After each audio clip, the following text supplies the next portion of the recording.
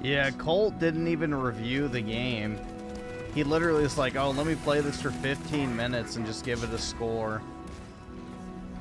Let me just play this for 15 minutes and let me give it a review score. He didn't even try, man. What a lazy sack of shit.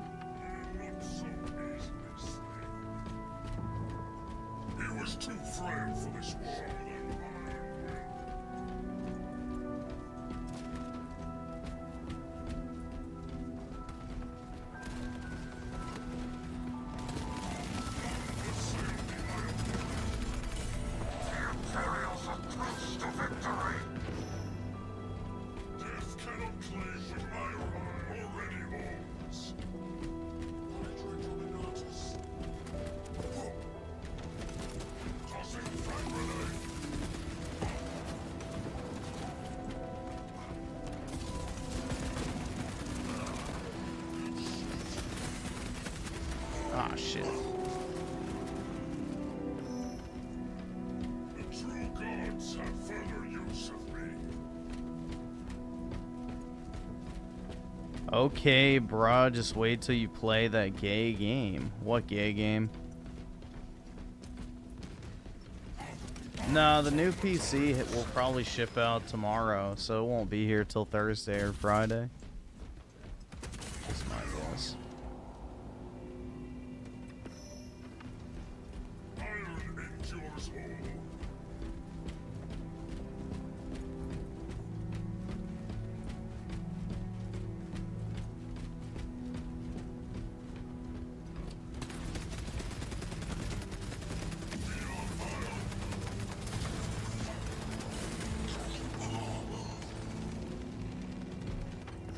Hamster Basher with the 5. This is going to be a long week for me because I won't be able to play the new Doom game until I get back. Fuck this shithole of a state, California. Yeah, that's rough, man. California is no bueno. That's for sure. All right, awesome. Thanks, nigga. All right.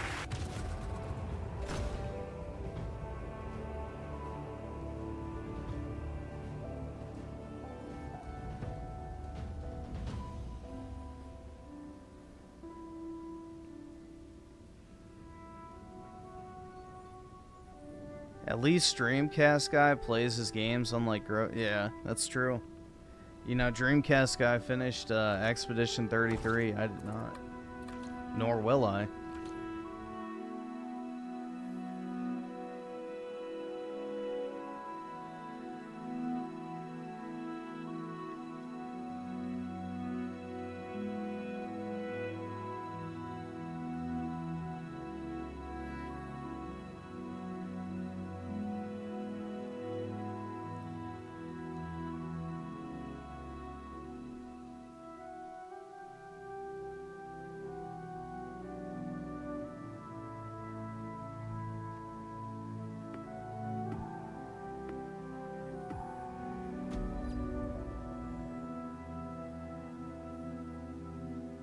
Am I gonna stream until 8 a.m.? No. I have to get off during the weekdays by like 6:30.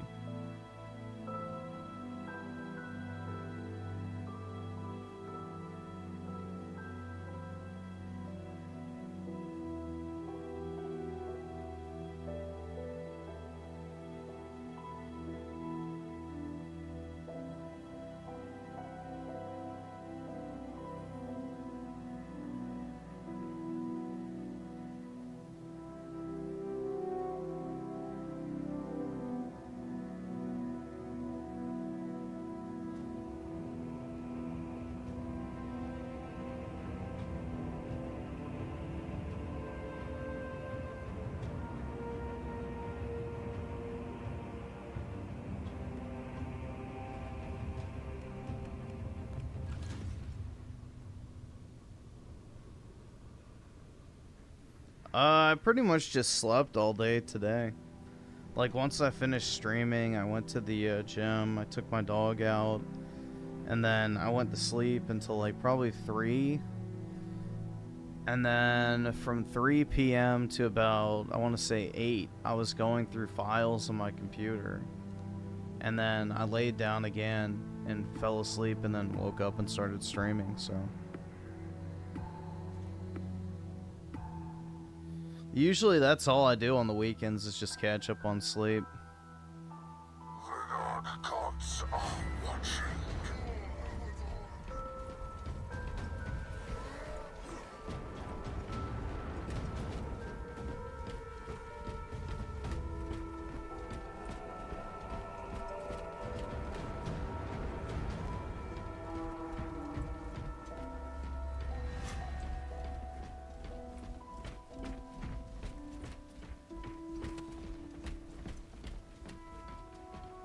Our warband holds the advantage.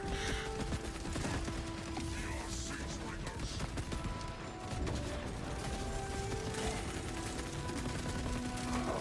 Here we go.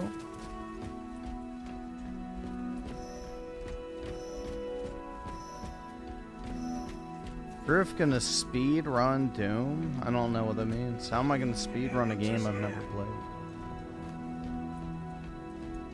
New rally point established. Fatality confirmed.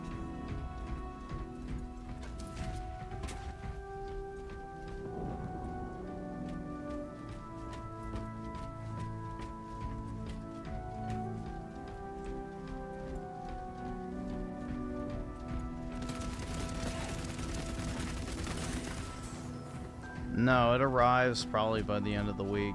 It hasn't shipped out yet.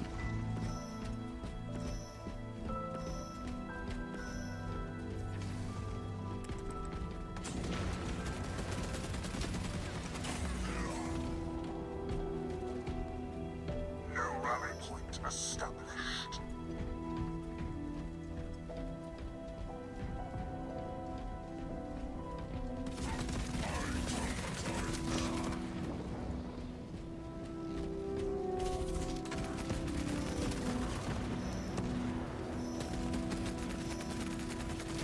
Shit. There we go.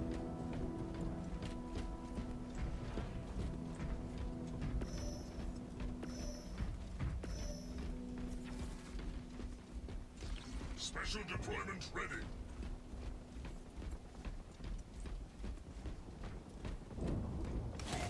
Iron within, iron without.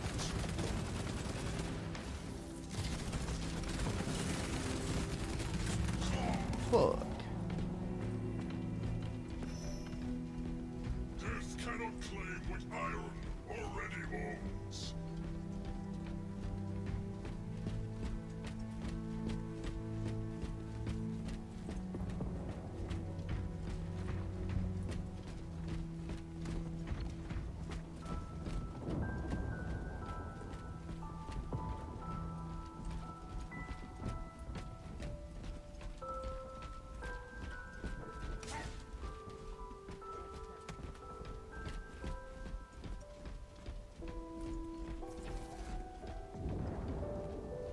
Do I like Far Cry 3? Yeah, it's the only Far Cry I actually like. The other ones I'm not really big on. Far Cry 4 I never finished. Far Cry 5 I thought was kind of meh. And Far Cry 6 I've never even bothered playing.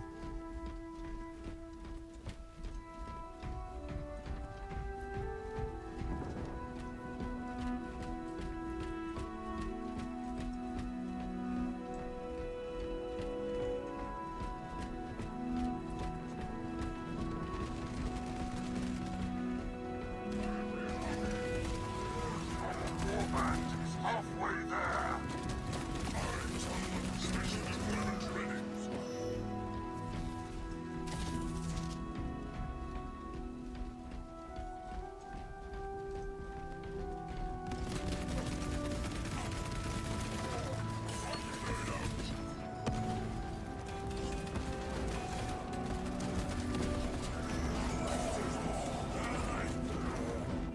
The 4... Wait, you like 4 for the co-op? Fair enough. Deployment ready. I don't play games in co-op, so... I just didn't like the villain. And I didn't like the setting either.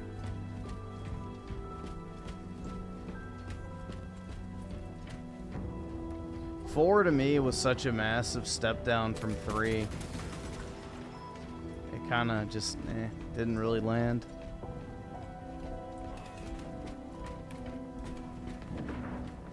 Victory is within our grasp.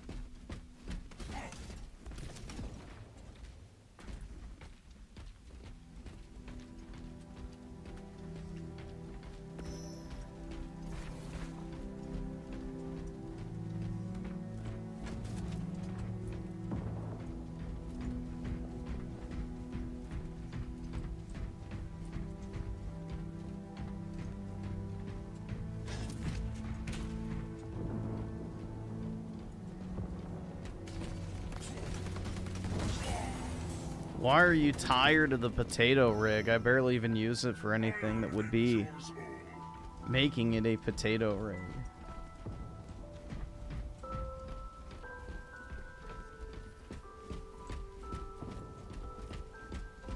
It's not like I'm playing a bunch of games on there that are like running like shit. Victory is within our grasp.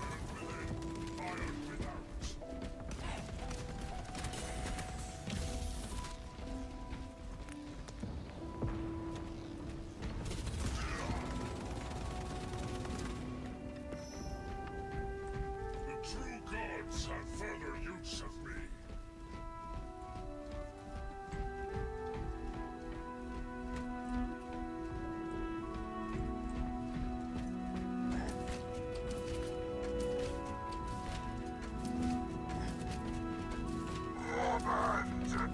Dominate and defile.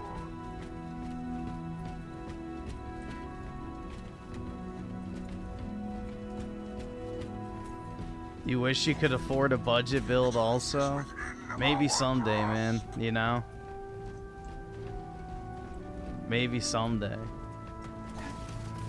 You know, I had to collect 10 cans in the fucking, you know, parks for years in order to take them to the recycling center to afford my budget build, but anything's possible. Cannot play what iron already owns.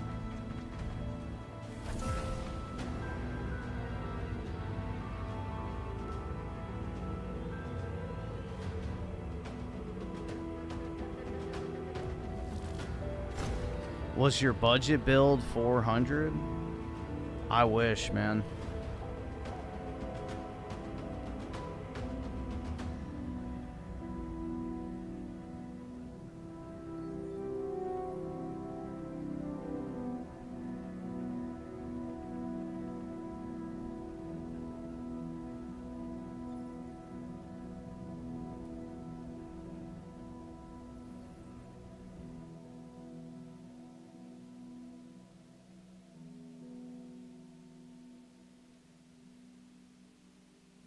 According to Oh No, it's Alex, you should be good with a 1060.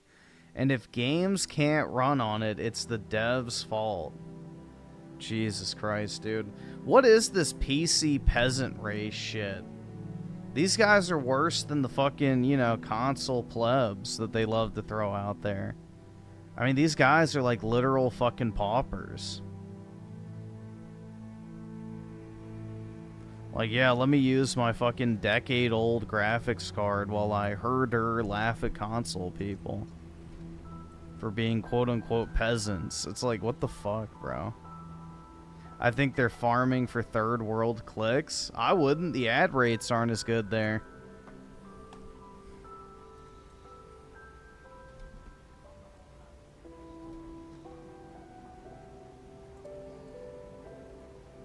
Yeah, I don't think there's a larger group of brokies on the internet than modern PC gamers. Like, the so-called PC master race is the biggest collection of broke boys on the planet.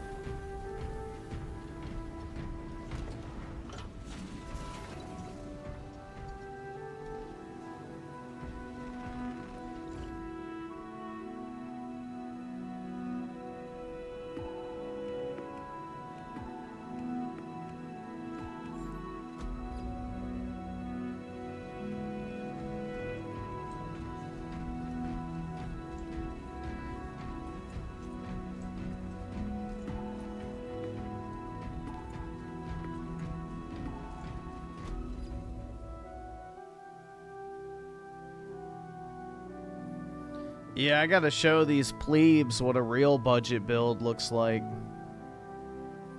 You know?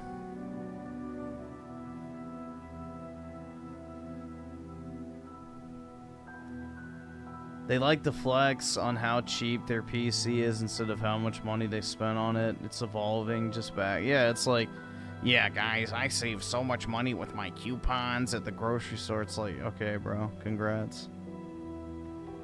Wowie zowie, man. You're so impressive.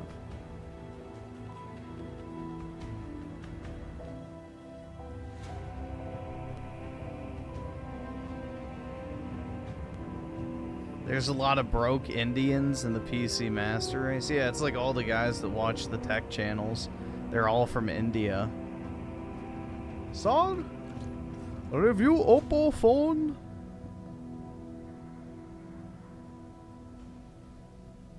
Review Brahma Wireless. It's like, oh my god, bro.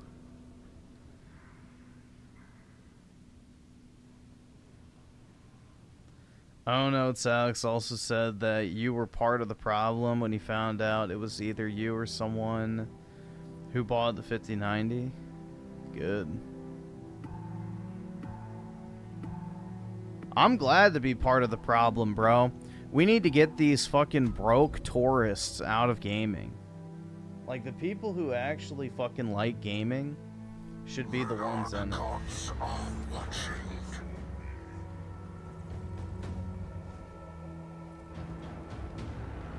Honestly. I'm like sick of guys that LARP like they're the voice of gaming when they don't pay for anything barely. They don't like actually support games half the time. And then also they brag about stealing shit.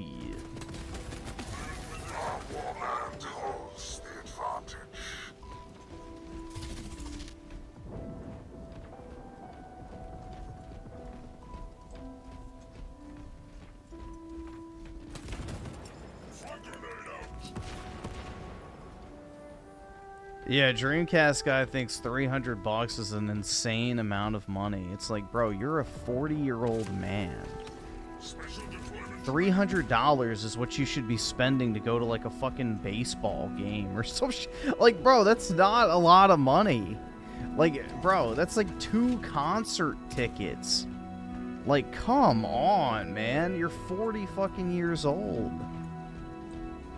Like, bruh. That is sad. How are you damn near 40? And $300 is an insane amount of money to you. That's scary, man. He was weak, so he died.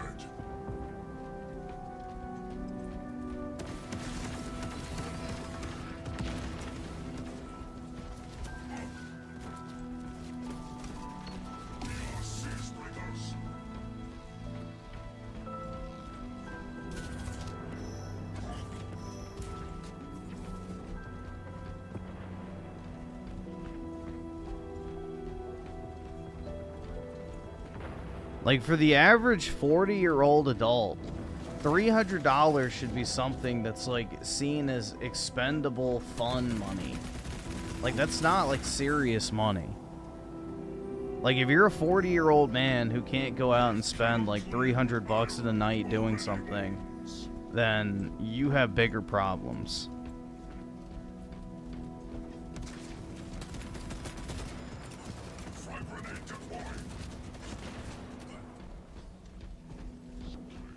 Like, if something came up that cost $300, I wouldn't even think about it. I'd be like, okay, yeah, I'll just pay for it. Like, whatever.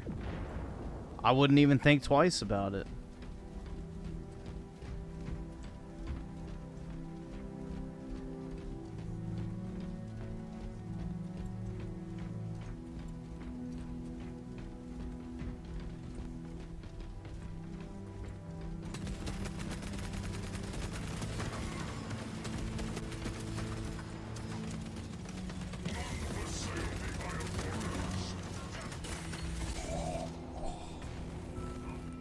You shut the fuck! Don't you fucking tell me to my face to shut the fuck up!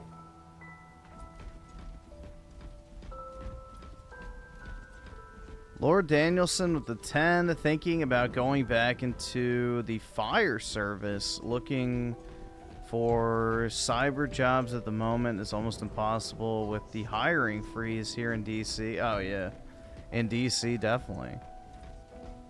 Also, most want security clearance. Yeah, well, I mean, you can get your security clearance as long as you're a U.S. citizen, so that shouldn't be a huge determining factor. Like, even if you don't have it, I wouldn't say that that disqualifies you from jobs, but unless it requires top secret, then that takes a long ass time. But yeah, I would imagine it's probably pretty rough to find a new job in DC right now. That's why I didn't bother switching jobs. So all the companies up here are hurting right now because, you know, the gravy train has stopped. The infinite money printer is no longer going burr for them.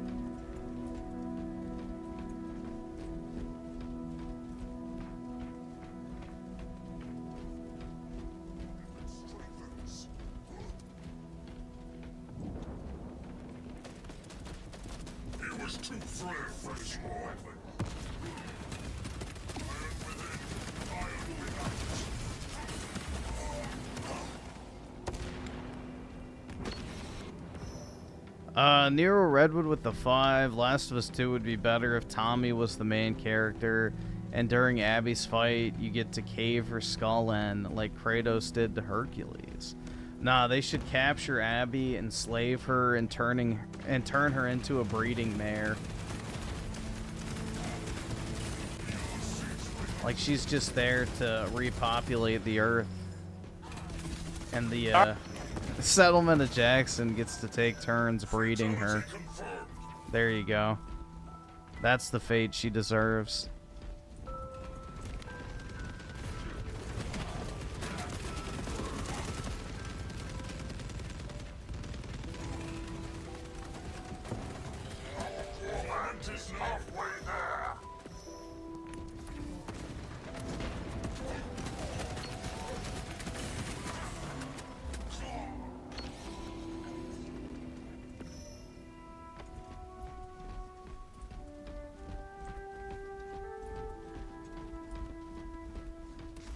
Would be hard to get it up?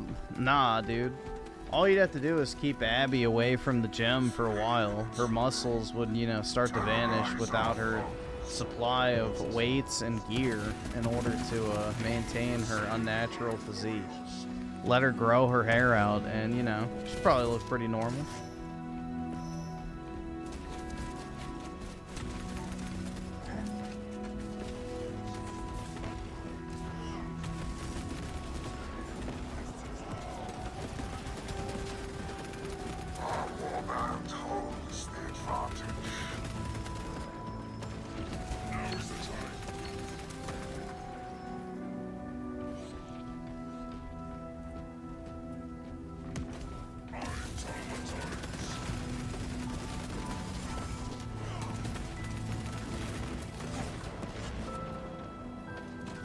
I think Neil just has a femdom fetish in like general, not necessarily a muscle mommy fetish.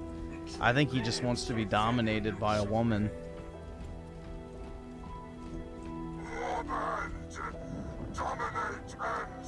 Where do you find gear in the apocalypse is the real question. He followed, or I guess not he, she followed Keffels' guide the Making Bathtub HRT.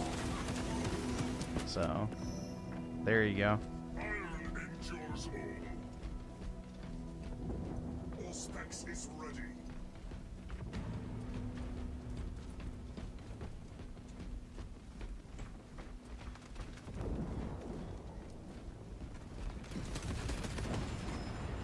Casualty reported. Tossing frag grenade.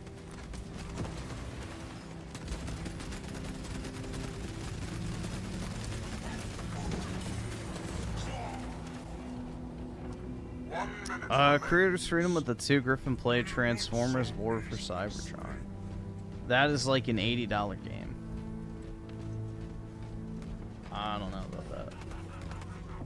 I can't afford this shit! If Microsoft ever ports it to modern consoles, maybe, but I don't know if I want to shell out $80 for a Transformers game.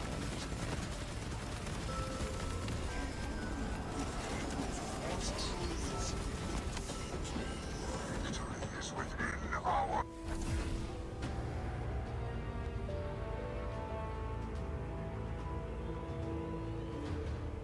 All right, awesome. CIA Thanks, with the nigga. All 5, right. you see what Trump is doing for Gaza and Israel's mad about it?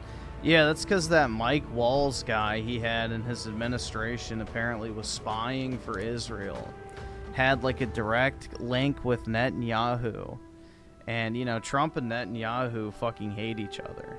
So, Trump's never liked him. So he's basically just doing it as a big fuck you to him, basically. Just basically saying to him, get bent, retard. Which is pretty based. But, you know, the Trump is controlled by Israel crowd is probably in shambles right now.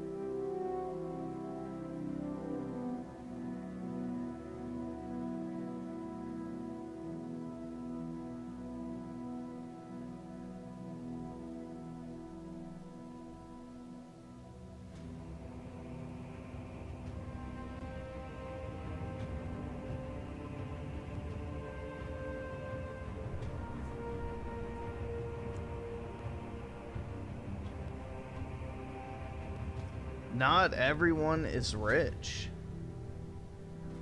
No shit, I'm Key. I'm not rich. Thank you for your amazing observation there.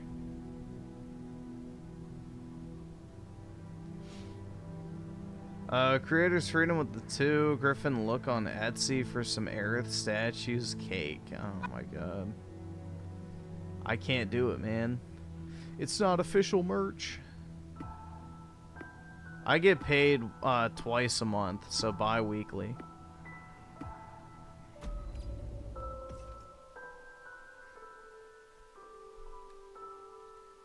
The dark gods are watching. Oh, great.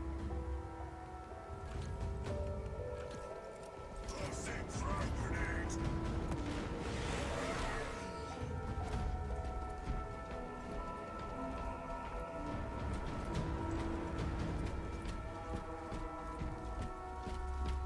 How much is my paycheck? The correct answer to that is always not enough. But usually it's like 3,300 bucks or something like that. Actually, no, it's like 3,100. Actually. I can't afford this shit! Cruise higher. Stands 1,000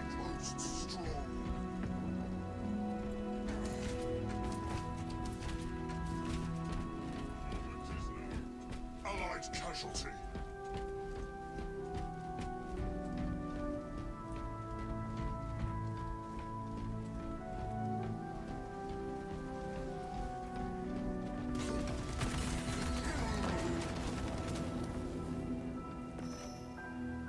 I am unstoppable.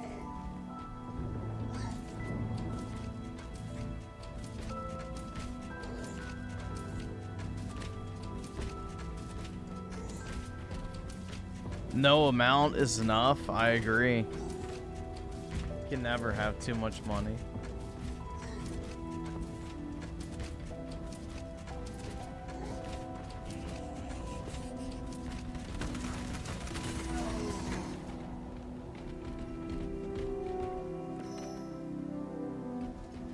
Just to fund my Aerith merch collection. That's right.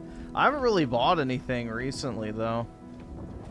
I've run out of things to buy. Like, unless more of those signature cards get listed, I'm probably not going to buy anything else for the time being.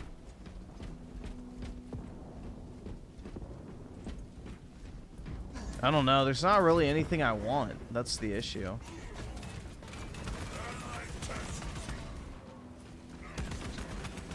So I bought my computer, which will probably be my big purchase for the time being, but I'm selling a card that's worth, like, you know, $5 grand. So that basically pays for the computer by itself.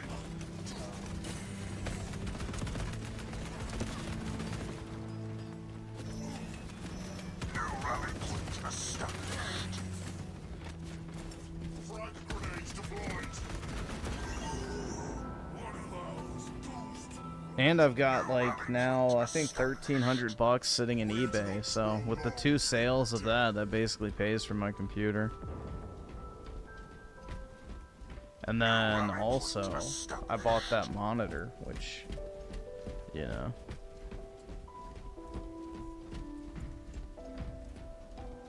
It's not really anything else I need is the issue.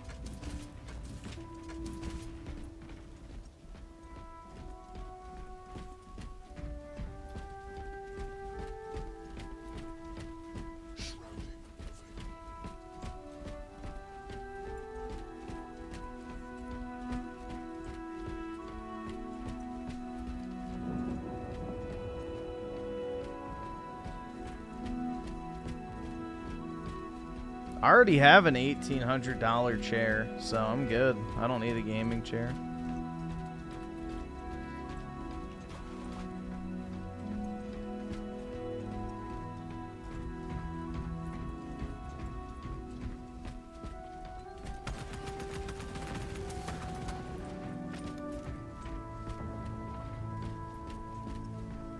I have the Herman Miller Embody. The Logitech edition.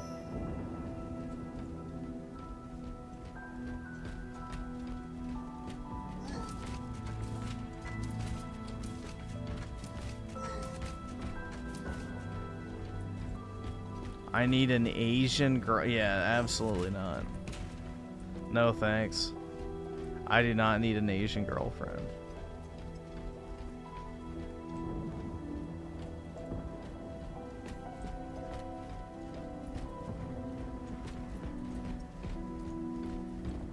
I don't remember the model number, but it's the Asus 32-inch 4K OLED 240 Hertz glossy display monitor.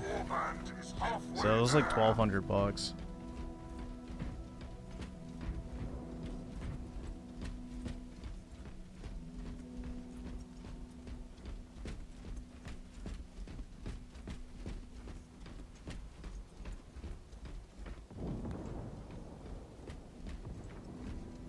Price of war.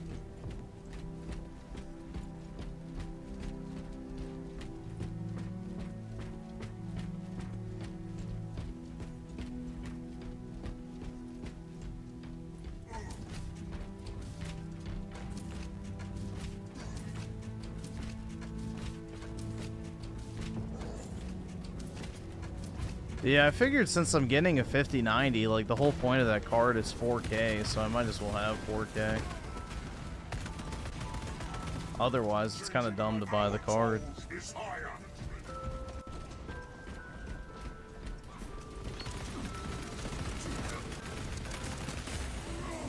Yes, I do. Bro, I don't want an Asian girlfriend in general, so I'm good. I do not have the yellow fever.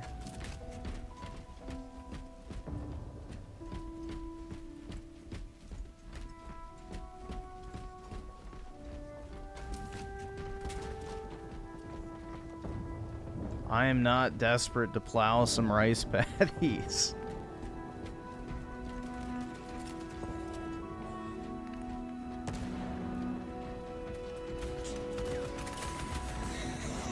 Once you taste Asian, you can never go. I've heard it's the complete opposite. Like, apparently Asian women get pissed off when, like, their white boyfriends leave them for white women when they get a chance. 3 minutes remain. Terrorize our foes. I've heard that's more of a thing, is, you know, white guys will date Asian chicks until they can date a white girl. And then they switch.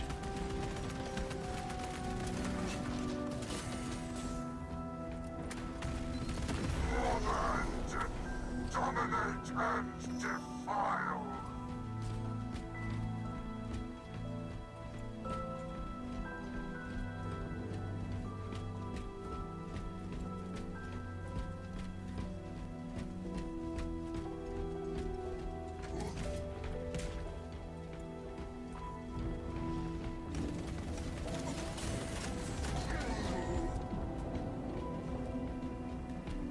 That's what you did? Yeah, I mean, the thing is, bro, it's like, I think everybody wants their kids to look like them. Especially guys, because women have the reassurance of, like, their child popping out of them, you know? Where it's like, guys, the only reassurance that the child is actually yours is if it looks like you. So it's like, I don't know, man. It's like a very ingrained biological thing, I feel like. That you just have a natural desire for your kids to actually look like you.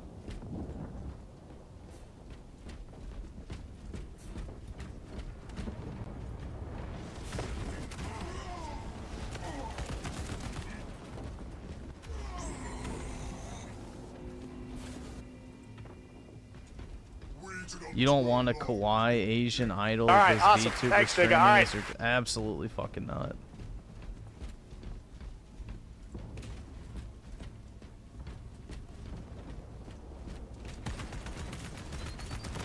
Yeah, dude, my stepkids are a blessing. It was the greatest thing that ever happened to me, man.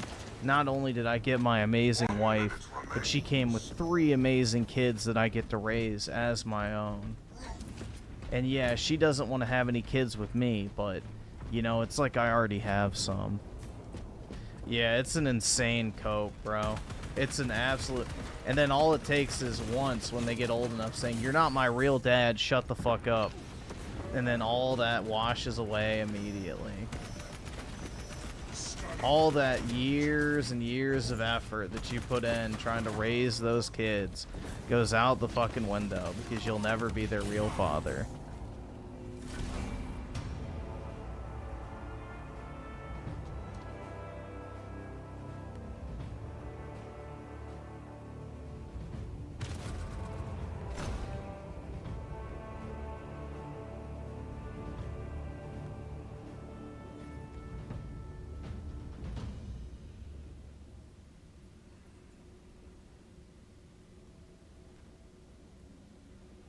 Yeah, I think that was actually a case where he won, where he, you know, claimed that the woman committed fraud by lying about the fact that she had never had plastic surgery.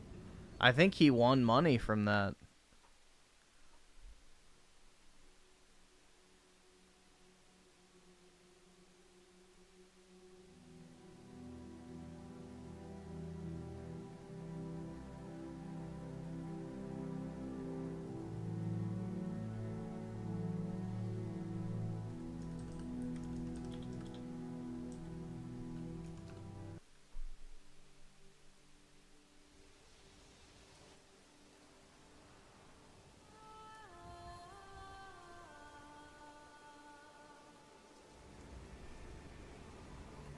Another cringe thing that annoys me is people telling dudes to step up and be a real man and marry a single mother.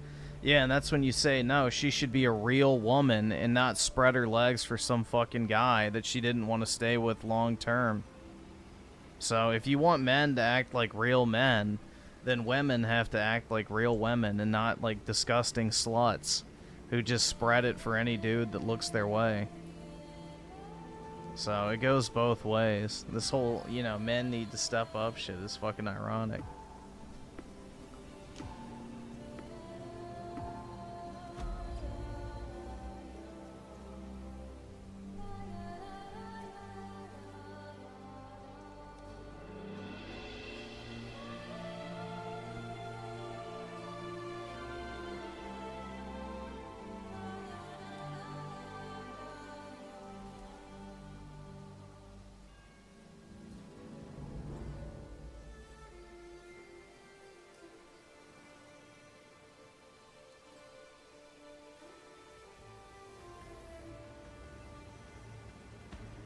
Nero Redwood with the 5. A friend I've known for a long time is thinking about getting into PC gaming. Should have told him most PC releases are botched. Yeah, it is kind of sad, honestly. But, yeah, most modern PC ports are pretty shitty.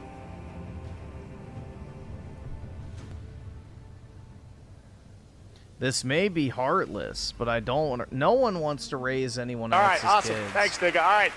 Why would you want to dump resources into raising a child that's not your own and will never be yours? On top of that, you're going to have to deal with the biological father coming around all the fucking time and being in your life. You know, you're also going to have to deal with the added stress and annoyances that it puts on your wife or whatever, having to deal with him.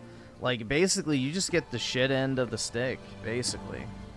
You get all the fucking issues, all the problems, all the financial responsibility, and none of the long-term, you know, rewards.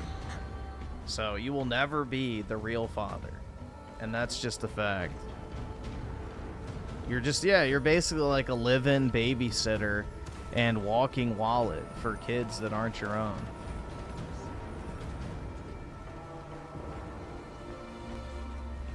Not to mention your kids, quote unquote, are going to be retarded most likely. And not like, you know, like, but yeah, they're going to have a bunch of fucked up mental problems because, you know, kids that are raised in a broken home, shocking, are, you know, more likely to have learning issues like starting in life. They're going to be less successful on average. Like, yeah, it's not worth it, bro. There's no reason to do it. I'm not so easily slain.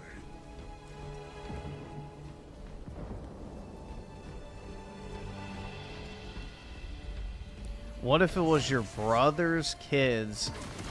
That's not... Wait, hold on a second. That's not the same thing as marrying a single mom. When you say a single mom, it's not someone who's been widowed. Someone who has been widowed is not what anyone's talking about. That's less than 1% of single mothers. Less than 1% of single mothers are widows.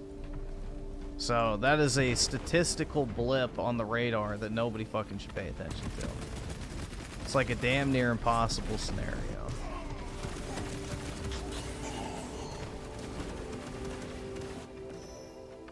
No, most single moms are single moms by choice.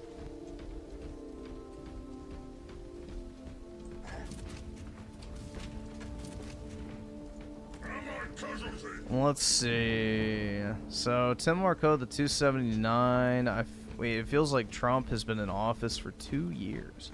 Yeah, he's gotten a lot done, so it's going to be a good 4 years. That's for sure. And Tony Esquire with the 5. I almost got that Asus monitor, but went with the 57-inch Samsung Odyssey G9 instead. It's a QLED display, but the 1000R curve delivers immersion. Love it. Yeah, I have a G9 currently.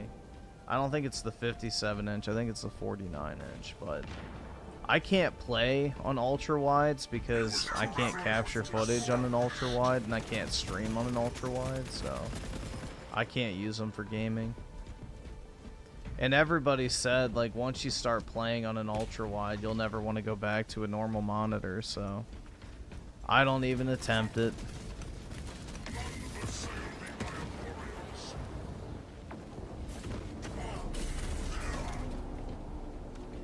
But yeah, those are cool.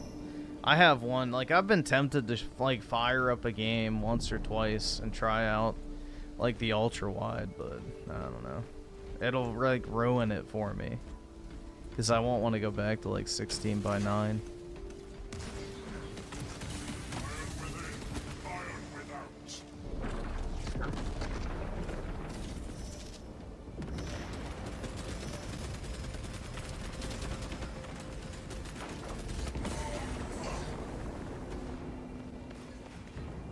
Let's see. I read that one. Timor Code 279. I think I got it. Yeah, I think I got it. Unless she sent a different one. But yeah, I think I read it.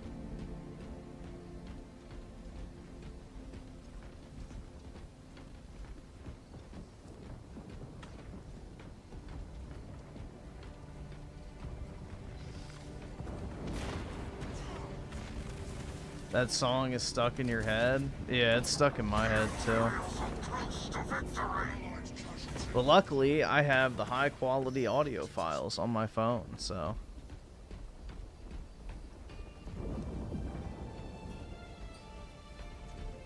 People also probably view single moms differently than single dads. Yeah, well, single dads are like very, very rare because, you know, most custody cases never result in the father getting the child because of, you know, ass backwards laws. But you know what's actually ironic is kids raised in single mother households have way worse outcomes than kids raised in single father households. Like, if you're raised by a single father, your, like, statistics as far as, like, likelihood to get a good job, finish school, do well in life, are, like, basically the exact same as being raised in a traditional family. But if you're raised by a single mother, you're, like, basically neutered in life. You're basically way worse off. The likelihood of you succeeding is way lower. Your average income is lower. Your likelihood of finishing school is lower. Like, everything is worse off compared to, like, a traditional family if you're raised by a single mother. But if you're raised by a single father, your, like, outcomes are basically the exact same, which is kind of interesting.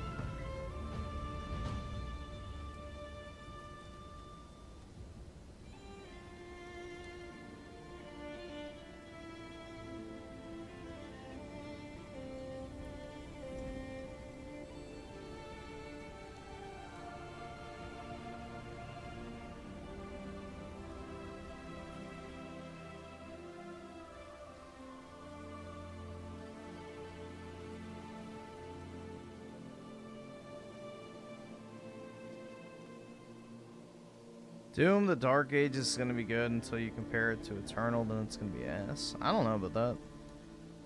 I don't know about that. I like the fact that you can use whatever guns you want on whatever enemies. That's a change that I think is already better than what Eternal made you do, which is forcing you to use certain weapons on certain enemies.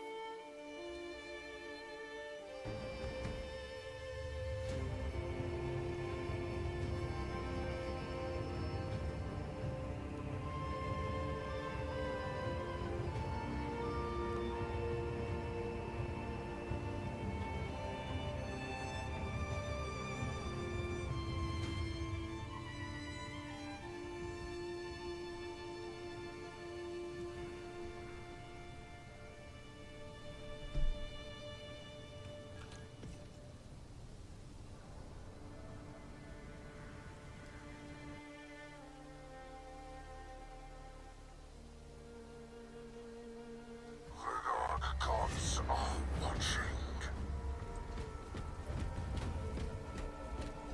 Why would the new Doom game be ass? I'm Key with the 5. Something I've pondered is why black people are proud to be called black. All right, awesome. Thanks, nigga. The All right. term black was used as a slur. What is the true name for black people? People. I don't know. Yeah, it is kind of ironic. Just like they love throwing around the oppressive term, you know. Nigga!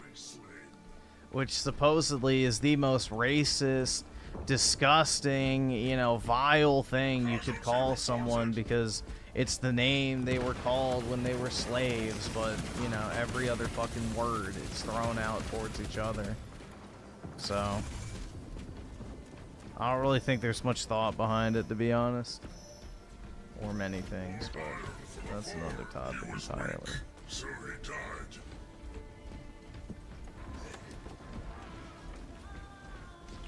Special deployment ready.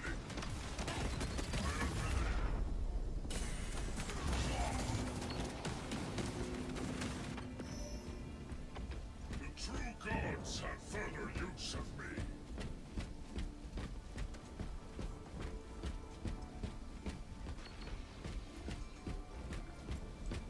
My problem is that it's campaign only this time. Well, to be fair, nobody played the Doom Eternal multiplayer. That shit was cheeks. It was dead within a week. Shed more blood.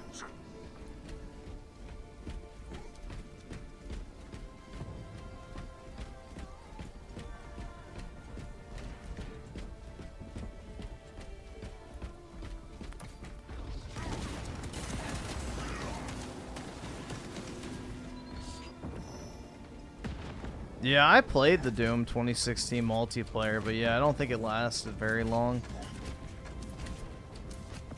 The Doom 2016 multiplayer was at least fun, in my opinion. I liked it. I hate asymmetrical multiplayer, so Eternal's multiplayer did nothing for me.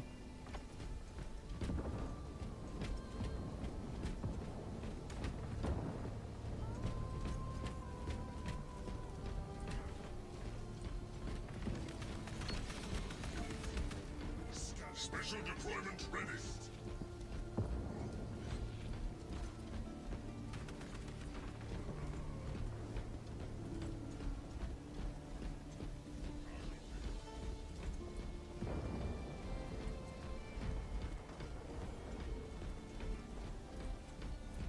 Yeah, I think games after a certain number of years, if you have multiplayer-based trophies, they should just automatically unlock after a certain amount of time post-launch. Because ain't nobody going back and getting the fucking Platinum Trophy in Doom Eternal because of those shitty-ass battle mode achievements. Have I played Getting Over It? I don't even know what that is.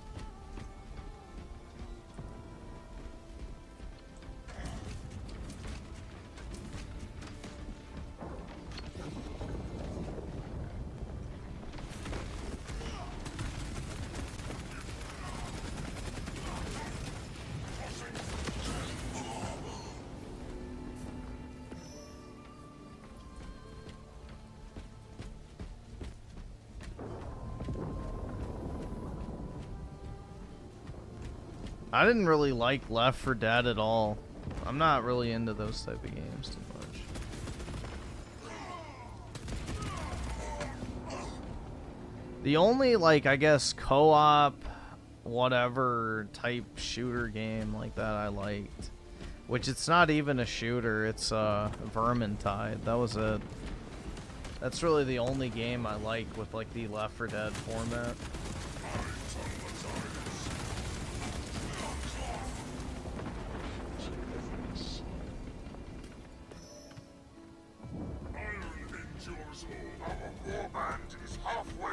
Griffin hates asymmetrical multiplayer, so no DBZ breakers. Yeah, no, absolutely not. One, for the reason I hate Dragon Ball Z and have never liked it and will never like it, so already I wouldn't play it. But yeah, I hate asymmetrical multiplayer. Which I've been told that game is basically just Dead by Daylight, but Dragon Ball. Which, yeah, no fucking thanks.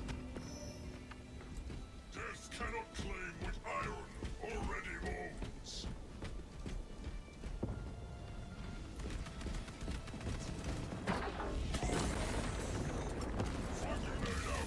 Yeah, I have a name for DBZ that me and my friends used to use it, or use when we referred to it, but I can't say it or else I'd get banned. I would absolutely get banned immediately if I said the name for what we used to call Dragon Ball Z. Special But deployment ready.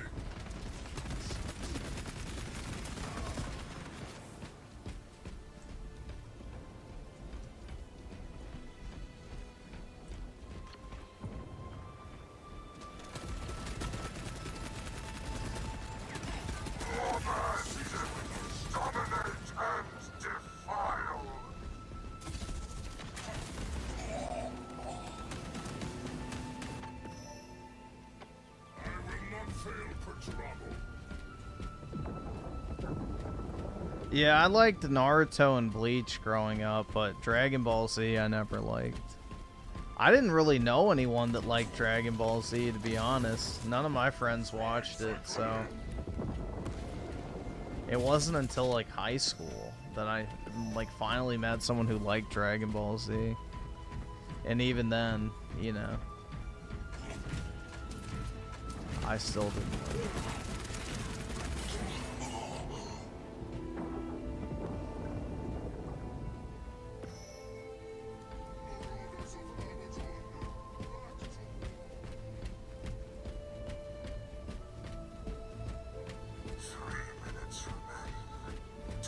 Griff, you didn't grow up around Mexicans, that's what, or blacks. Blacks and Mexicans love Dragon Ball Z.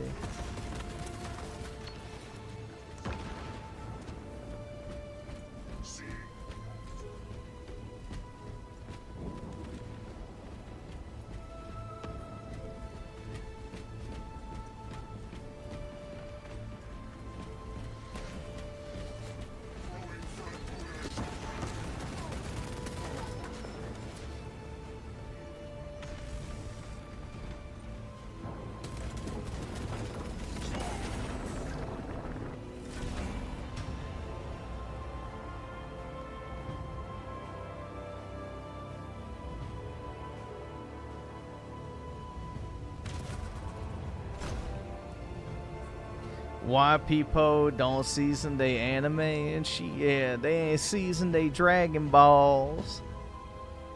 Ciao. I don't know. The thing that always put me off about Dragon Ball is how shitty the fucking art style was. I hate the fucking art style of Dragon Ball. That's my biggest beef with Dragon Quest, too, is it's a hideous game to look at character design-wise.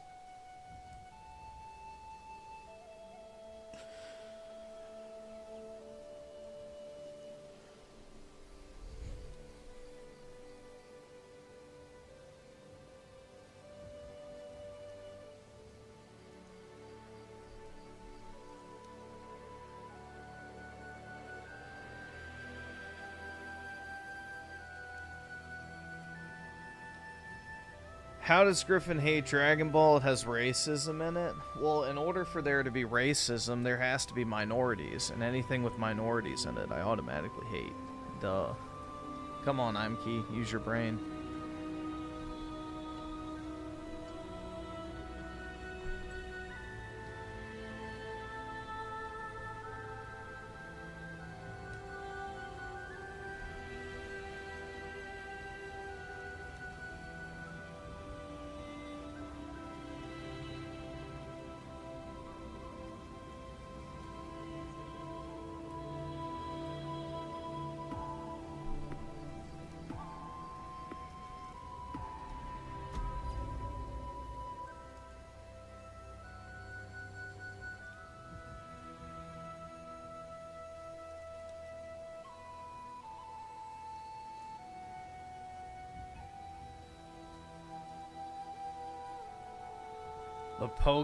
The Pokemon show sucks.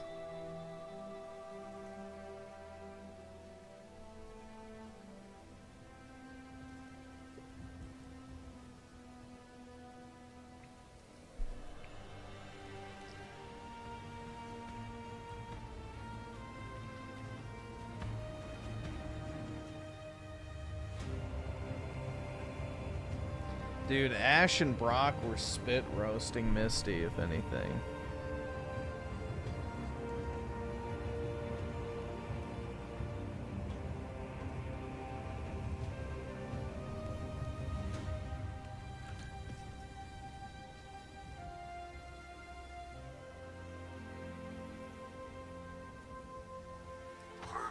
Gods are watching.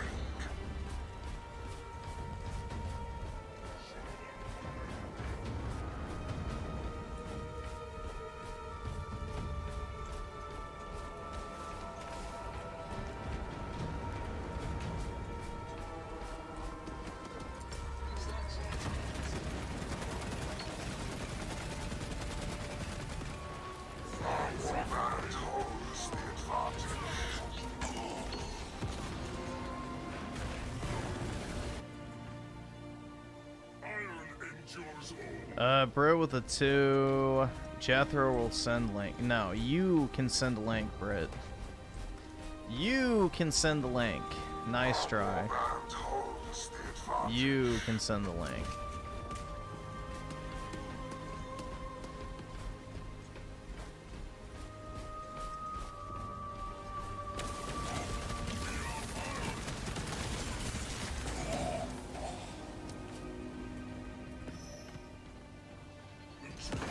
I was watching an episode of Pokemon on their YouTube channel and didn't realize until now how much of a bitch Ash... Dude, he's like the biggest cuck on planet Earth.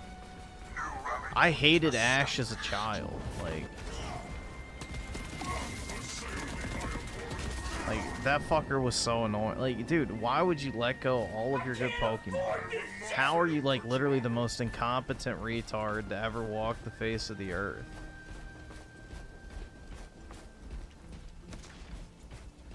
I don't get it. I genuinely don't.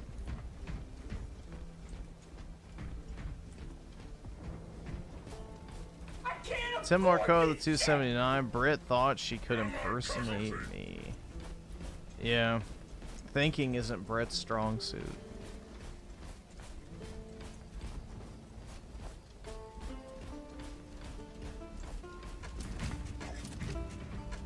Because Ash is perpetually 10 his whole life. He never grows up and learns. Yeah, well, when I was 10, I wasn't a fucking bumbling retard. Like, the fuck? When I was 5, I was doing better in the Pokemon games than Ash's retarded ass was. So, I could never relate to that TV show. It always pissed me off.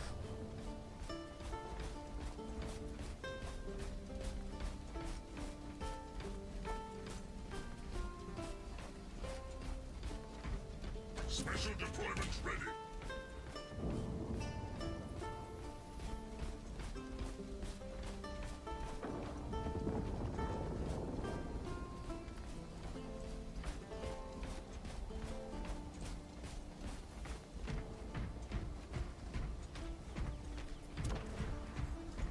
No, I did not like the Pokemon 2000 movie.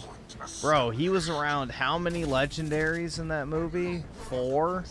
And not a single fucking Pokeball was tossed in any of their direction? Like, are you fucking shitting me? You come face to face with a fucking Lugia and you don't even try to catch it? What a fucking bitch, man. Like, honestly. What an actual fucking bitch.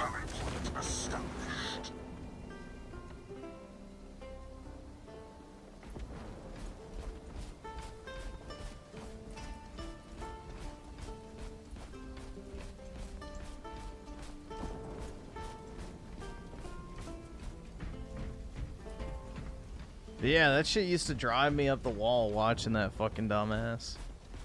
So.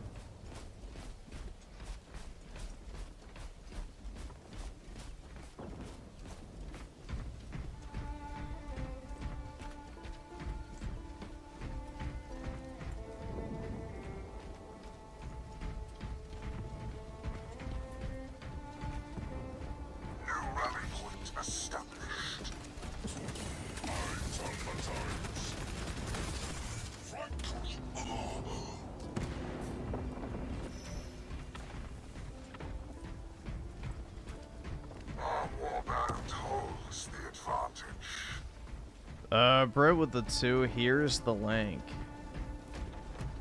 Okay, what am I supposed to do with that? I'll check it in a second. I've never watched Pokemon since the reports of kids getting seizures after watching it. The hell? That sounds like a good thing. Start getting rid of all the retarded kids by making them seize up and die.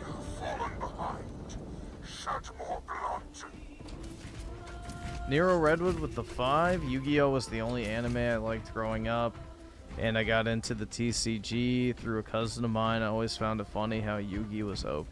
Yeah, that's what I actually liked about Yu-Gi-Oh! Is the main character wasn't a fucking complete pushover, and he actually won. Unlike Ash, is like alright, awesome. Thanks, nigga. Alright. Just get hammered by everyone he encountered. But yeah, I like the Egyptian themes of Yu-Gi-Oh! A lot. That was my favorite part of it. Is the aesthetic of Yu-Gi-Oh! Is really cool too. Like it has a really cool art style for like the monsters and shit.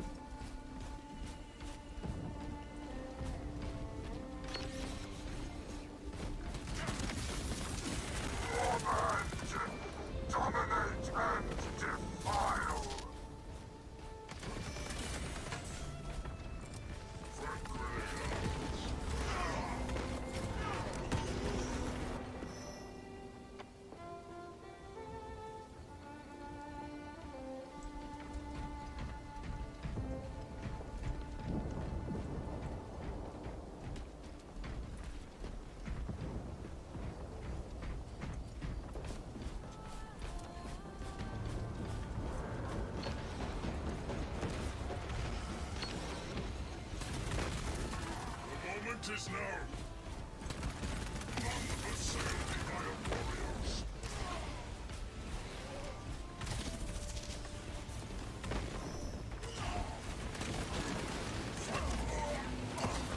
Got him.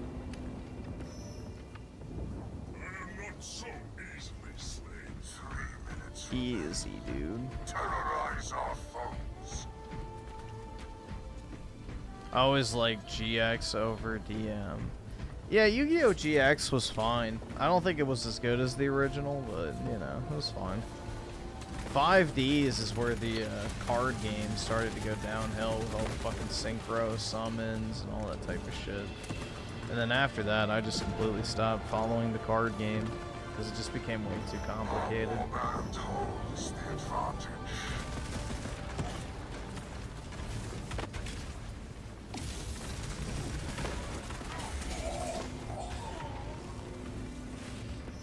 Nothing is as good as like the original era of like the Yu-Gi-Oh! Card game though. The card game has progressively gotten worse and worse the longer it's gone on.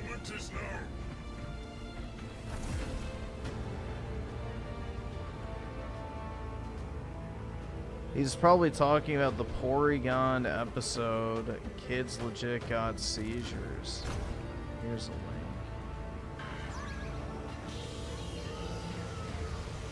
From that? Yeah, honestly, kids deserve to die if this made them seize up. I hope every single one of them perished. Like, how fucking weak are people nowadays? This is actually affecting people? Yeah, they're, you know, modern medicine is a gift and a curse, man, because there are some people that genuinely should not be alive. Like, if this causes you issues, I don't know what to say.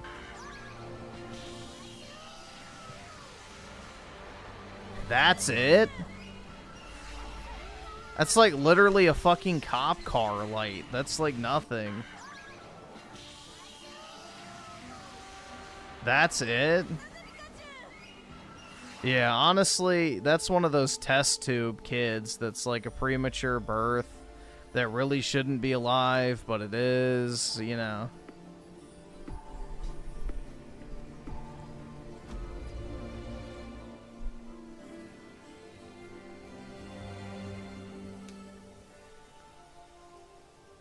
Yeah, if that gives you a seizure, you weren't gonna last anyway, so get that ass banned.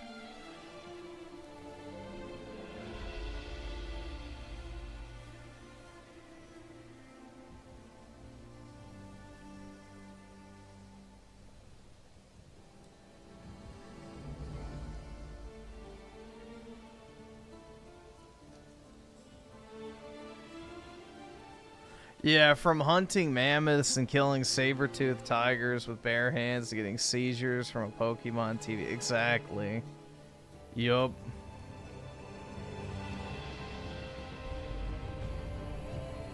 Exactly. There's some people... I mean, think about all these people like, I'm allergic to grass. It's like, yeah, you don't deserve to be alive. I'm sorry. Like, if you're allergic to fucking grass, like, you are not fit to live. Like, bro, what the fuck? I'm allergic to wheat. Like, bro, how the fuck are you allergic to wheat? Like, how? Like, think about that in the past, bro. If you were allergic to wheat and your mother basically ate only bread back in the day, your fucking ass would be dead. You'd be dead by the age of 2, if you even made it that long. So, you know, modern medicine, again, a gift and a curse.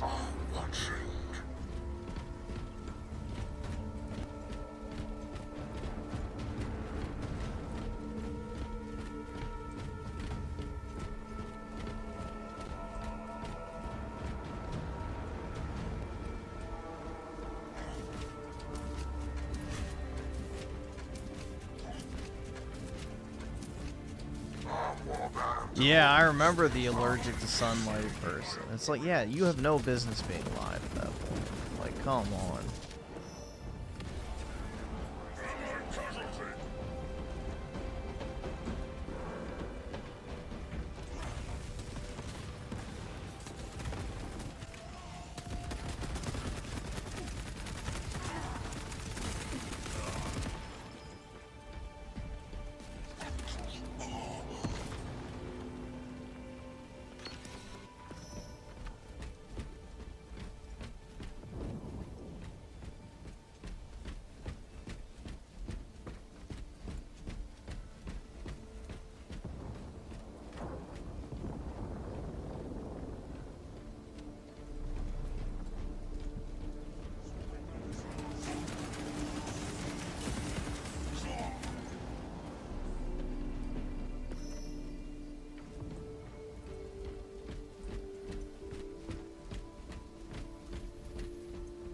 Yeah, it's like Asmongold that doesn't like drinking water because his gums are rotting. Ugh, bro, that's so gross. It's like people don't like to drink water because the natural taste of their mouth gets, you know, basically swallowed. Dude, it's so gross to think about. So they have to drink soda and shit because it masks the taste of like their rotting gums and shit. Ooh, dude, nasty. Absolutely nasty. He was too frail for this war.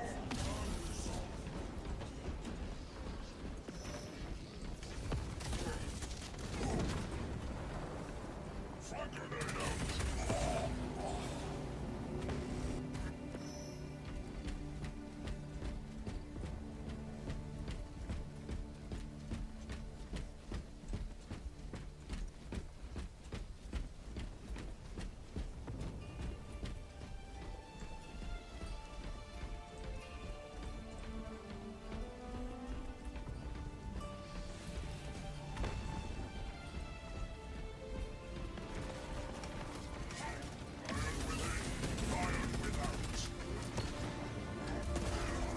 Yo, how the fuck did that kill me?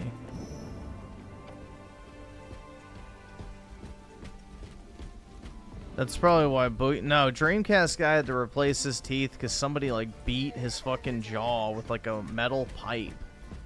And it like shattered his teeth and jaw when he was homeless. So, yeah. I mean, sure, he probably ate a bunch of shitty food too, but that's what his main problem is from.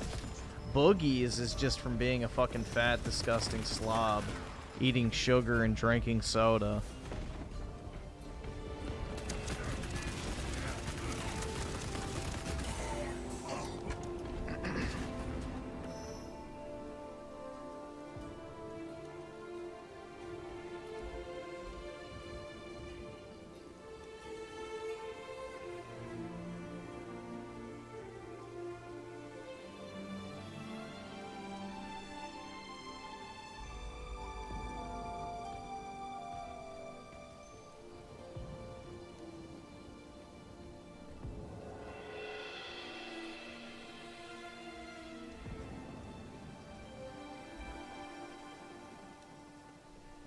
What the fuck? What happened?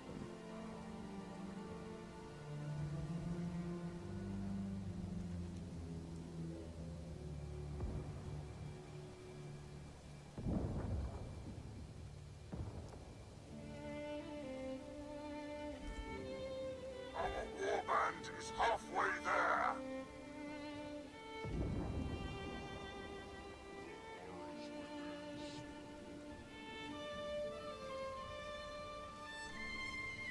Why did it decline that?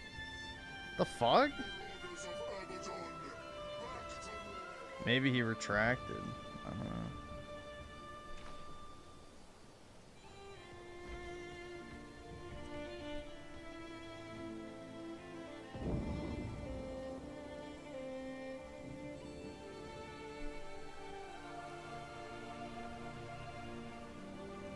The fuck? Oh well. See what happens.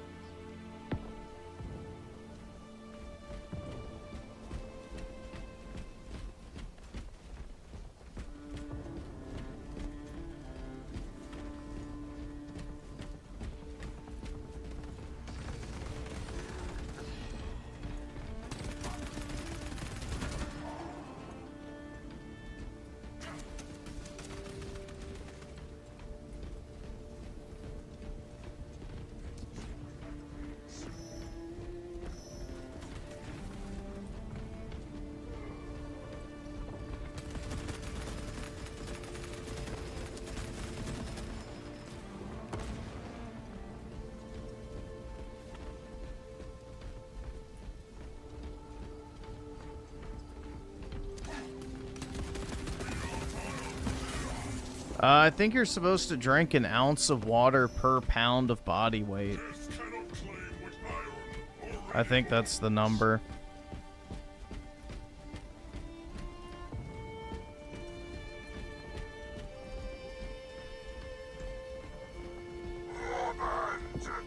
Dominate and defile.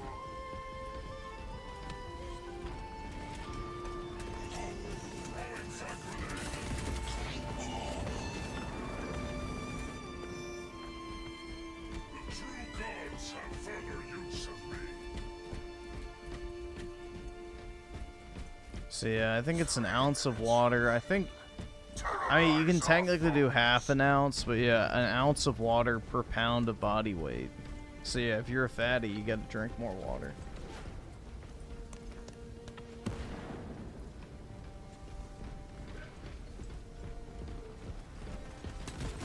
Yeah, the vast majority of people are really dehydrated all the time, which is why a lot of people feel like shit constantly.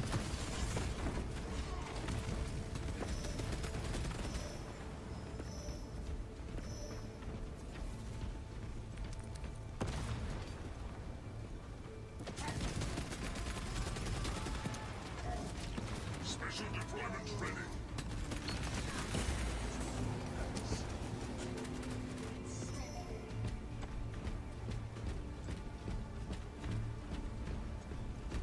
Well, yeah, you can drink like sparkling water and shit. That's fine.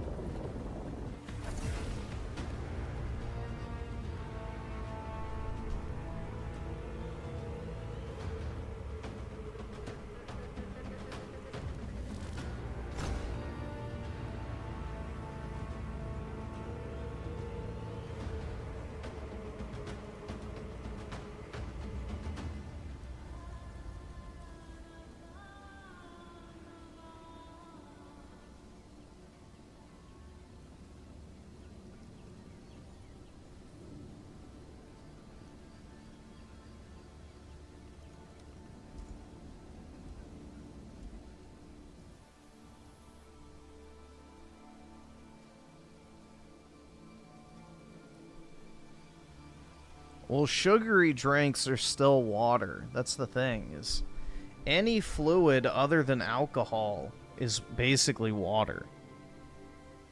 So, yeah, you can drink soda, you can drink tea, you can drink coffee, you can drink water, you can drink fucking Gatorade, whatever it is. But you have all the extra shit on top of it. But yeah, like an ounce of fluid per pound of body weight is the generally accepted number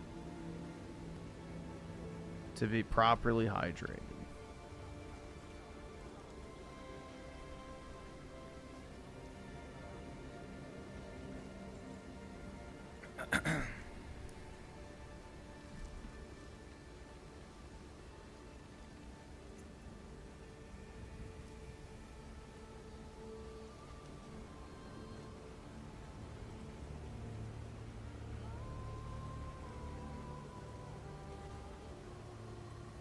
Damn, so 140 ounces for a person that weighs 140 pounds? Yep.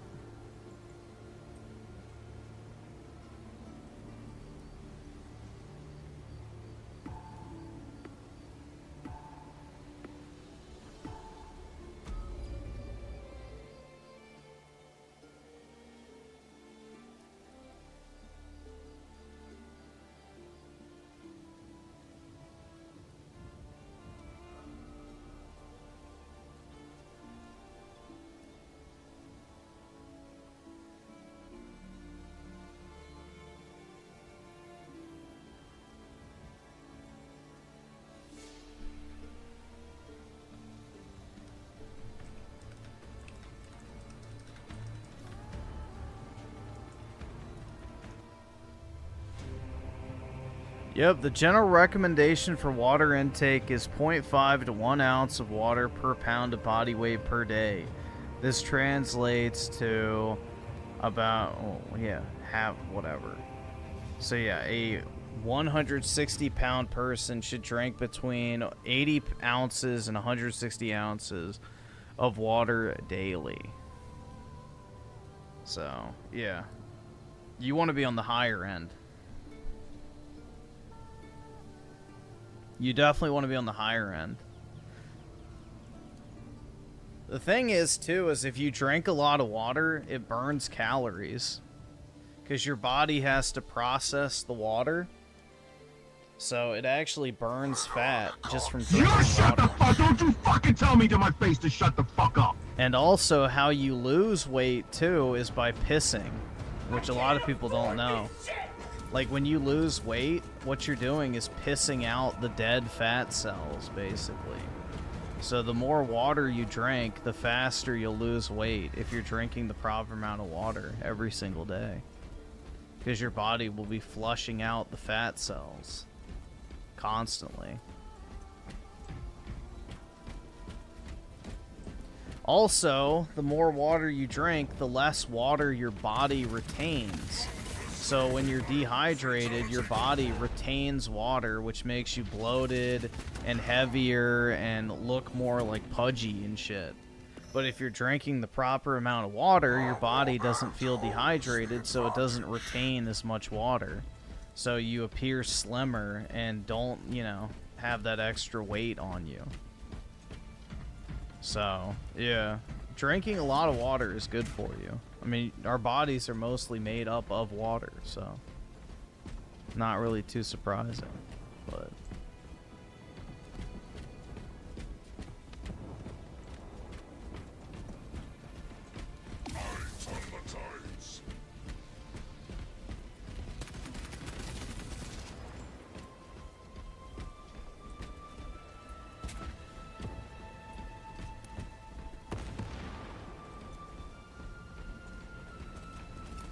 Tossing frag grenade.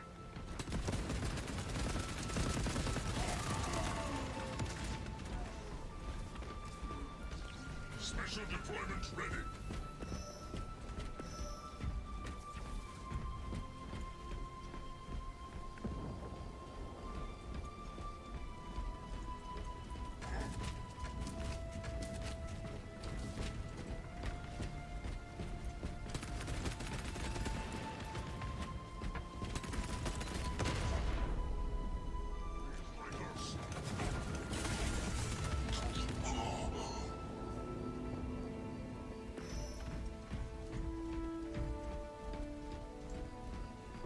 Allied casualty.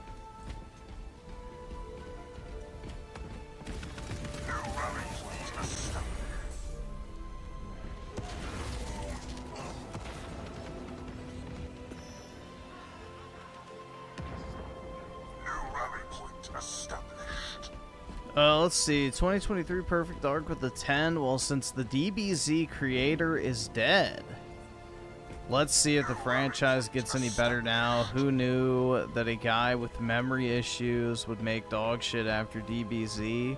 Dragon Ball Super shouldn't exist for how bad it is. I think Dragon Ball in general shouldn't exist, but yeah, maybe it'll get better. Maybe it will.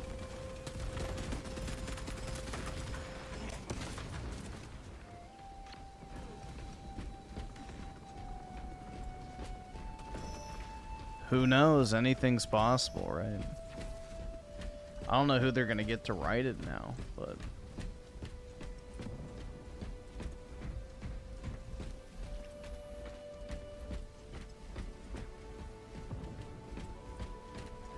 Tim Marco, the 279. I tasted Kool-Aid once. It's not good. Yeah, it's just sugar water. That's it. That's literally it. It's cause us white people don't season their water.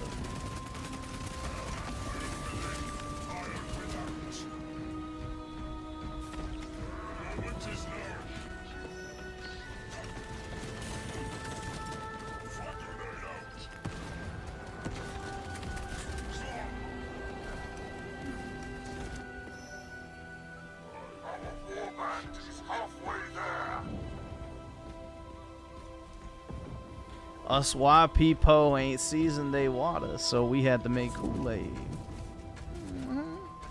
Yeah, I don't know, bro. The people who drink Kool-Aid as water is like disgusting.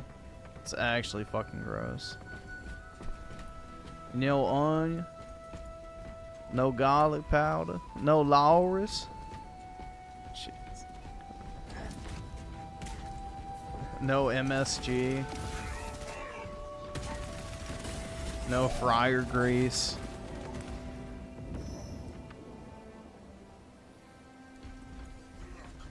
Stands 1,000 hosts strong. Casualty reported.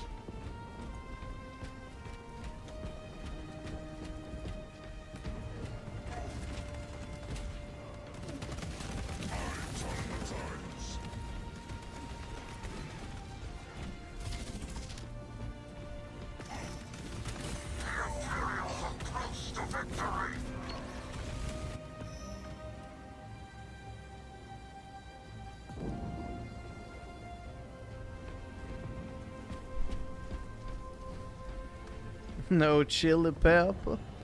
That's right.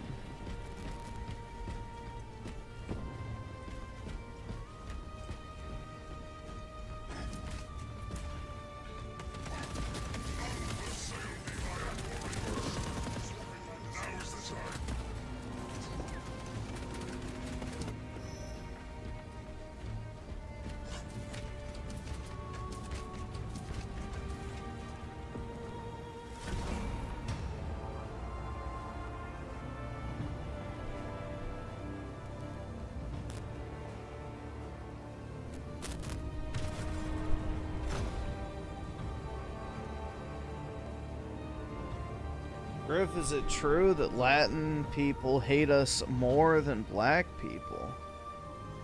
Who is us, PK? I don't remember being in a group with you.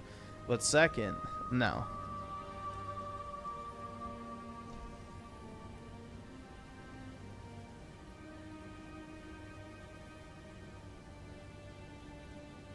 If anything, especially in South America, being part white is a flex more than a negative, so.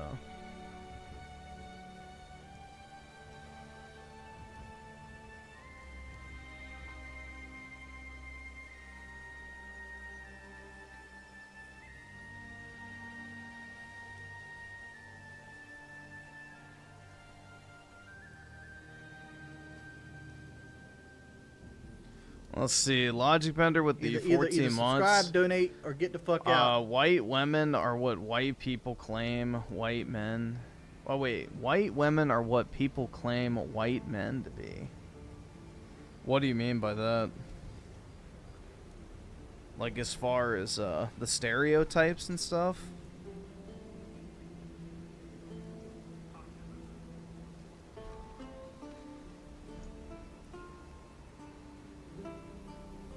Here. Brit's link. What is this? Why I'm not buying the Switch 2. And it's a woman. Great. Great. You know, my two favorite topics. People virtue signaling about the Switch and women. Hooray. Thanks for that, Brit.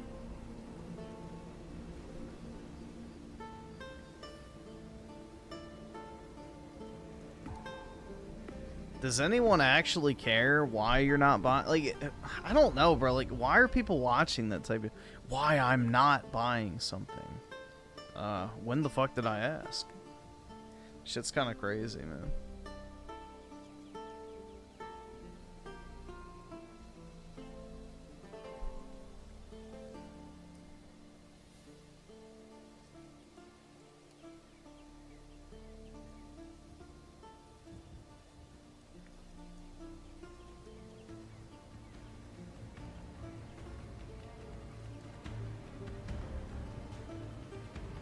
Daryl Zone the 2, I'll be playing Doom game with a controller on PC. Great bait, mate, but we know that's fake. It's gotta be believable.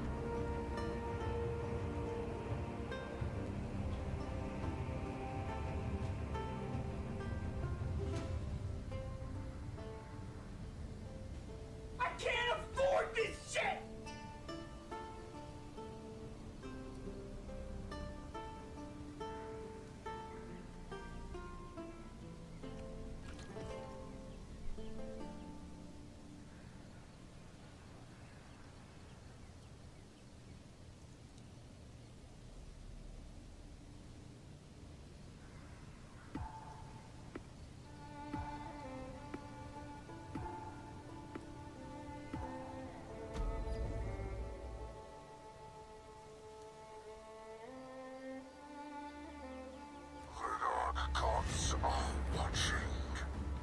People just want justification why not to buy something.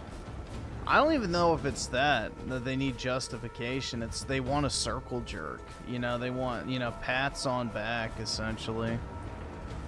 They want pats on their back for being a good little boy and, you know, buying one product over the other because their entire identity is linked to consumption.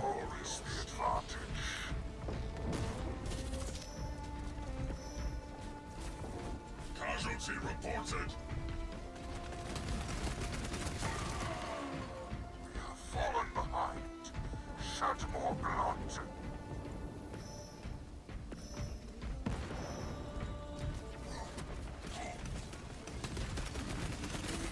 Moment is now. New rally point established.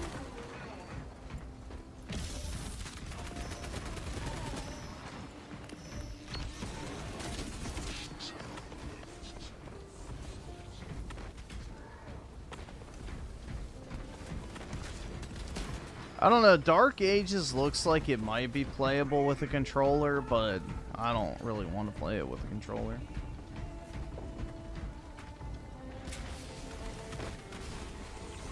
Now is the time. Yeah, this obsession with people needing constant validation on everything is pretty sad. Most people can't think for themselves anymore.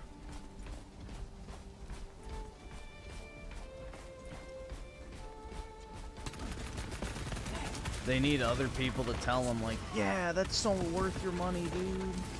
That's a good purchase, man. It's quite sad. Just buy what you want. Don't buy what you don't. You don't need other people to pat you on the back and tell you good job. Shit's quite sad, man.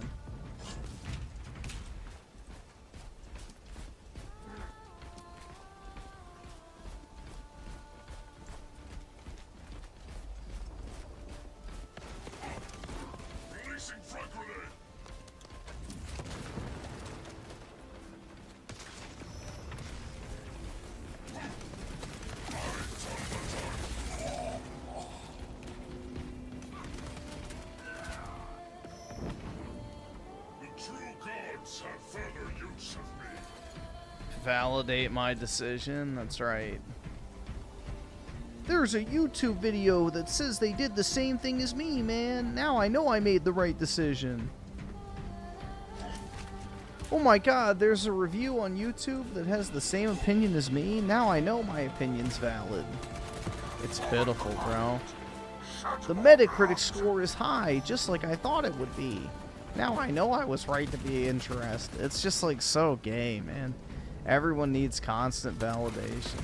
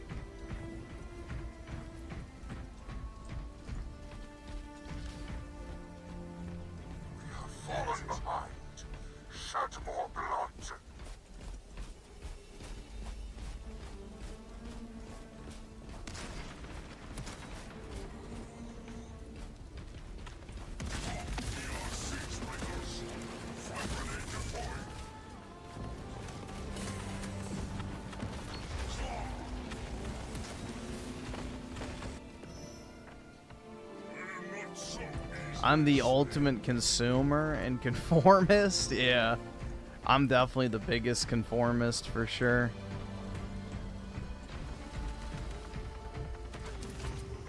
What's the point of buying a Switch 2 when it's just gonna collect dust for most of... Bro, that's like literally saying, why would you buy an Xbox?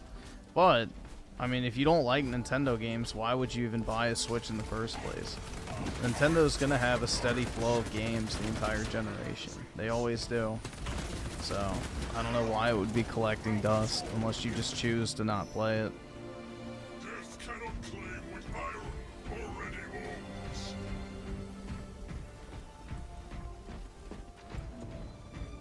This must end.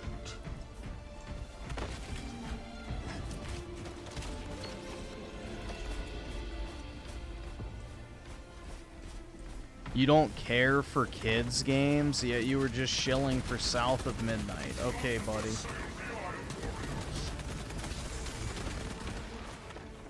Okay, buddy.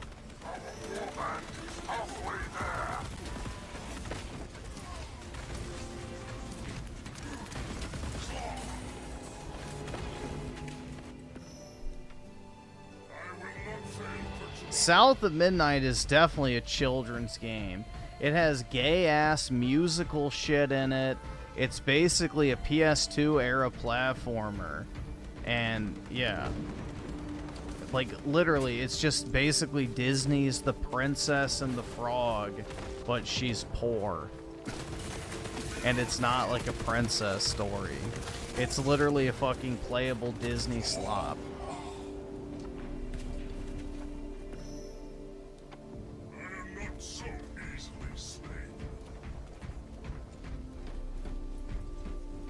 That shit is 100% made for children. I can't afford this shit!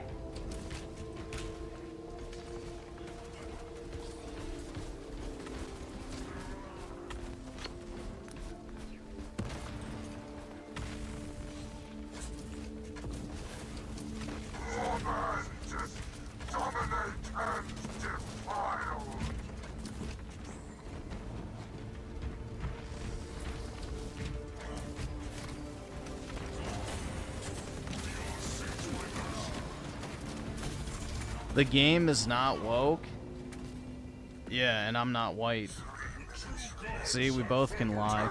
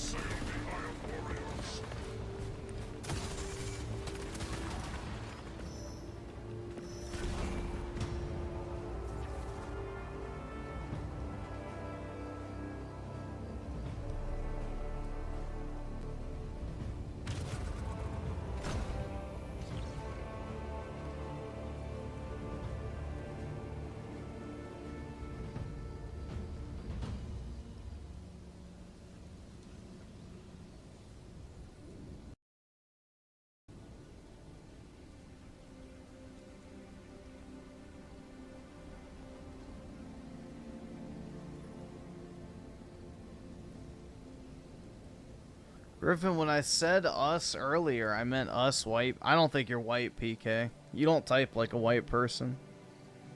You type like an angry Mexican who wants people to believe they're white.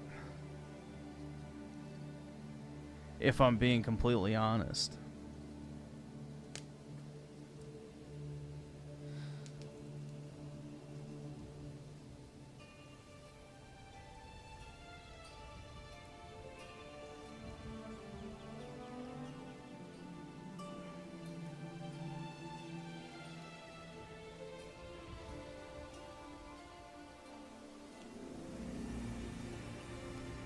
Yeah, every time I read PK's chats, like, the sound of a vacuum cleaner just echoes in my head, and that of a screaming child, too. So, it's just, you know, you start to pick up on things after a while.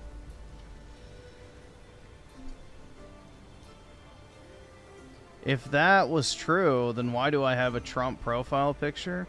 Because I think the majority of Latino men voted for Trump this time around, so there you go. It's statistically possible.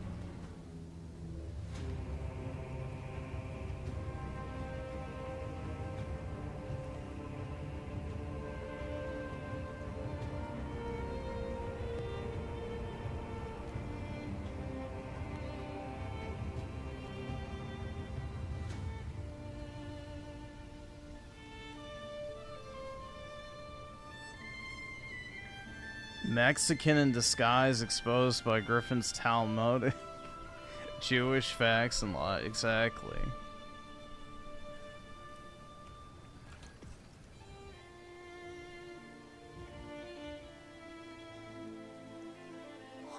The gods are watching.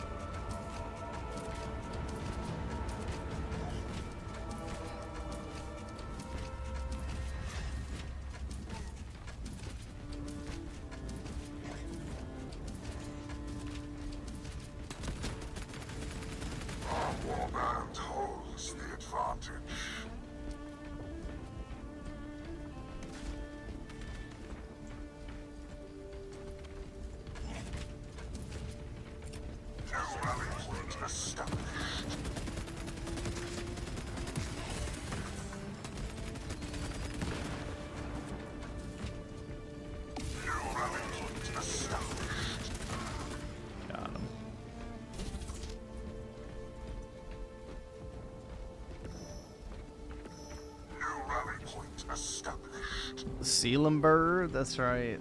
Sealenberg be singing.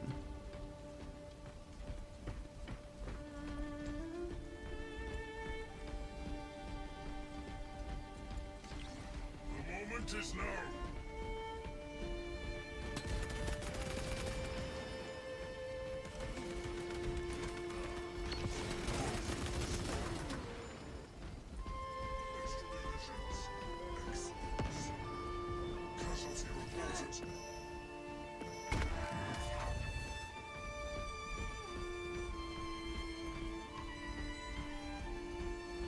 Griffin, how do we know you're not black? Oh, there's a lot of things I could say that would get me in trouble right now, but let's just say I celebrate Father's Day. But yeah, I feel like that's probably the least offensive thing that came to mind. So we'll go with that. I have celebrated Father's Day.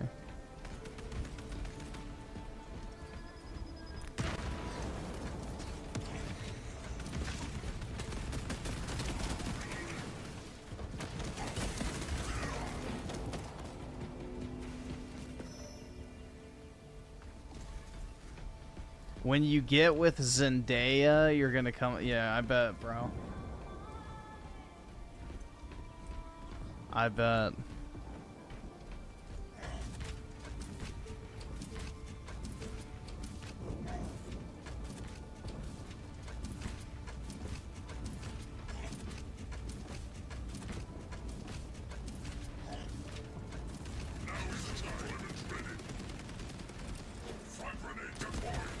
I don't even know why that's like a life goal for you. New rally point established. The average girl working at Chick-fil-A in a lot of cases looks better than Zendaya.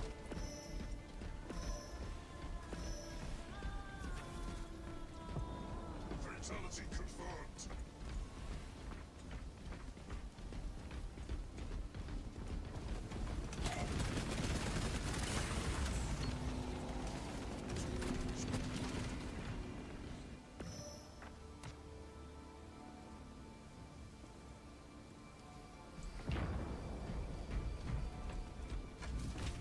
Like, the average white college girl working at Chick-fil-A is way more attractive than Zendaya. And that's just a fact.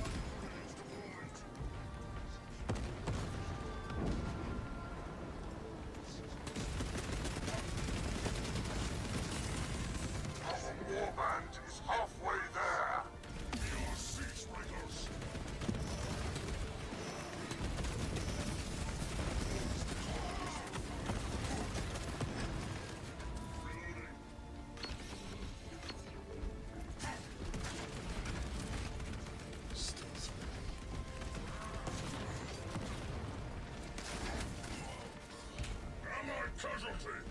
The average white girl gonna look old by 25.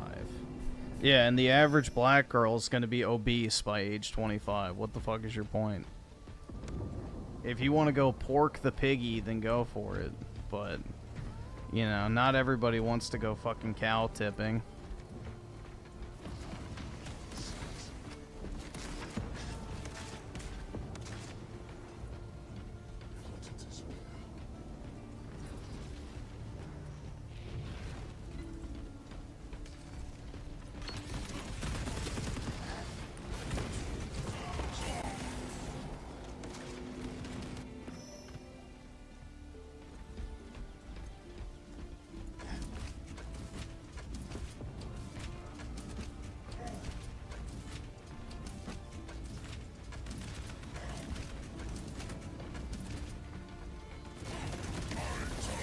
So wait, why do you want Latinas and biracials? Why don't you just want a regular black girl or a regular Native American? If you don't like white women, why do you like women that are mixed race that have white facial features? Shouldn't you be going for a purebred black woman or a pure native? Why do you want a mixed with white race person if you don't like white people? That doesn't make any sense.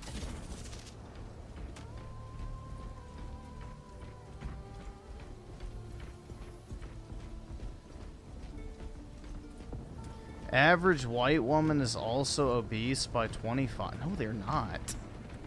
No, they are not. Point established. Look up the obesity statistics by race. You were completely wrong on that.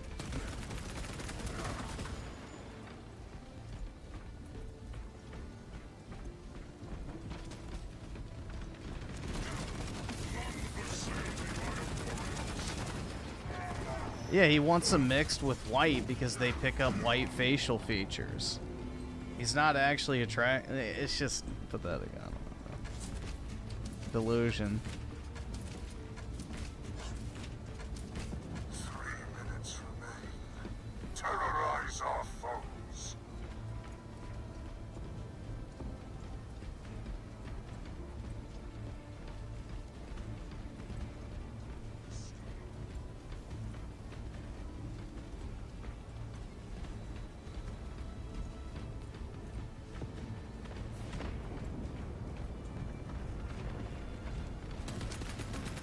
He was weak, so he died.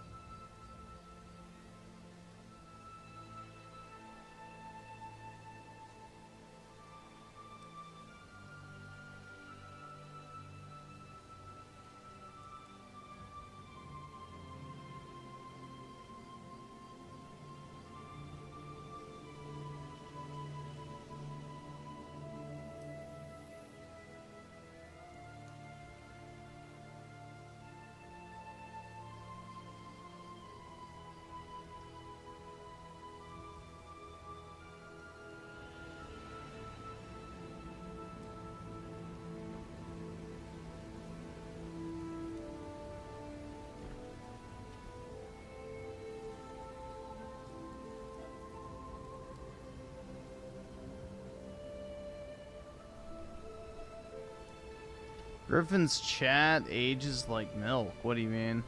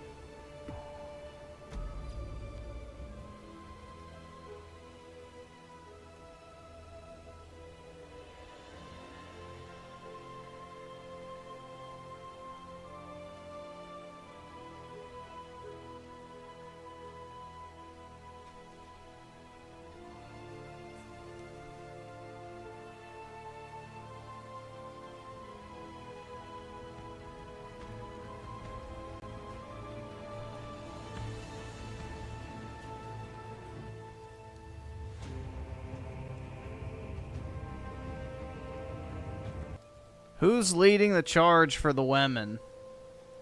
This is age 2 to 19, FYI. So this is childhood obesity. Not overweight, obesity. Which group is leading the charge when it comes to women? Which group? It's not white girls at 14.8%. It's not Hispanic girls at 23%. And it's not Mexican American girls at 2.5%.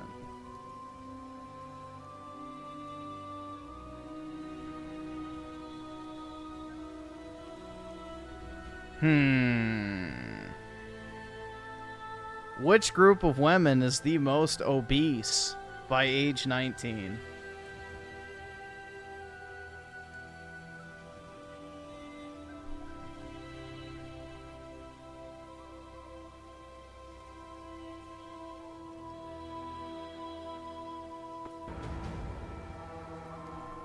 There we go. I rest my case.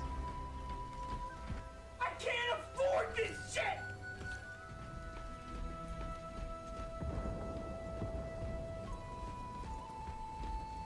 Our warband holds the advantage.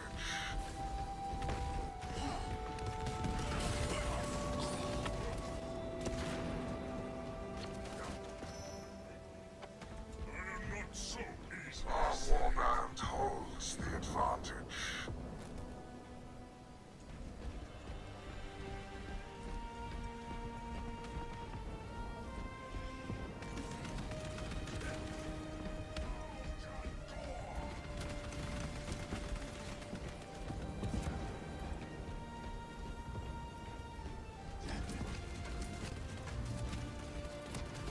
Let's see. Daryl's on with the 2. My $700 PC can outperform your PS5 Pro. Did you steal it from Walmart or something? That's the only way, bro, is if you steal like $1,000-something computer. That's the only way you're beating the PS5 Pro. The true gods have further use of me. Joseph Silver with the 2. HH Song of the Year. Possibly, man. Gaming. It's probably the only song this year that's released that I've listened to that I can think of off the top of my head. I don't really listen to new music, so yeah, it's probably the only song this year that I can actually think of.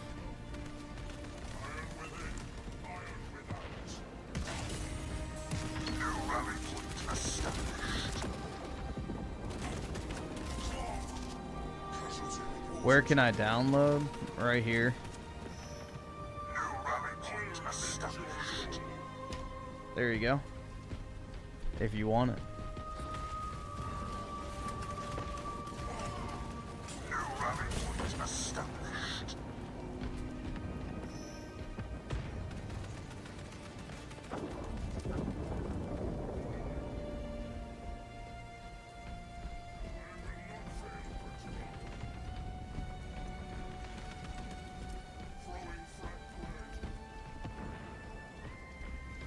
That song is so stupid and it's an insult to us actual not.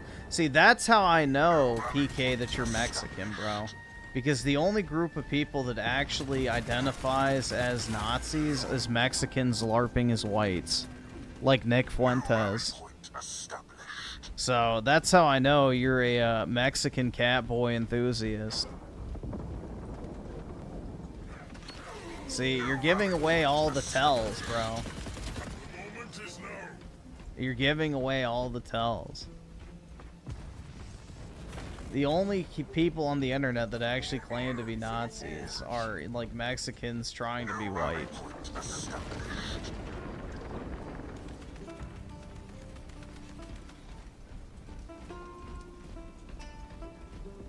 New rally point established.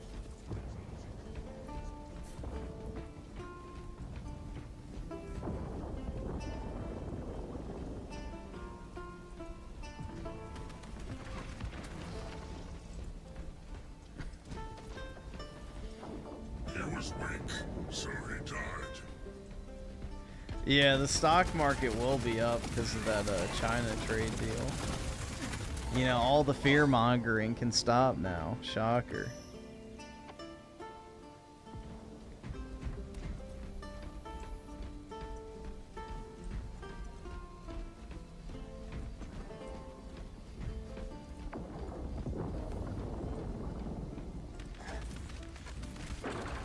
The GPU market has nothing to do with the tariffs, though, because those are excluded from the tariffs. The GPU market's fucked is because people want them and there's not enough being made. With AI, with, you know, crypto, with gaming, with enterprise demand, like, there's just too much demand to meet, you know, for supply to meet, so prices go up.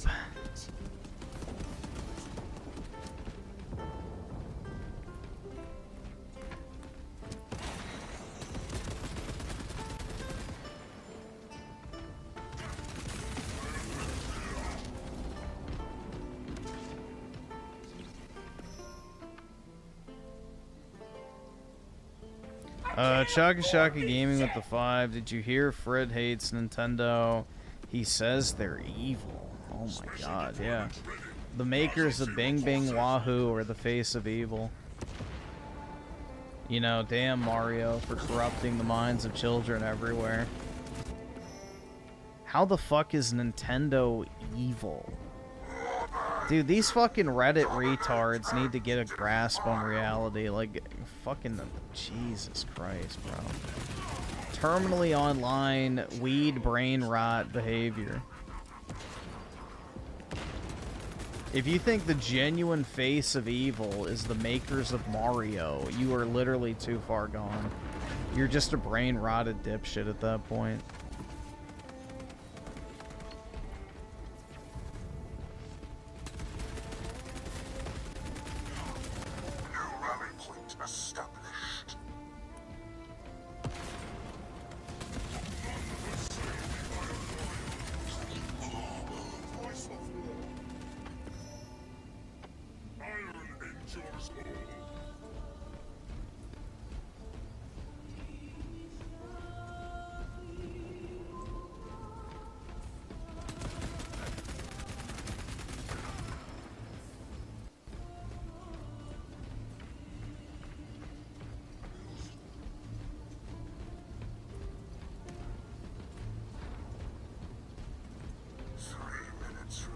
Nah, not even half the human population dead. He wants over 90% of the human population dead. 500 million is the number. But yeah, Microsoft is a much more evil company, for sure. 100%.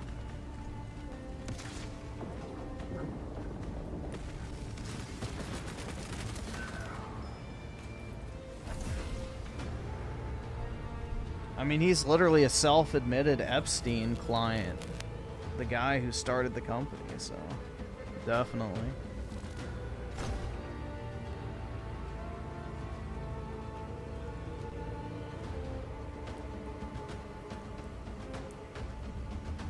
How does a 30-year death from gut disease sound, African children? Roll up the sleeves. I'm a little chicken neck bastard, and no one's got the will to see who I am.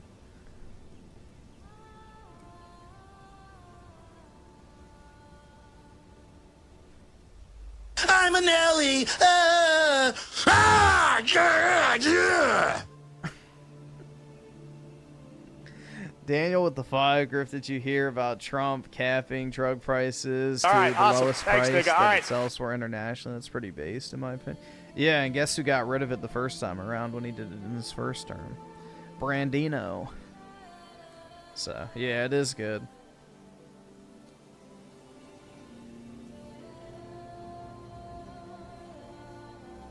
Israel has the Khazar milkers. That's all I want. Yeah, facts, bro.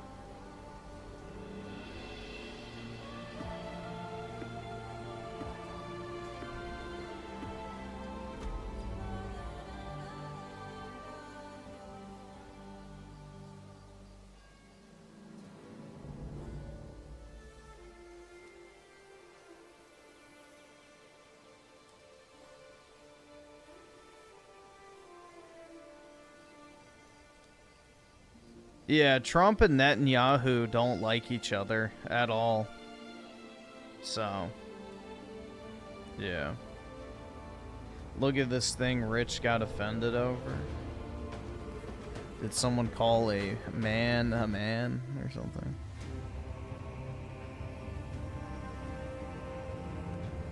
Oh god, yeah.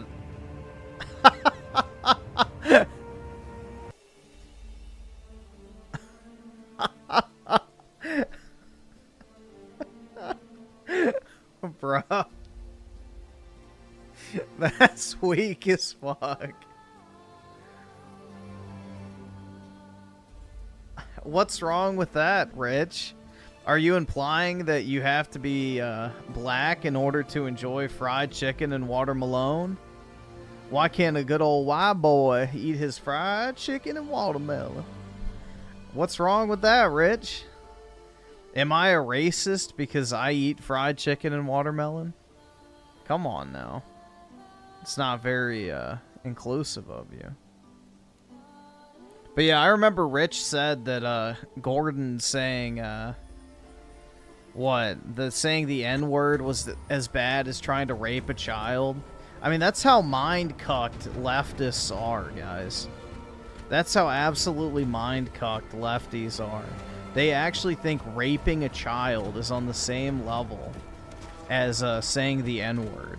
Like, it's just fucking batshit insane. They're not real human beings.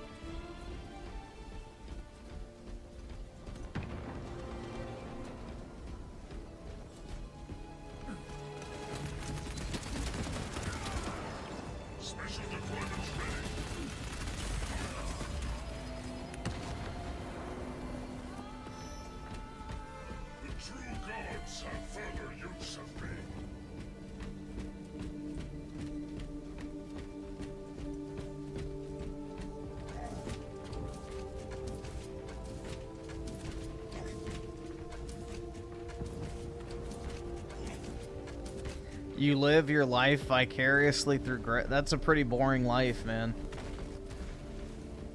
That's a pretty boring life. There's not much life being lived on my end.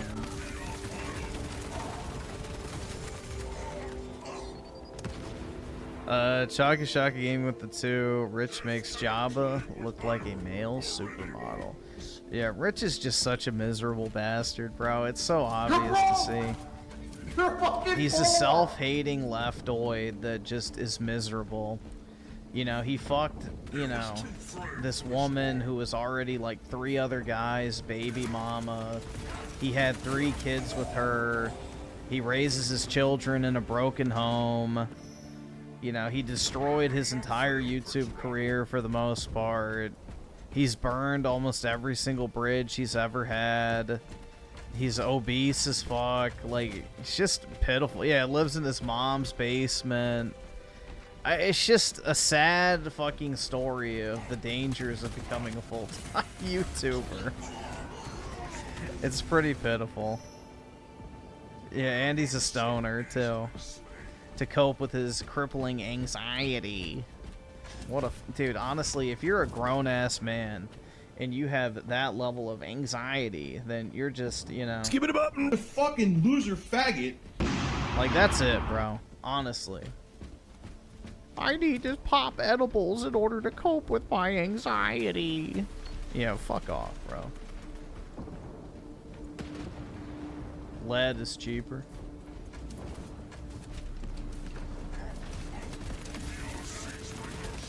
Horny as fuck, bro. I don't know. And then he wears his fucking mental health shirt. Like, Jesus Christ, dude. Warband is halfway there.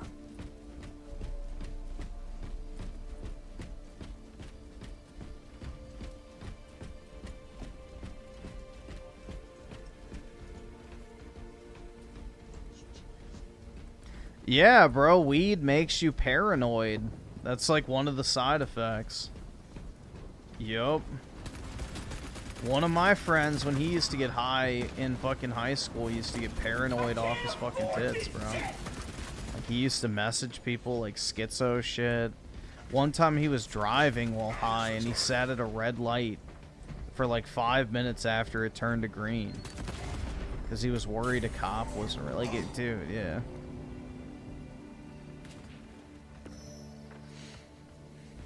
You're broke! You're fucking poor! Tim Marco, the 279, someone has to be the cautionary tale. Yeah, dude, him and DSP are like prime examples of middle-aged men with washed-up YouTube careers and how pathetic your life turns out to be if you follow that career path and don't have just like, you know, skyrocketing success. Like, if you're a middle earner on YouTube, your long-term life trajectory is pretty shit.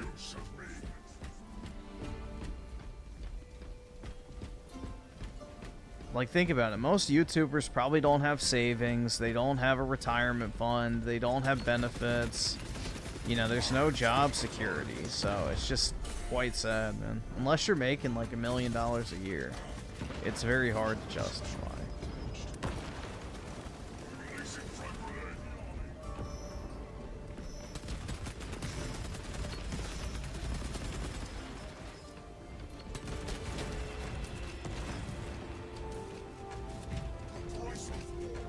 And most of them will blow their money on dumb shit anyway.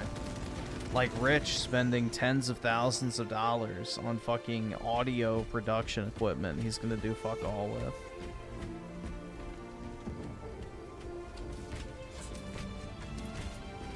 Yeah, I mean, the happy idiot phenotype is like an actual thing. You know, dumb people are happier, generally speaking. Like, the dumber you are, the happier you are on average. Because you're easily entertained, you don't really have any, like, long-term worries or concerns. You're just kind of, like, living in the moment, you know?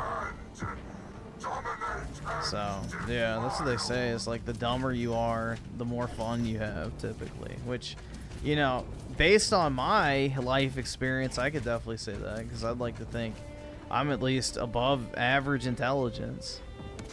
And I sure don't have a lot of fun, dude. So.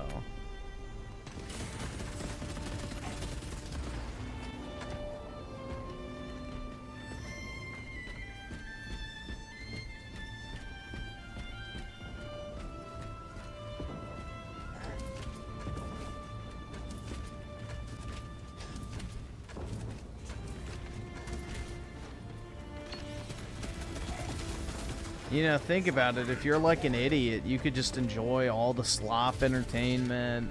You would probably watch and enjoy sports. You'd like modern music, like all this other shit. So it's like... Terrorize our foes.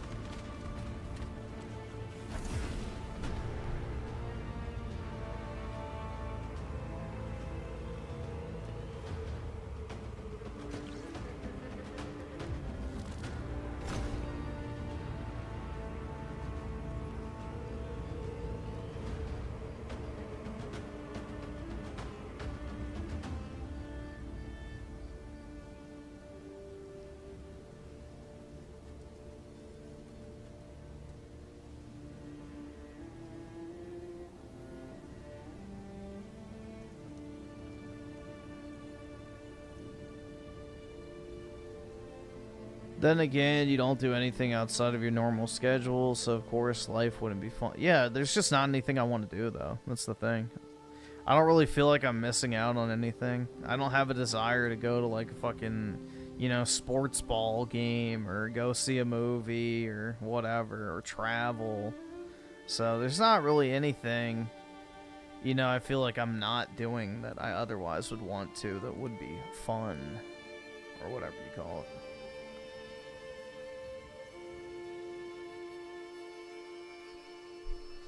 So, like, the Star Wars guy who overreacted, yeah, pretty much. Like, that's a prime example of just some soy-cucked retard who just gets excited over everything. You can definitely tell he's happy, but at what cost?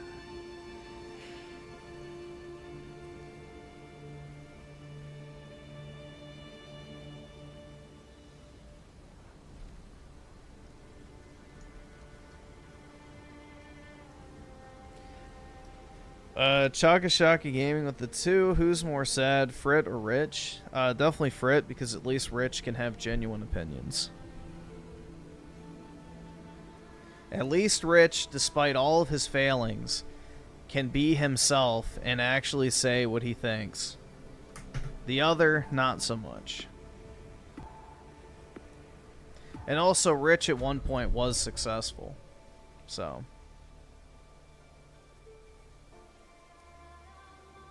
Griffin too poor for Doom. No, I have Doom early access, but I think it starts at 8 p.m. tomorrow.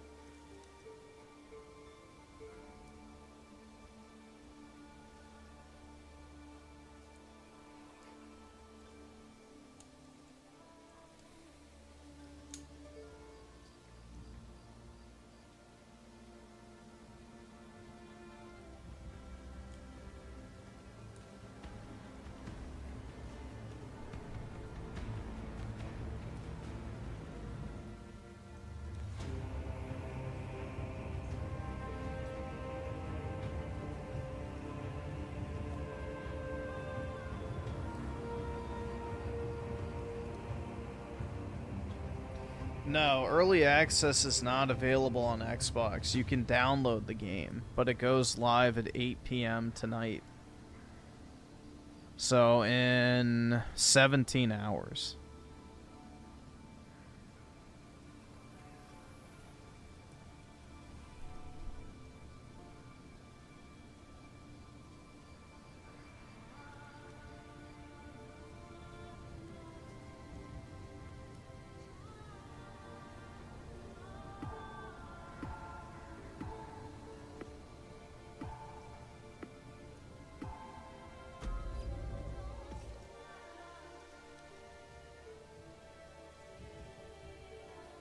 Balarke gods are watching.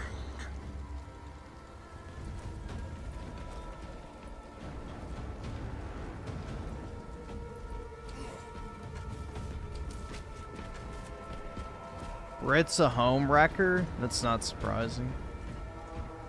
Our toll grows higher.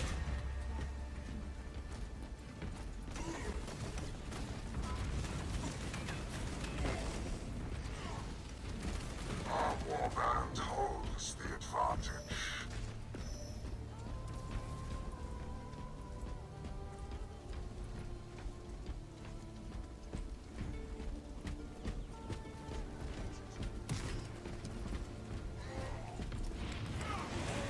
Woman behind, shed more blood. People are unhappy today because they've all they listen to is people complaining about everything. Dude, it's not even that. I wouldn't even say people are unhappy on average. I think people just have, their priorities mixed up. Our warband holds the advantage. I mean, basically, if you look at, people who are in relationships, people who have kids and everything, on average, are happier. And if you look at marriage rates and you look at the, age at which people are having children now, it's dramatically shifted in either statistic. So people aren't getting together and they aren't having kids. So that's like your entire drive in life that just doesn't happen for most people now. Shed more blood. So in the 1970s, it was like 80-something% of people under the age of 30 were married. Now it's like 17%. So that's all you need to look at. People genuinely are just unhappy because, they're like isolated and shit.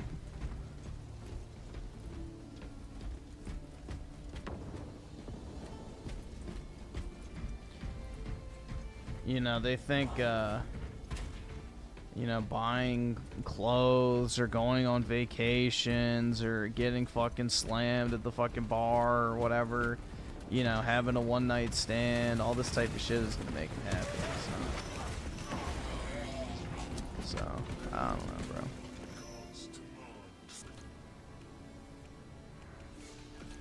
Priorities are not in the right place.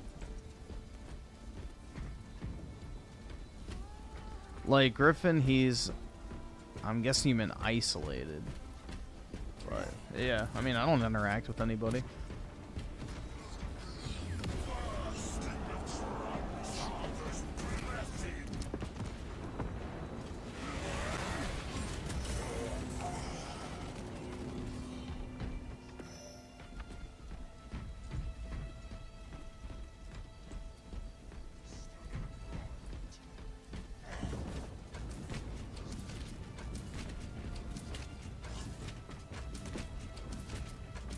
Yeah, that's the thing. You're not supposed to be able to afford every new thing.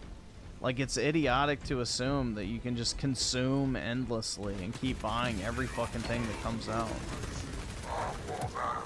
So.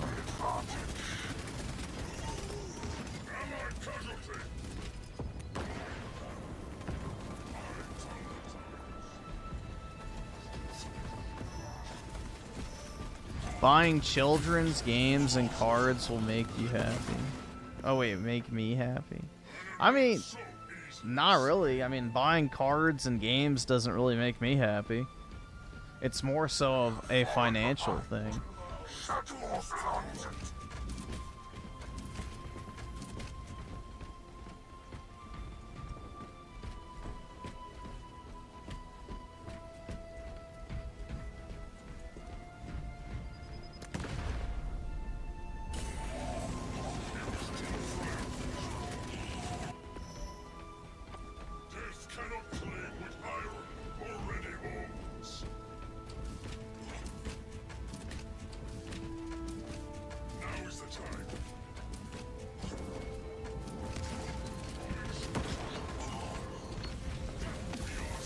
No, I'm the last year for Zoomers, technically. I'm like the last year for the cutoff for Zoomers. 1997 is like the last year of Gen Z, I think. Or the first year. Whatever it is. But, yeah. I'm technically a Zoomie. Apparently.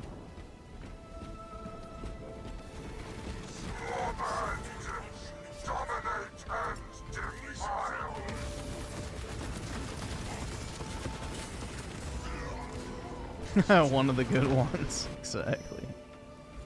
I am not so easily slain.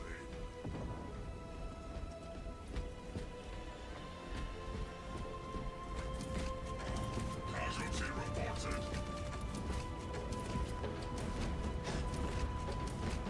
What does make me... Not really a whole lot. I mean, I like having my dog, that's cool. And then I like getting paid. That's usually about it.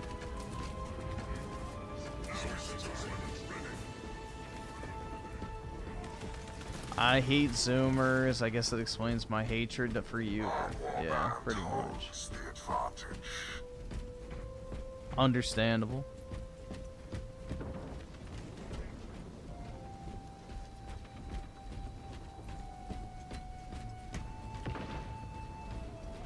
He was weak, so he died.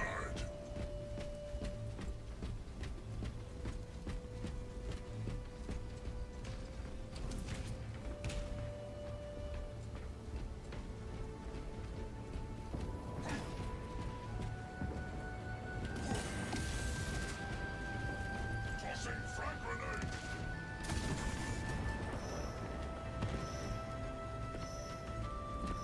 Do I see myself marrying before? Not at this rate. Hell no. No.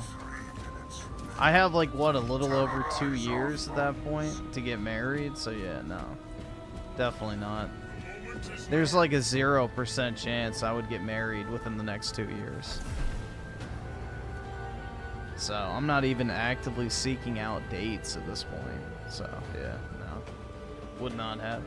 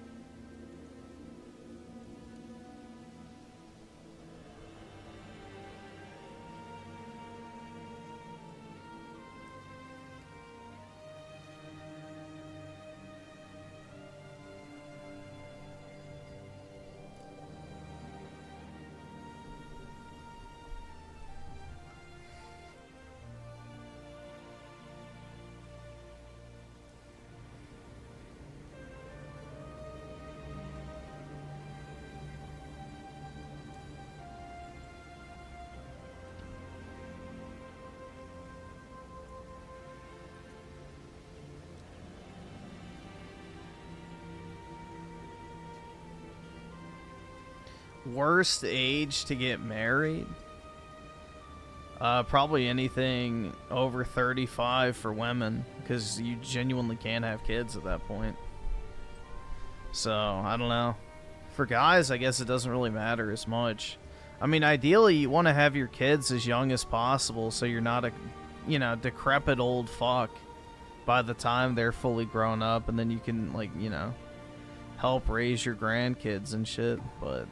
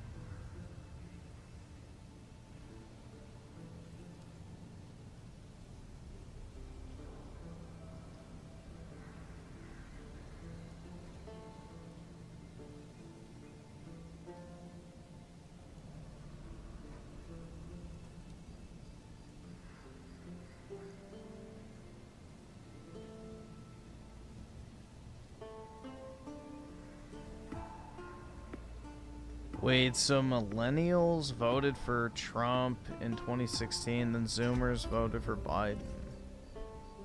I guess. I don't know. The Lord gods are watching.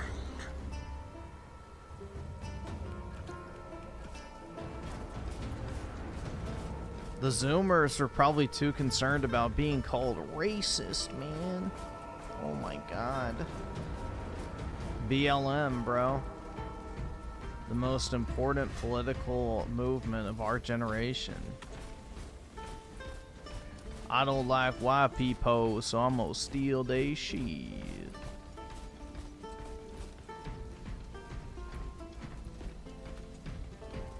Stand upright. New rally point established.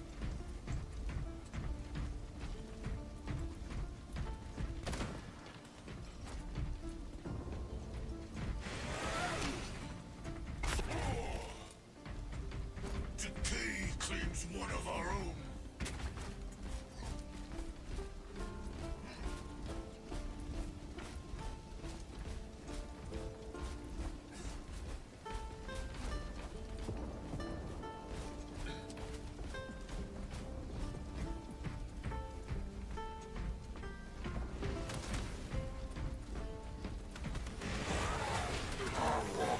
Oh, you're fucking shitting me. Someone took the kill.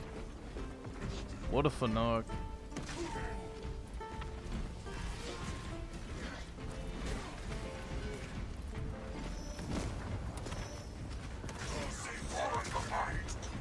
Such more blood.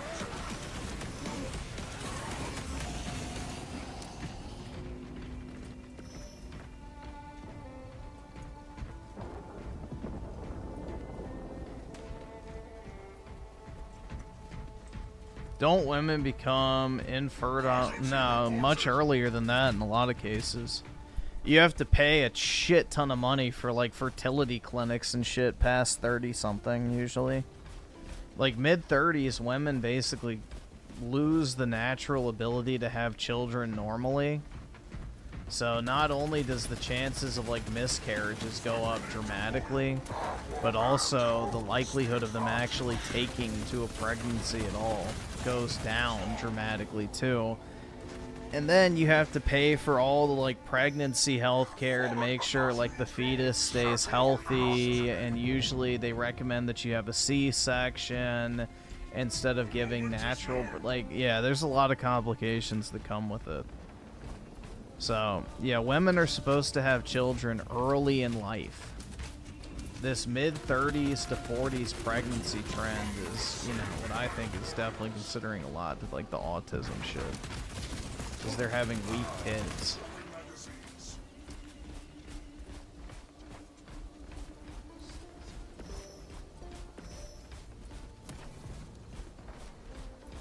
So, yeah, women lose their ability to, you know, get pregnant and give birth naturally as they get older. By age 30, like, it's 90-something% of their eggs and their ovaries are gone. So, yeah, women have a biological clock. And people can pretend it doesn't exist, but it's a very real thing. And that's why so many middle-aged women who never got married or had kids are such miserable fucking hags. Is because, you know, their body is like screaming out in pain, essentially, like, you didn't reproduce, you didn't reproduce, you didn't reproduce. Like, that's why, you know, certain content creators above a certain age, I won't name specific ones, who never had children, who LARP is, you know, trad-con conservative types, is the most ironic shit ever.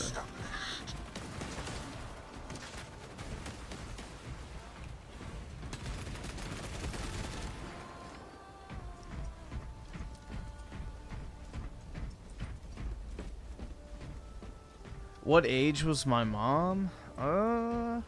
That's a good question.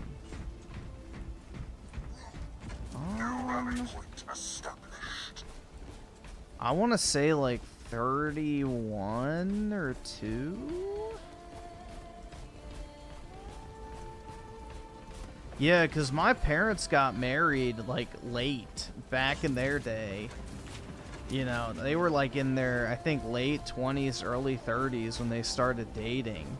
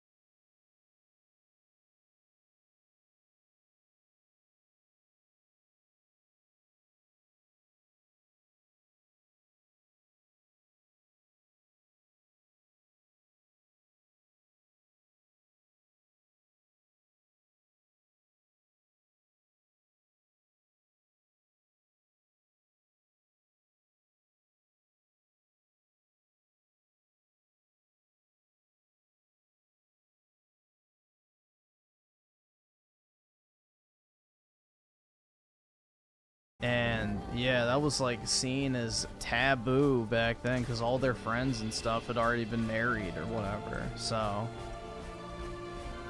it was abnormal to wait that long to get married back in the day, which is kind of crazy to think about. Because, you know, all of us basically in this chat, statistically speaking, would have been married by like age 27, like 40 to 50 years ago. Established.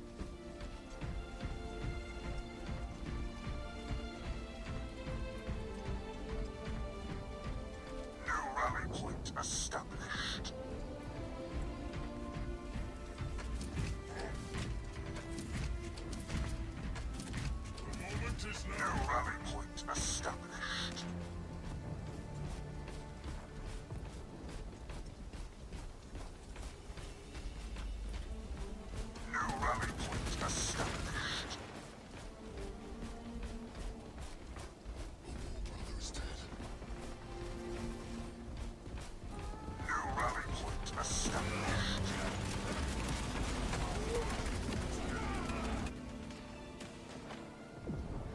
Yeah, it's pretty crazy, man. We went from, you know, 78% or something of guys under the age of 30, 50 years ago being married, to now 70% of guys under 30 aren't even dating.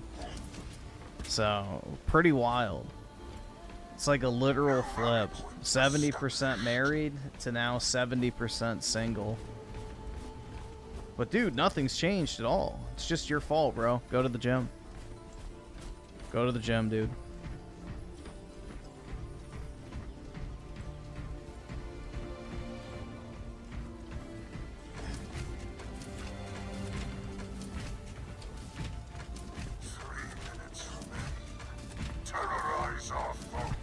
Yeah, clean your room, wash your balls, go to the gym. Exactly.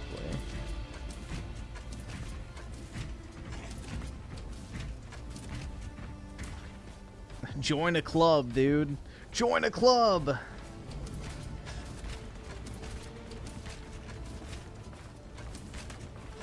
Fatality confirmed.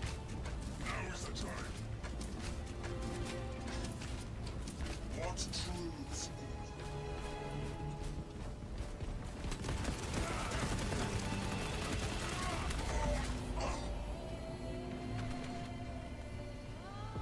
I am not so easily slain.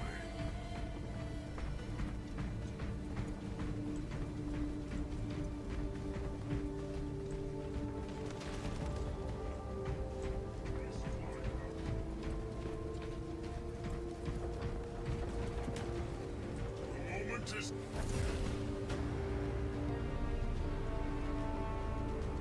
Most Zoomers don't even talk about marriage. Yeah, because most guys can't even get a date. Or, you know, like, it's not even maybe they can't. It's the fact that they don't even try. So, that's also the other aspect, too. Is most guys just don't give a shit anymore. Which, you know, not really hard to see why. When every other attractive girl you look at is a fucking OnlyFans whore, it's like, yeah, it's kind of disheartening.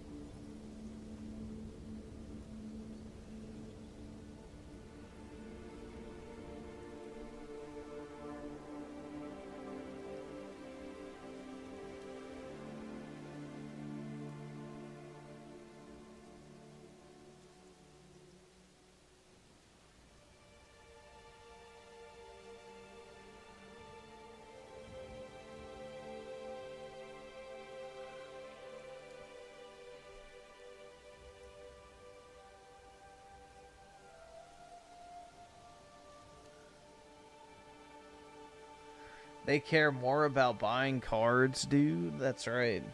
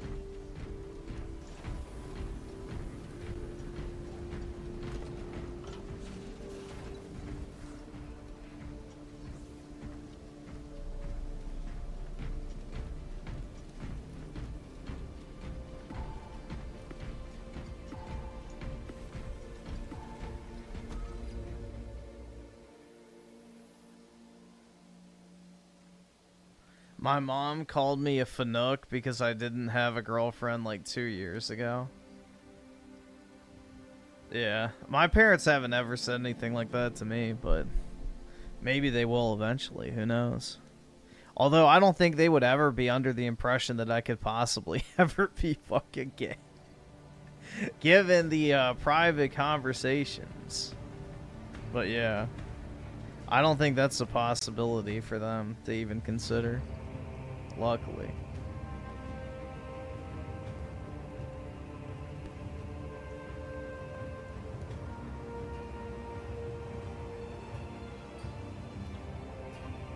Yeah, I think the female suicide rate is going to start spiking pretty soon. Because once all these washed up social media addicted hags start aging and they can't get married, nobody wants to date them, and they can't even get fucked anymore, you know, they're probably just going to start, you know, offing themselves. Because it's like the only thing they have to hold on to is the fact that they were sexually desirable. So I think we're about to see that shit go diamond in the streets, man.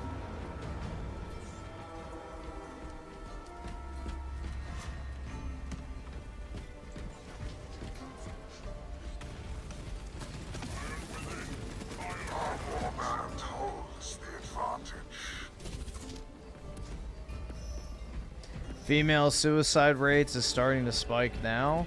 Yeah, but I'm talking like a massive spike. Massive spike, not like a little, you know, uptick. I think it's going to dramatically go up.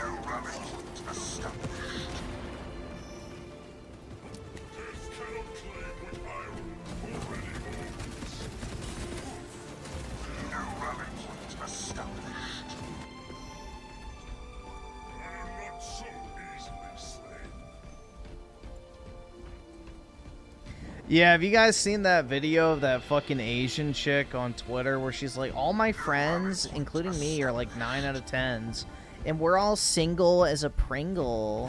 And it's like this disgusting, deformed looking woman. It's like, bro, how the fuck do you think you're a 9 out of 10? Like, she's disgusting looking. And it's like, bro, you are not even close to a 7. Like, she's skinny, that's it. Like, congrats, you're Asian. Wowie zowie. Every Asian chick is skinny for the most part. You know, other than Filipino chicks. That's, like, the only ones that get fat. But, it's like, yeah, being skinny and Asian is not a fucking 9 out of 10. That's, like, a requirement to be skinny. She looked like a freaking, I don't even know, bro. Malformed cretin. It's like, yeah, if you're any way to judge, I can see why they're single. They probably got pumped by a bunch of white dudes who then moved on to white chicks.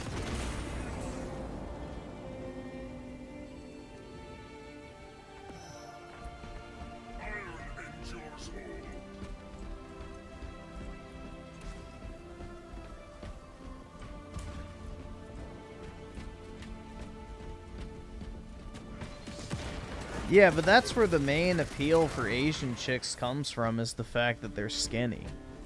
Aside from that, bro, what else do they really have, like, visual-wise? Like, being skinny is, like, their best physical attribute.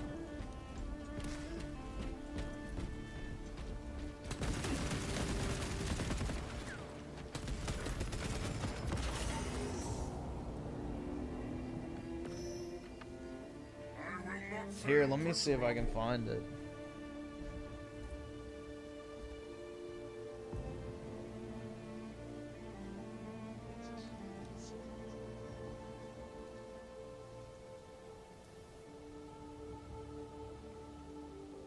Here it is.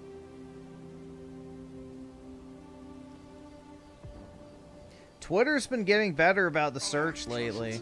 I've been able to find stuff, actually.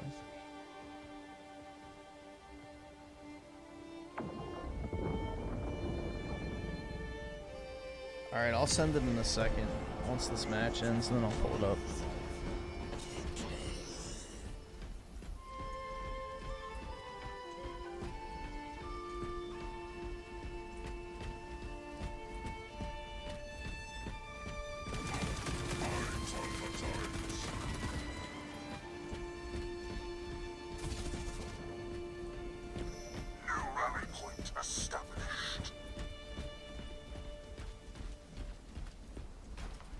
I think at 8 p.m. Eastern is what somebody was saying, is when early access starts, if you bought the $100 version. So basically the real release date is the $100 edition.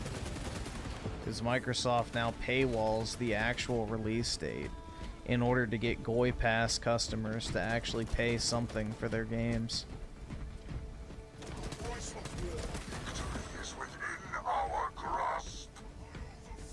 Yeah, it's just paywalling the actual release date. That's all early access is. It's bullshit. No, my PC won't be here in time. I'll probably replay the game when I get my computer, but it won't be here in time. I don't even think my monitor's gonna be here in time, which kind of sucks, but it's not the biggest deal.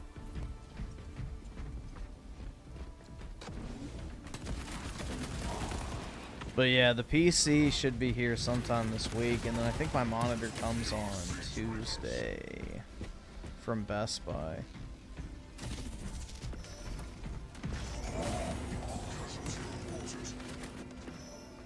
I paid $130 for this video game I'm playing right now, so actually way more than that because I bought multiple $100 gold editions as well, physically.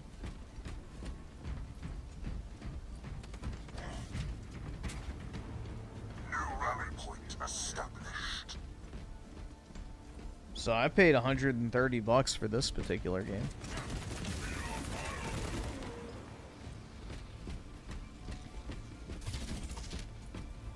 I got the Asus 32-inch 4K OLED monitor. I don't know what the model is, but it's the one with the glossy display. But it was $1,200 or $1,180 because it was $20 off at Best Buy, which was a massive savings, dude.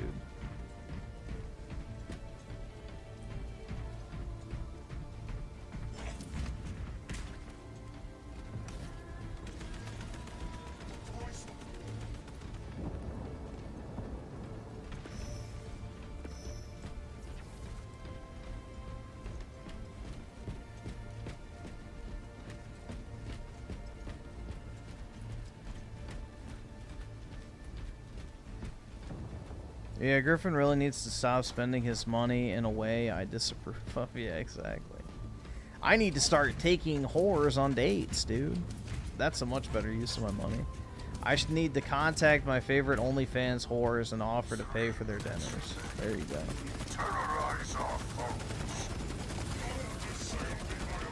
Much better use of money.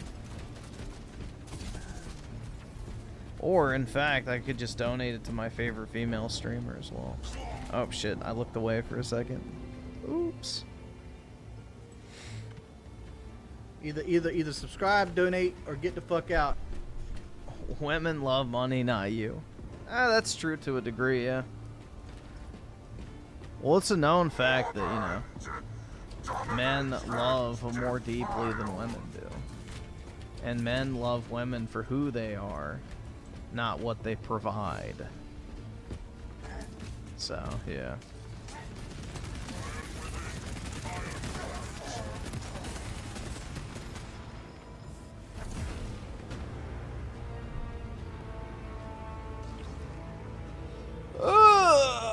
Fuck, man.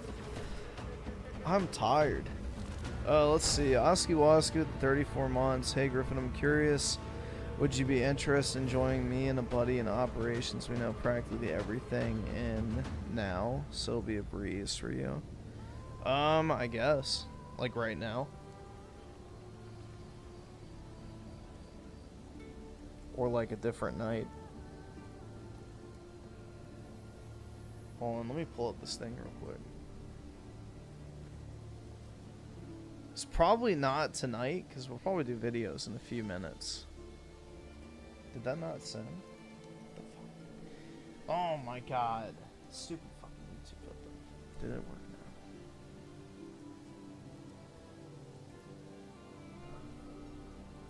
Probably do videos in a few minutes, so probably tonight wouldn't be the best. Here we go. This is it. This is the video. This is the 9 out of 10, guys. This literally looks like Asian AOC.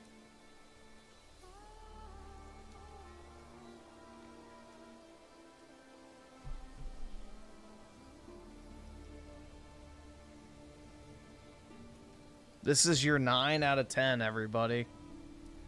Your 9 out of 10 Asian wifey. If you're a man in your 30s and you're single and you live in New York or San Francisco, please stay. Everyone else can swipe up. Great, now that I have the attention of the people that I need. I have a question for you. So, we are in our 30s. See, there's a group of us. We're all single. I would say all my friends are pretty much like 9 out of 10. Great in all sorts of ways. Hot, stunning, beautiful, great personality. And great. I'm sure. Then why are they single? They would not be single if they had great personalities, were drop dead gorgeous. None of them would be single. Nope. Not a single one of them would be. Great jobs. But single No man cares about a job. None. as a Pringle. And a lot of us think that the men in New York are just exponentially better. But then on TikTok, it's like New York men are equally as bad as SF men. But here's the problem with men. They feel really one note. Everyone is a software engineer. Oh my god, he's only a software engineer? Oh my god, what a loser. Like, listen to this fucking dumb whore, bro. Like, oh yeah, they're all just software engineers. That's so boring. Like, oh, dude, yeah, why are they single? Who knows, dude? Who knows? They're only making hundreds of thousands of dollars a year as a software engineer, but that's so boring. Oh my god. Like, single as a Pringle. Everyone's in tech. Everyone's like quite vanilla. They don't really have high or any EQ. And like the conversations just feel like I am going to pluck my eyeballs out.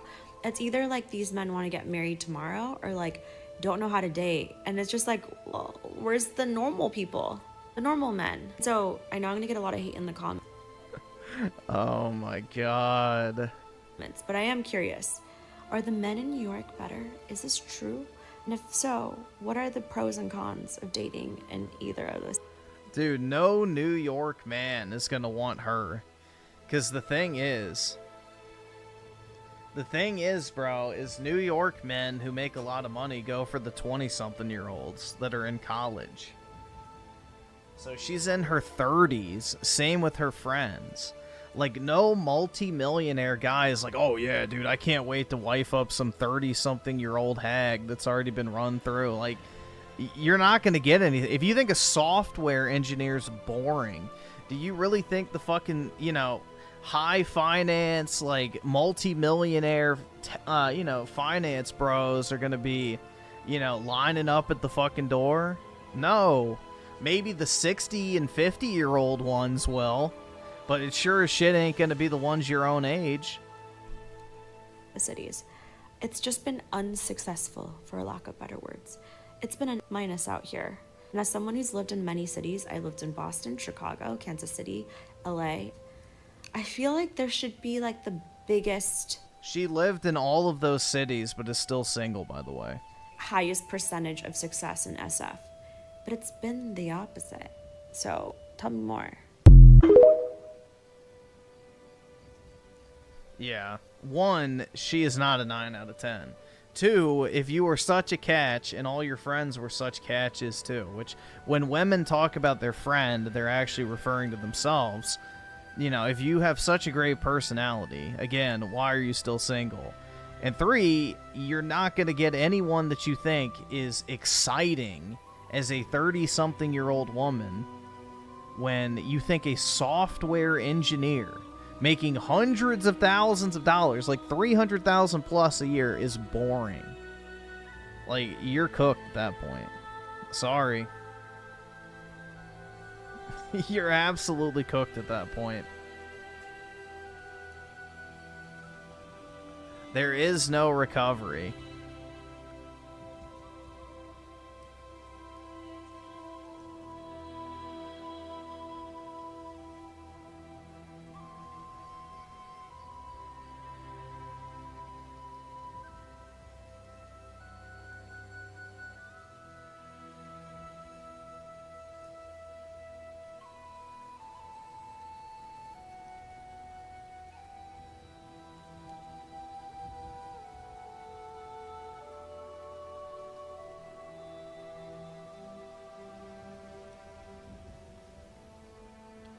HG with the 2 Asian women will do anything but settle for Asian men.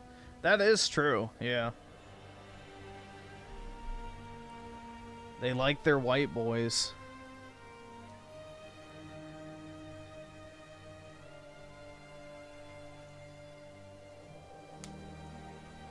Yeah, it's just like they're all software engineers. They work in tech. And they're just like so vanilla. And why are they literally not the perfect date on the first date? Like, oh my god, they either want to get married to me, which, ew, or they just don't automatically understand me from the very first date. And I just don't know, man. Where are all the good men? It's like they were 10 years ago for you. By your own standards, they were 10 years ago for you.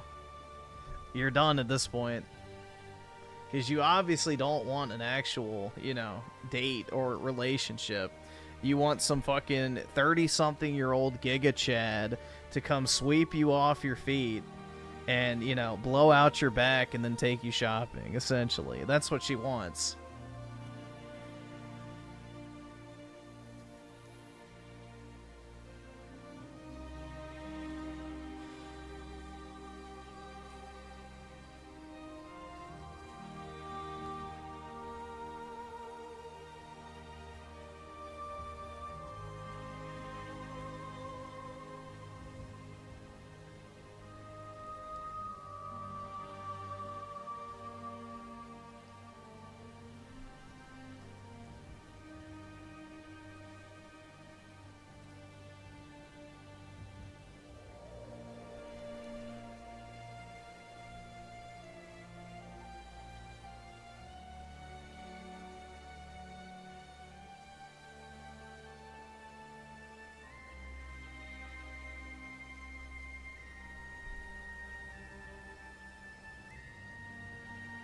Oh god, bro, is this seriously it? I don't know if this is actually her or not. No, I don't think it is. But somebody posted a picture of 9s and 10s in San Francisco, which maybe it is her friend group, but I don't know. It's worse than you could have imagined. But this is, yeah, this is pretty accurate regardless if it's her friends or not.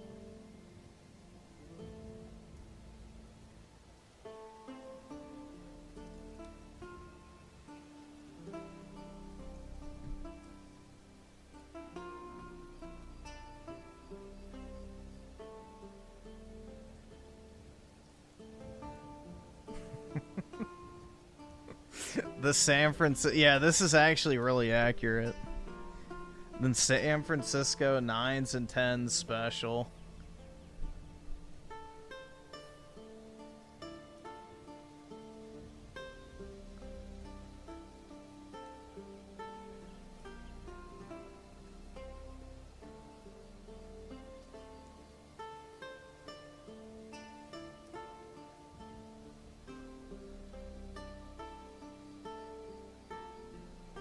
Mama-san.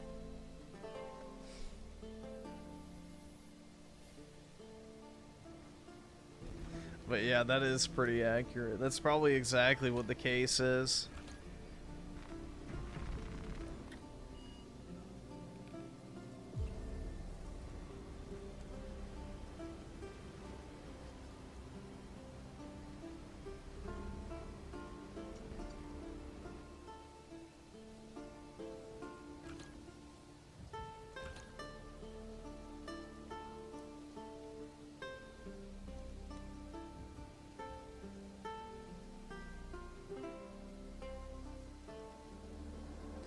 Sargon made a video about the very same thing. Interesting, yeah.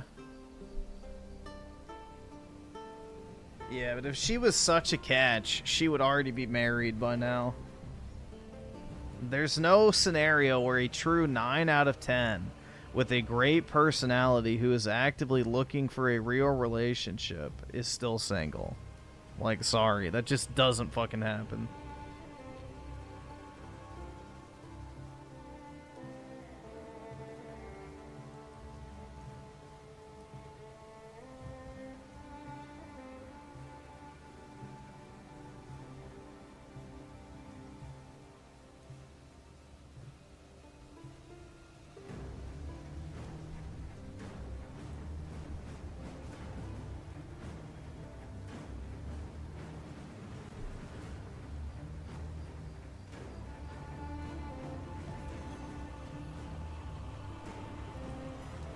Yeah, if you have to let everybody know how great your personality is, it's probably a pretty good bet that you don't have a good personality. That's true.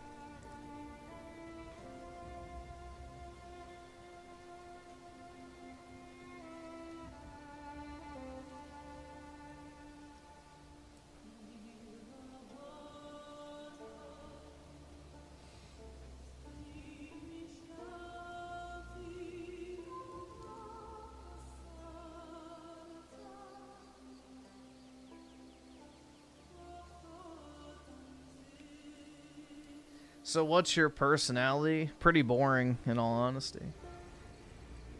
I would say my personality, generally speaking, is just pretty easygoing.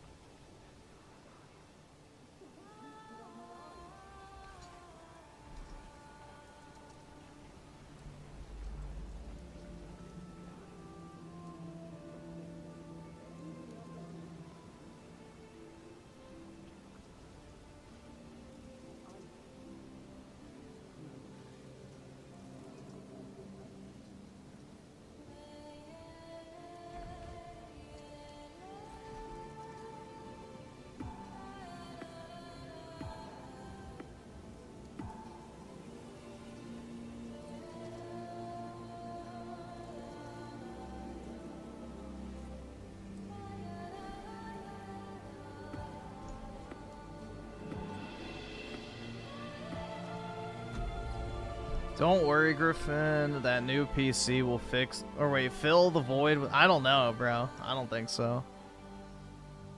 There has to be good PC games to play.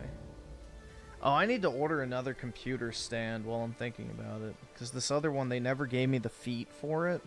So it doesn't sit high enough off the ground to keep the dog hair out, so... I actually need to order that from Amazon while I'm thinking about it. Desk...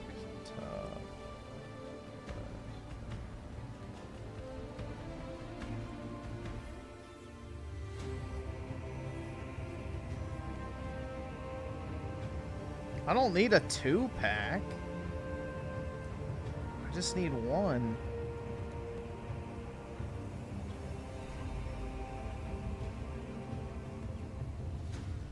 Are they really gonna make me buy 2? Yeah, the 2-pack is cheaper than the fucking, What the hell? Oh no, that thing's tiny. That's not what I want.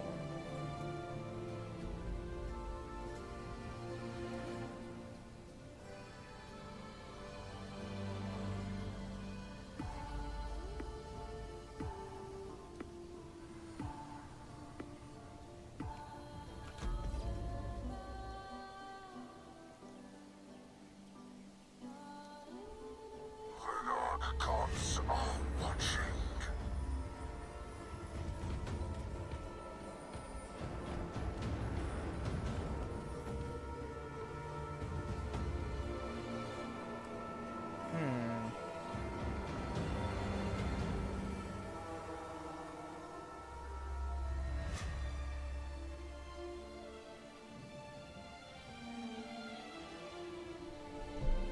Yeah, I gotta check that.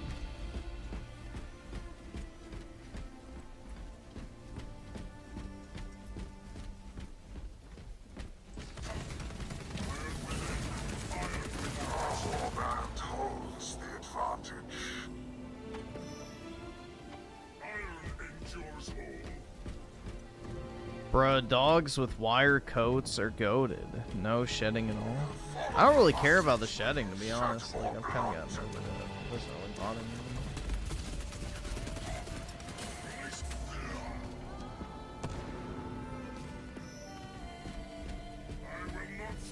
I'm afraid Griffin will turn like soy-thetic man. No, I don't like VTubers. I'm not a fan of VTubers, sorry. But yeah. What do you mean, like, turn out like him?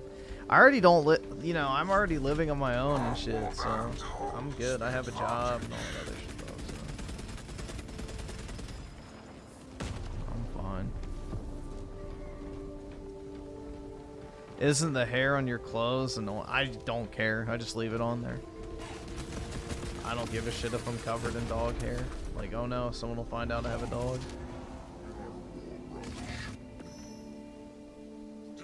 But then again, I don't go anywhere anyway, so I don't care. Like, I go to the gym, like, oh no.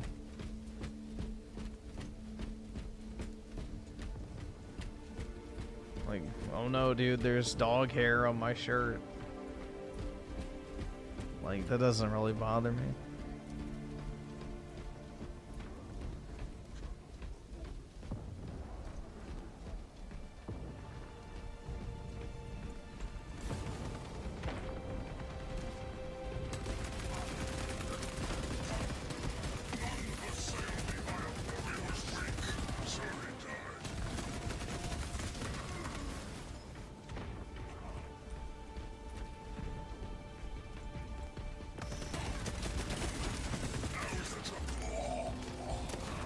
Griffin will turn like scent when he takes the Fuda pill and begins to understand Fuda with balls are truly straighter than normal women without balls. It's gay. Yeah, no. Absolutely not. One, I don't like anime porn. Two, I don't need to see a tranny anime girl. No thanks. He was too frail for this war. Fuda is like the gateway to trans porn. You can't change my mind. You're dancing on a razor's edge.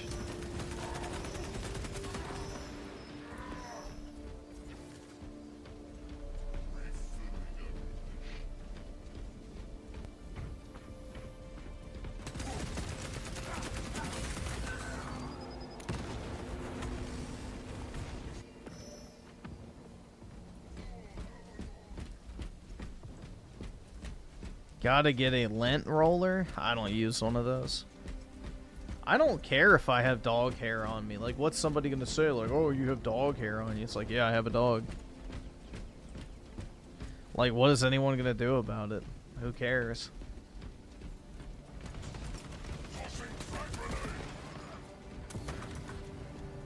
What difference does it make if you have dog hair on you or not? Warband is halfway there.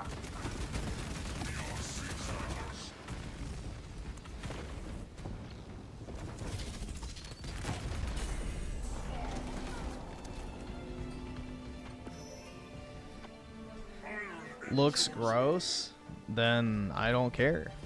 I don't give a shit if I look gross or not.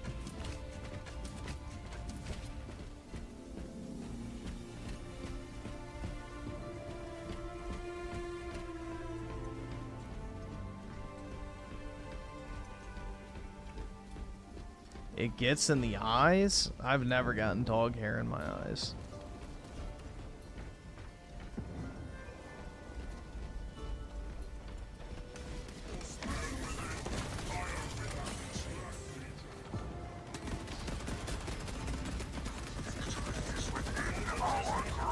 Shit. Couldn't track him. I will not fail Perturabo.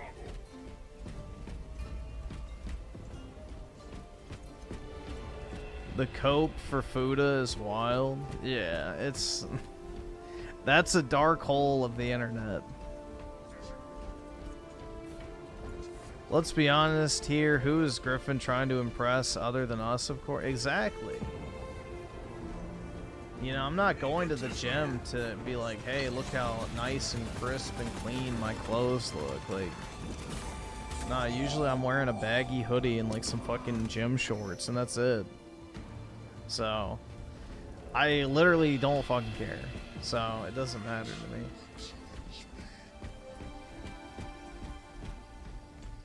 The only place I go where I interact, like, even slightly with other people is the gym, which even then I don't talk to anybody. Other than the person at the front desk, I'll say, like, good morning or whatever, and then thanks, or on my way out. Like, that's about it. That's the extent of my conversating. Aside from that, you know, not really much.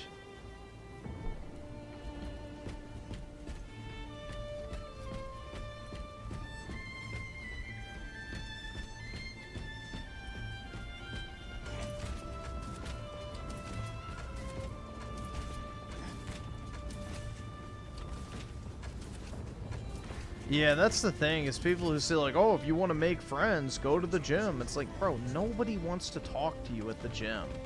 Everyone has their headphones in, everybody's doing their fucking workouts, and they just want to leave. Like, nobody's there to socialize. That's such a, like, I don't know, that's one of those copes. Like, join a club, dude. Join a club. It's like, yeah, let me go fucking join. What club, bro? What club? It's like so irritating. I don't know. I hate that type of fucking normie ass advice and shit you hear. It's like, oh yeah, join a club, dude.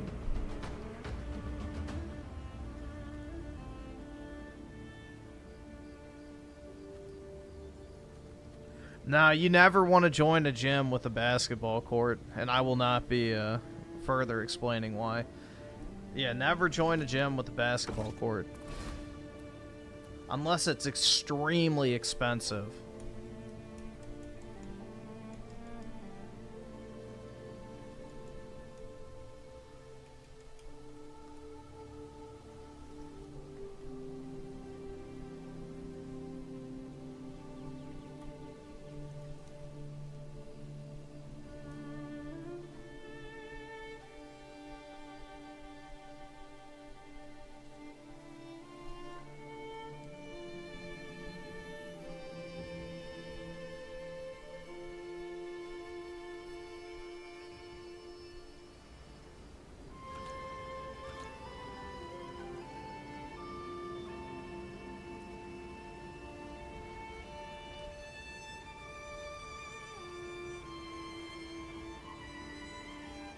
Alright, so... Actually, I'll just leave it open. It'll shut off on its own. I don't really care.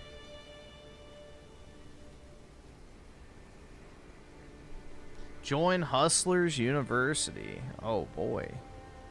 I definitely should. Alright, we'll watch Brit's recommended video. And then, I don't know, we'll go from there. I'll put it on 1.75. Let me get another YouTube tab open as well.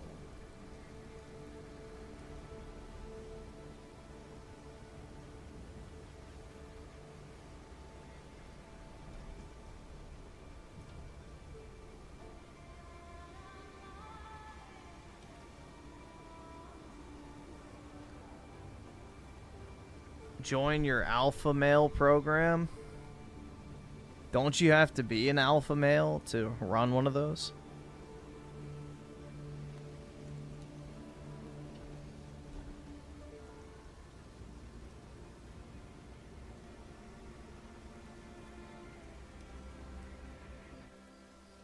Alright. So we got why I'm not buying the Switch 2 at launch. Okay, so it's not even I'm not buying the Switch 2. It's I didn't get a pre-order, so I'm going to make an entire video acting like, you know, I made some stunning and brave decision. A stunning and brave decision to not buy something at launch. Wowie zowie.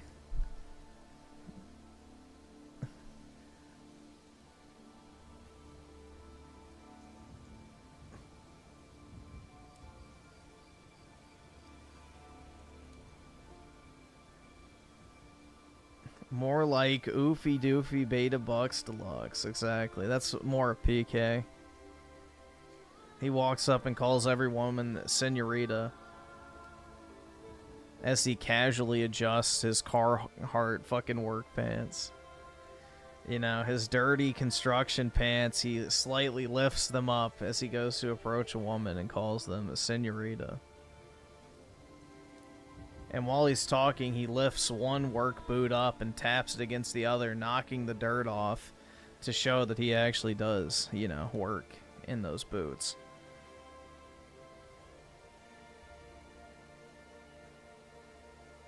Is that Kathleen Kennedy? Maybe. Britt's YouTube date? Hey, it could be Britt's YouTube channel. I don't know. We'll see. Hey everyone, it's Emily, and it's always really exciting whenever a new console is just about to release. But today I wanted to keep things real and share why I decided not to buy the Switch 2 at launch. And this isn't because I wasn't able to get a pre-order in. I was actually Yes, it was. online at the time and just deliberately decided not to even attempt because I knew. Wait, so you went online to pre-order and then deliberately decided not to when you had the opportunity to do so? You know, I want to say I believe that, but that doesn't sound very likely. At the moment, the Switch 2 is not for me. And I decided to make this video because I've been seeing two extremes of The Switch 2 is not for me.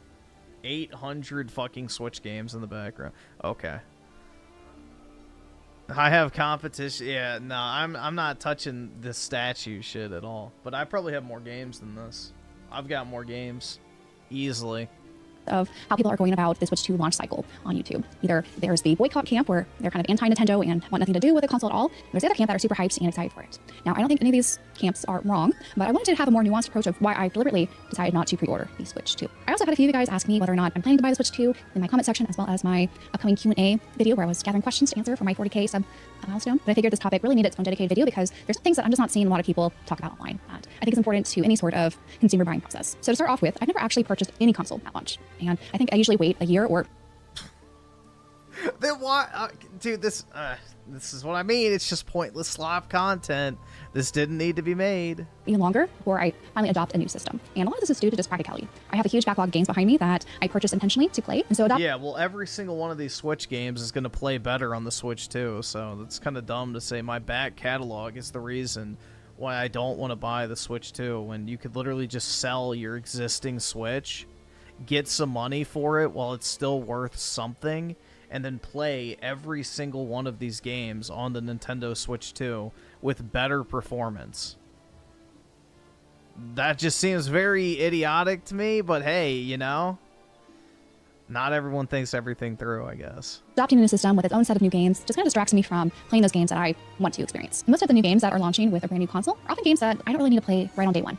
And I tend to favor some of the more niche games that are on the JRPG kind of spectrum of things. And oftentimes those are not huge launch titles with any system. Now looking at the launch window for the Switch 2, there are not a ton of games that I feel like I need to play right away. For example, I'm not really a party game or a racing game type of person. I actually don't own any of the Mario Kart games at all. So while I'm excited for people who are excited for that new version of Mario Kart, it's not something I probably will ever play, to be honest. And the new Donkey Kong game, it looks good. It reminds me a lot of Super Mario Odyssey, which is a game I did enjoy, but it's something that I need to play right away. So I'm okay waiting for that. Same with in the JRPG wheelhouse, which is kind of the genre of choice for me. They have Bravely Default Remastered, which looks like a good game. It looks really cool how they incorporate more mini games using the Switch 2's mouse capabilities and things like that. But the thing is, I already own Bravely Default on the 3DS, and it's sitting right back there on my shelves, so I don't really feel the need to pick it up again and play it on the new system.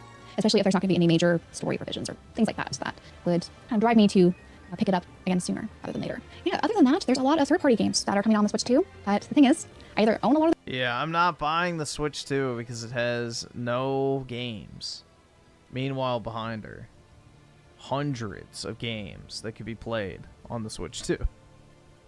But, alright. those third-party games that are coming out on other systems. I don't know, bro. I'm so sick of these fucking Switch videos, honestly. I want the console to come out because I want it, but also because I'm so fucking sick of this pro-consumer virtue signal-y type shit. Or there are games that I might be interested in, but I don't necessarily need to play it on the Switch 2, because, again, I have these other systems to play. So the value proposition for me when it comes to the Switch 2 and getting it at launch, it's really not that high, just for my individual position here. Now, as a content creator, I definitely could have purchased the Switch 2, made a bunch of videos about it, unboxings, some reviews of how it runs certain games, and kind of how it would fit in my new lifestyle if I wanted to be an early adopter of the Switch 2 system. Now, that would have been fine. I could have made it as a tax write-off and some other things, that content creators can do with systems that they review on their channels, but it would have felt a little disingenuous if I did that, because as you guys probably tell, I'm not really excited about the Switch 2. because there's not really any games in it for me yet. And while I definitely could use the Switch 2 as a way to upgrade my library of Switch 1 games, I don't feel like the value proposition and how much it does enhance many of the titles I want to play is really quite there yet. And I'm okay waiting and playing on my Switch OLED that I've had since the Tears of the Kingdom one. I mean, you're just losing money, though. Like, if you are someone who has a base Switch and you're not immediately upgrading the Switch 2, you are just losing money. Because there's no reason for you to keep your original Nintendo Switch. You should get rid of them. Because they're not going to be worth anything. Look at the price of pre-owned PS4s. They're worth nothing. Absolutely nothing. Because every single game plays on the PS5. So, nobody wants a base Switch anymore. So, your Switch is going to become worth, like, you know, maybe 50, 60 bucks. Because everybody will want the Switch too.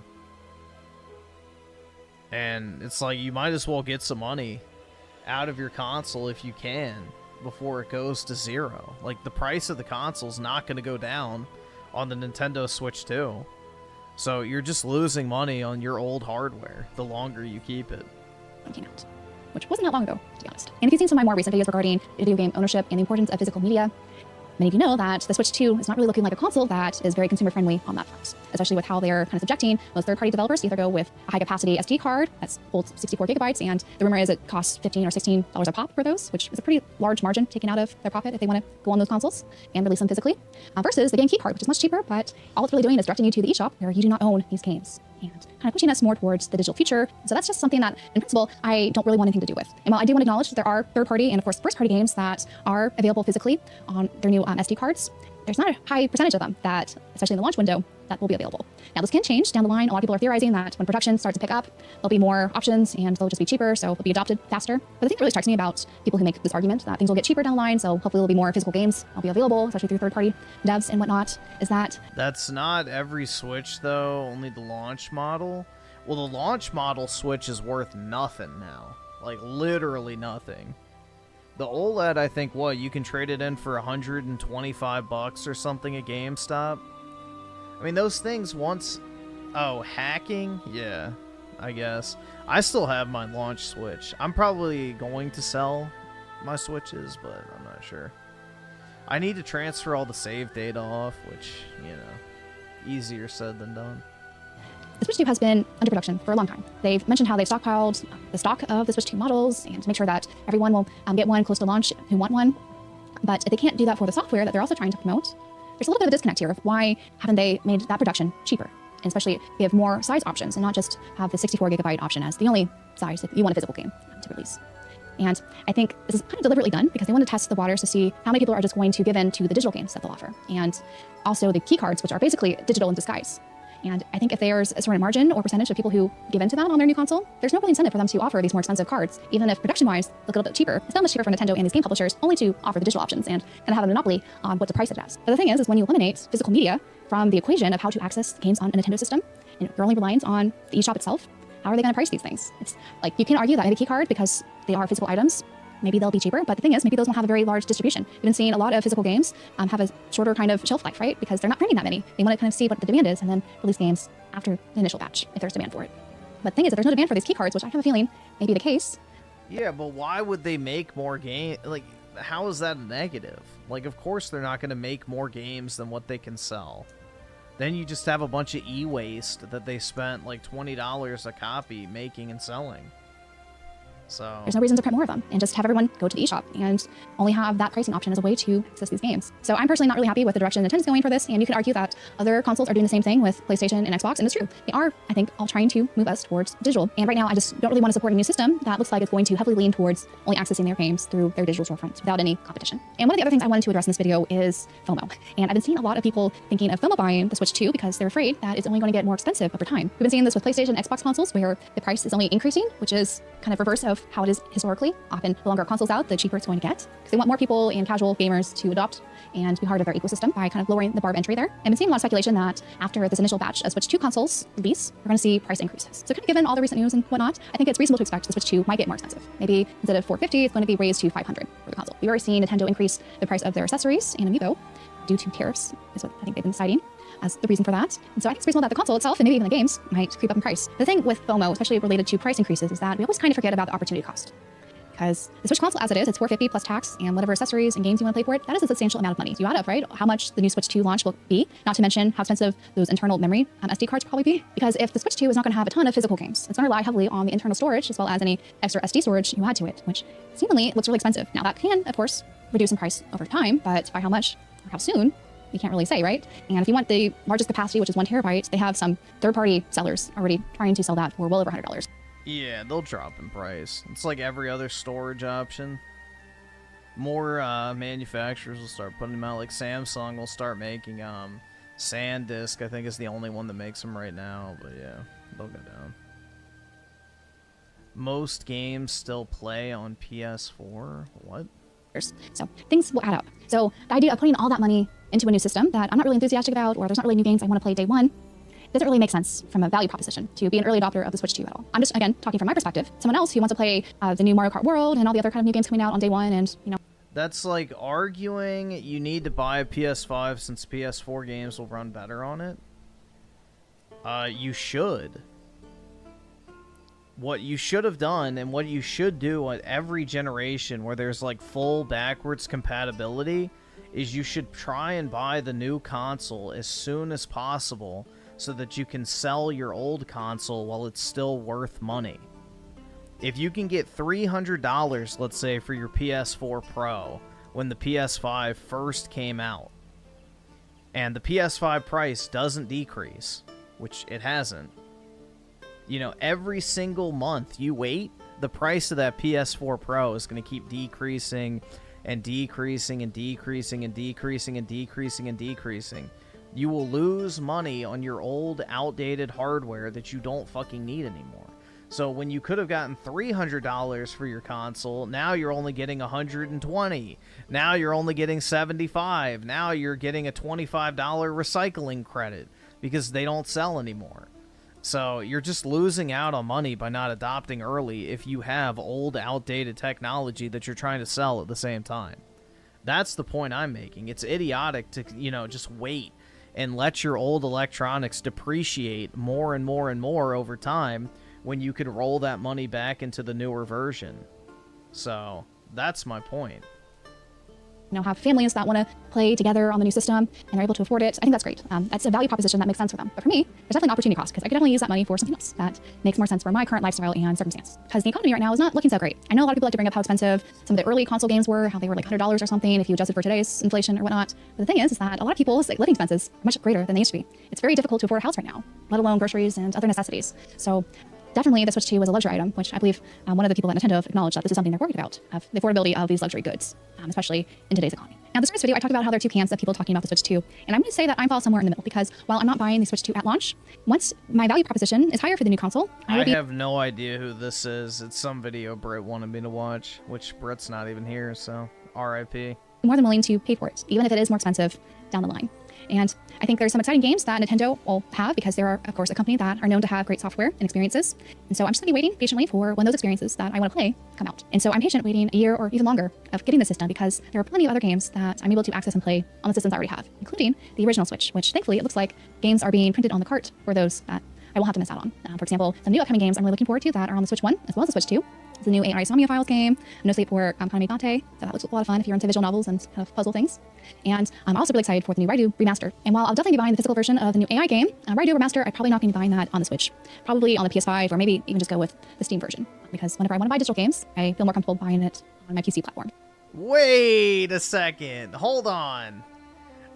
We just listened to a whole fucking physical media rant about how the key cards are, you know, killing physical, and now we have a Steam user. Oh god.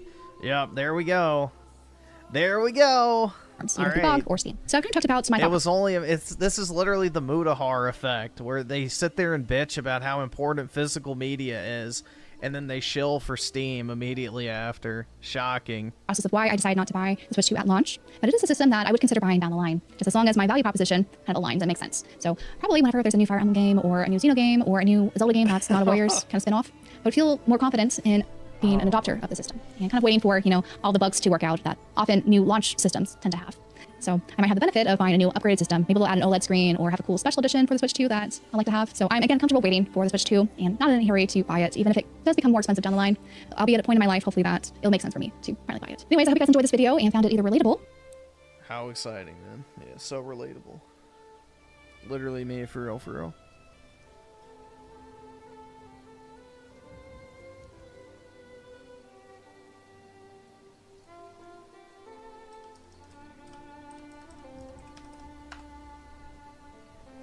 Still nothing from Dreamy, bro. Wow. This is gonna age like milk, especially with the new China trade deal that just got announced.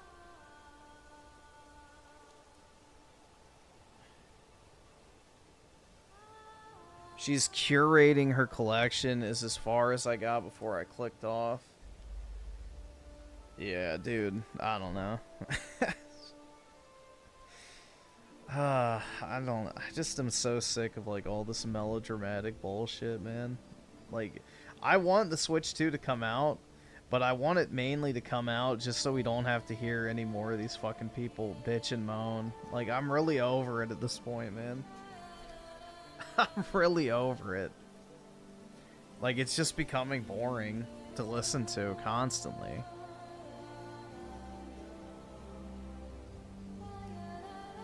So fucking boring. Hell yeah, dude. Shit, is it not available? Fuck.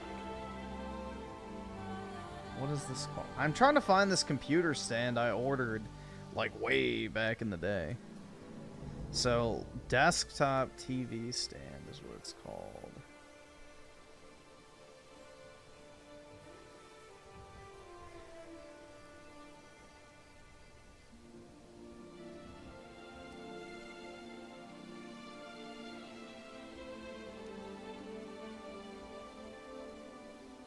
I don't want a monitor riser though, that's the thing.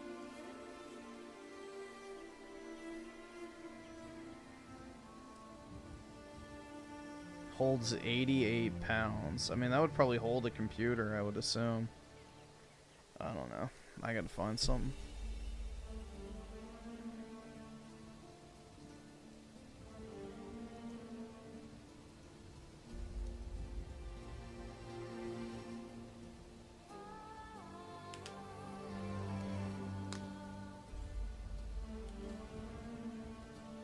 Dreamy getting pegged by the GF instead of making videos, maybe. Could be the case, you never know.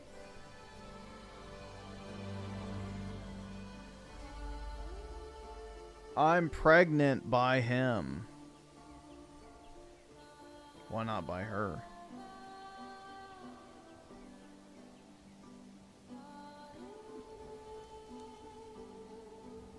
Should we watch EDP Gaming here? The golden era is over, dude. It's so over.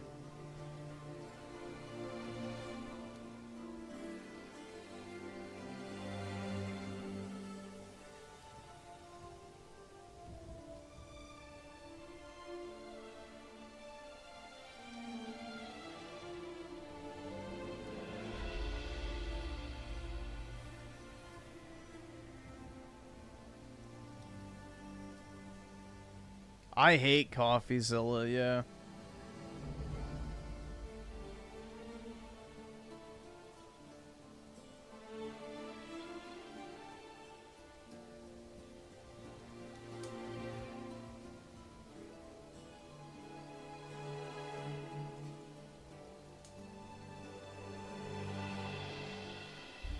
Are our hobbies just consumerism?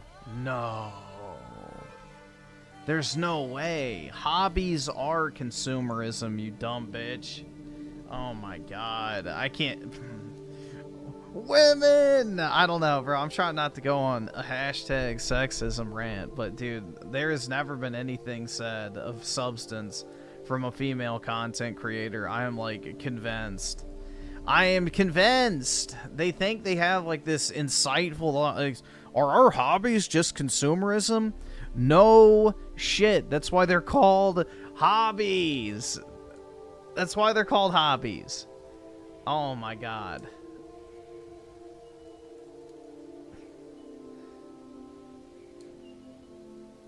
Guys, I had this insane new thought. But what if side hustles are just more work?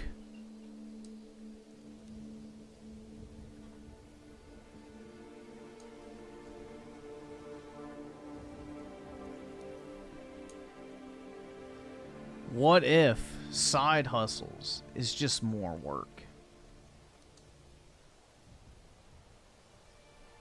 Yeah, exactly. The original, you know, hobby that everybody points to as in like modern era is baseball cards. Baseball cards is known as the hobby because it's like one of the original hobbies that existed was collecting and trading baseball cards. So, yeah, it literally came from consumerism, the concept of a hobby.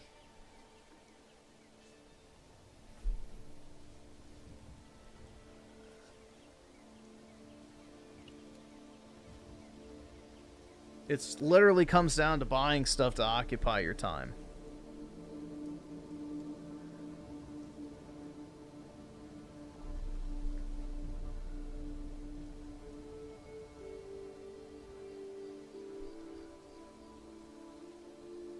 Do you think they think? Yeah, no, I guarantee she's like, what if, guys? You know, I had this amazing thought. Hold on, we'll watch the first, like, minute. I'm not watching all of it. But I guarantee it's like, you know what, guys? I was really thinking about this. I grew up during the YouTube boom of the 2010s. This was an era plagued by rampant haul videos, makeup and beauty videos, with makeup and beauty creators having entire rooms dedicated to collections of blushes and eyeshadow palettes and foundations, entire drawers full of makeup that they could not possibly use in their entire lifetime. The problem only got worse once companies started sending these content creators entire makeup collections as PR for them to review. All of this justified because makeup is a hobby. Even more so, makeup is an art form. But at what point do we draw the line? At what point does collecting tools for the hobby stop being the hobby itself? And at what point does it cross into just pure rampant consumerism? And this phenomenon is absolutely not limited to just the makeup and beauty world. Makeup is not a hobby. Oh my god. There are audiophiles. Is it an addiction? No, I don't think it's an addiction. I think it does put me, like, it makes me happy, but no, it's not an addiction. There are mechanical keyboard enthusiasts. There are fountain pen lovers. There are board gamers. The list goes on. But is all of this buying really just for the hobby? Or are we just playing right into companies' marketing schemes that are made to prey on our dopamine-starved minds? Hobbies and collector communities everywhere. Is she really just asking if collectors... Oh...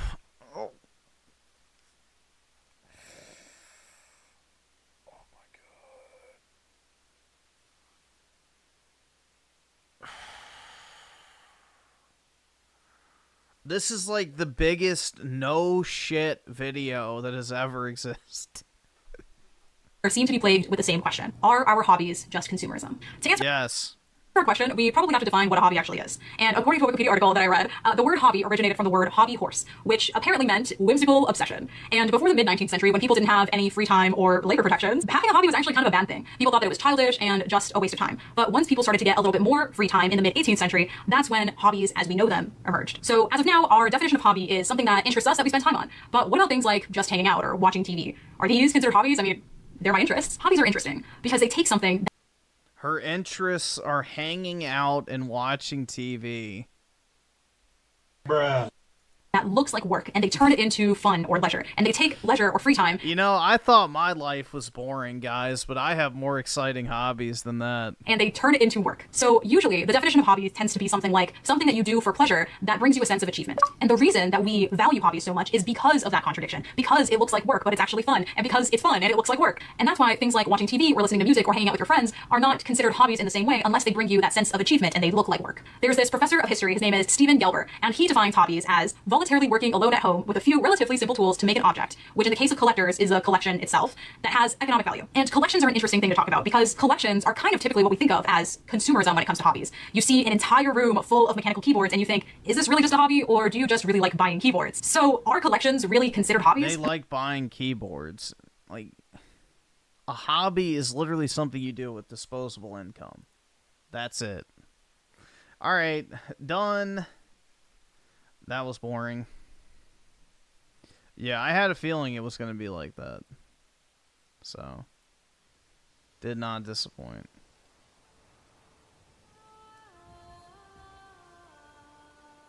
Yeah, collections are just you buying shit that you like. That's it.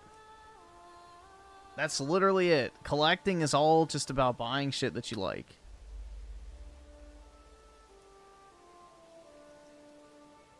Oh god, it's this Doomer guy again. I never wanted a job. It ruined my life. I wanted to kill myself. Oh my god. Bro.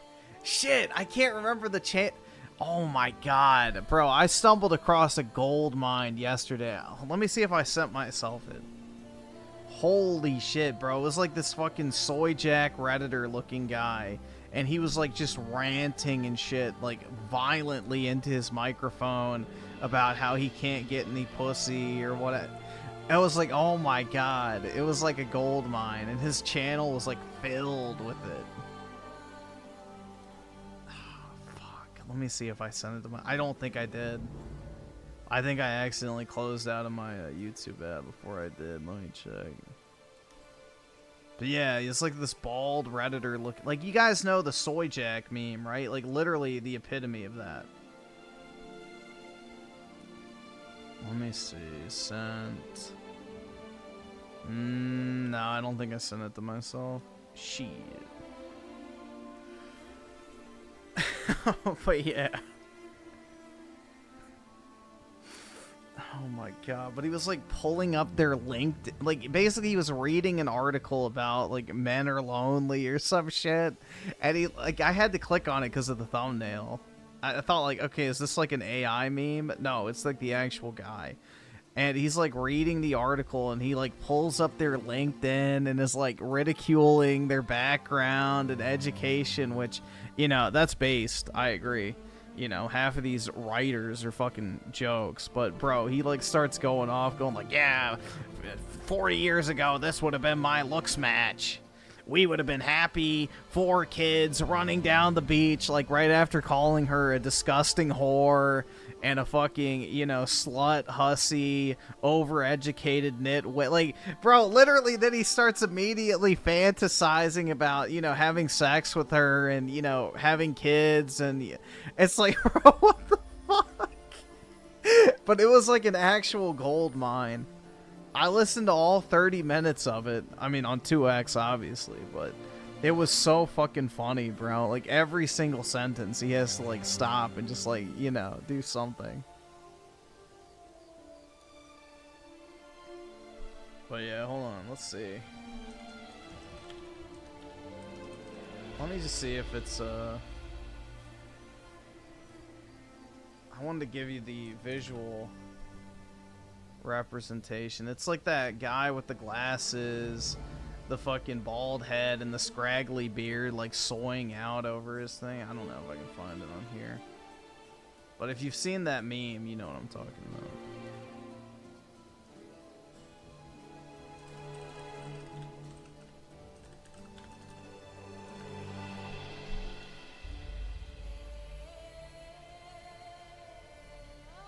This one, this is exactly what he looked like.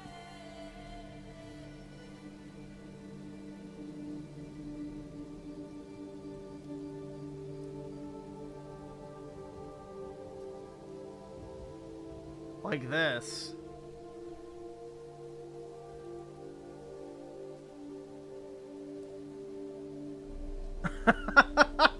Like, I shit you not.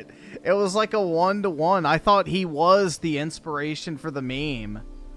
Like, that's why I thought, like, the thumbnail was ironic. You know? But no, it's like the actual guy, I guess, that this is modeled after.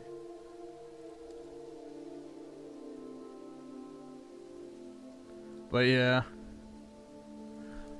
I don't know. If I come across another one of the videos, I'll try to find it. I'll try to remember to send it to myself, and then I'll try to find the one that I watched, because I know that shit was funny as fuck. Alright, let's see. What else can we watch?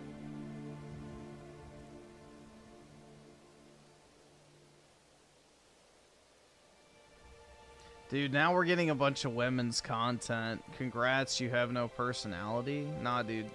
9 out of 10 with a great personality. What are you talking about?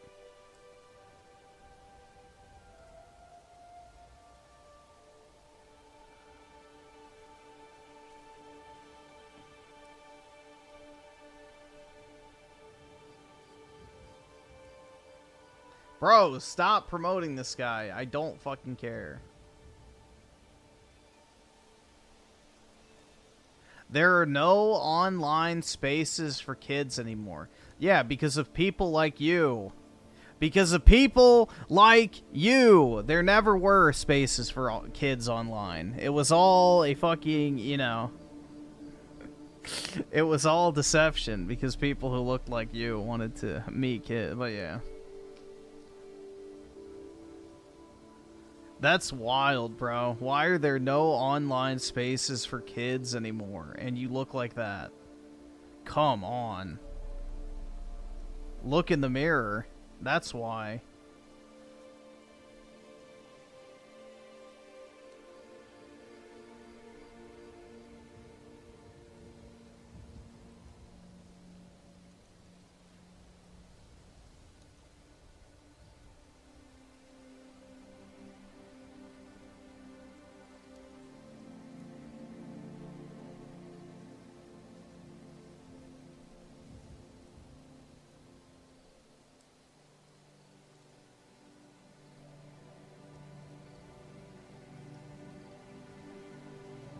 Do not go to art school. Oh my god, bro. Dude, that's a 10 as well, guys. That's a 10. Yeah, if you have to be told not to go to art school, you're going to be a failure in life anyway. It doesn't matter. Just exist, bro. Dude, why am I getting a bunch of doomer shit now?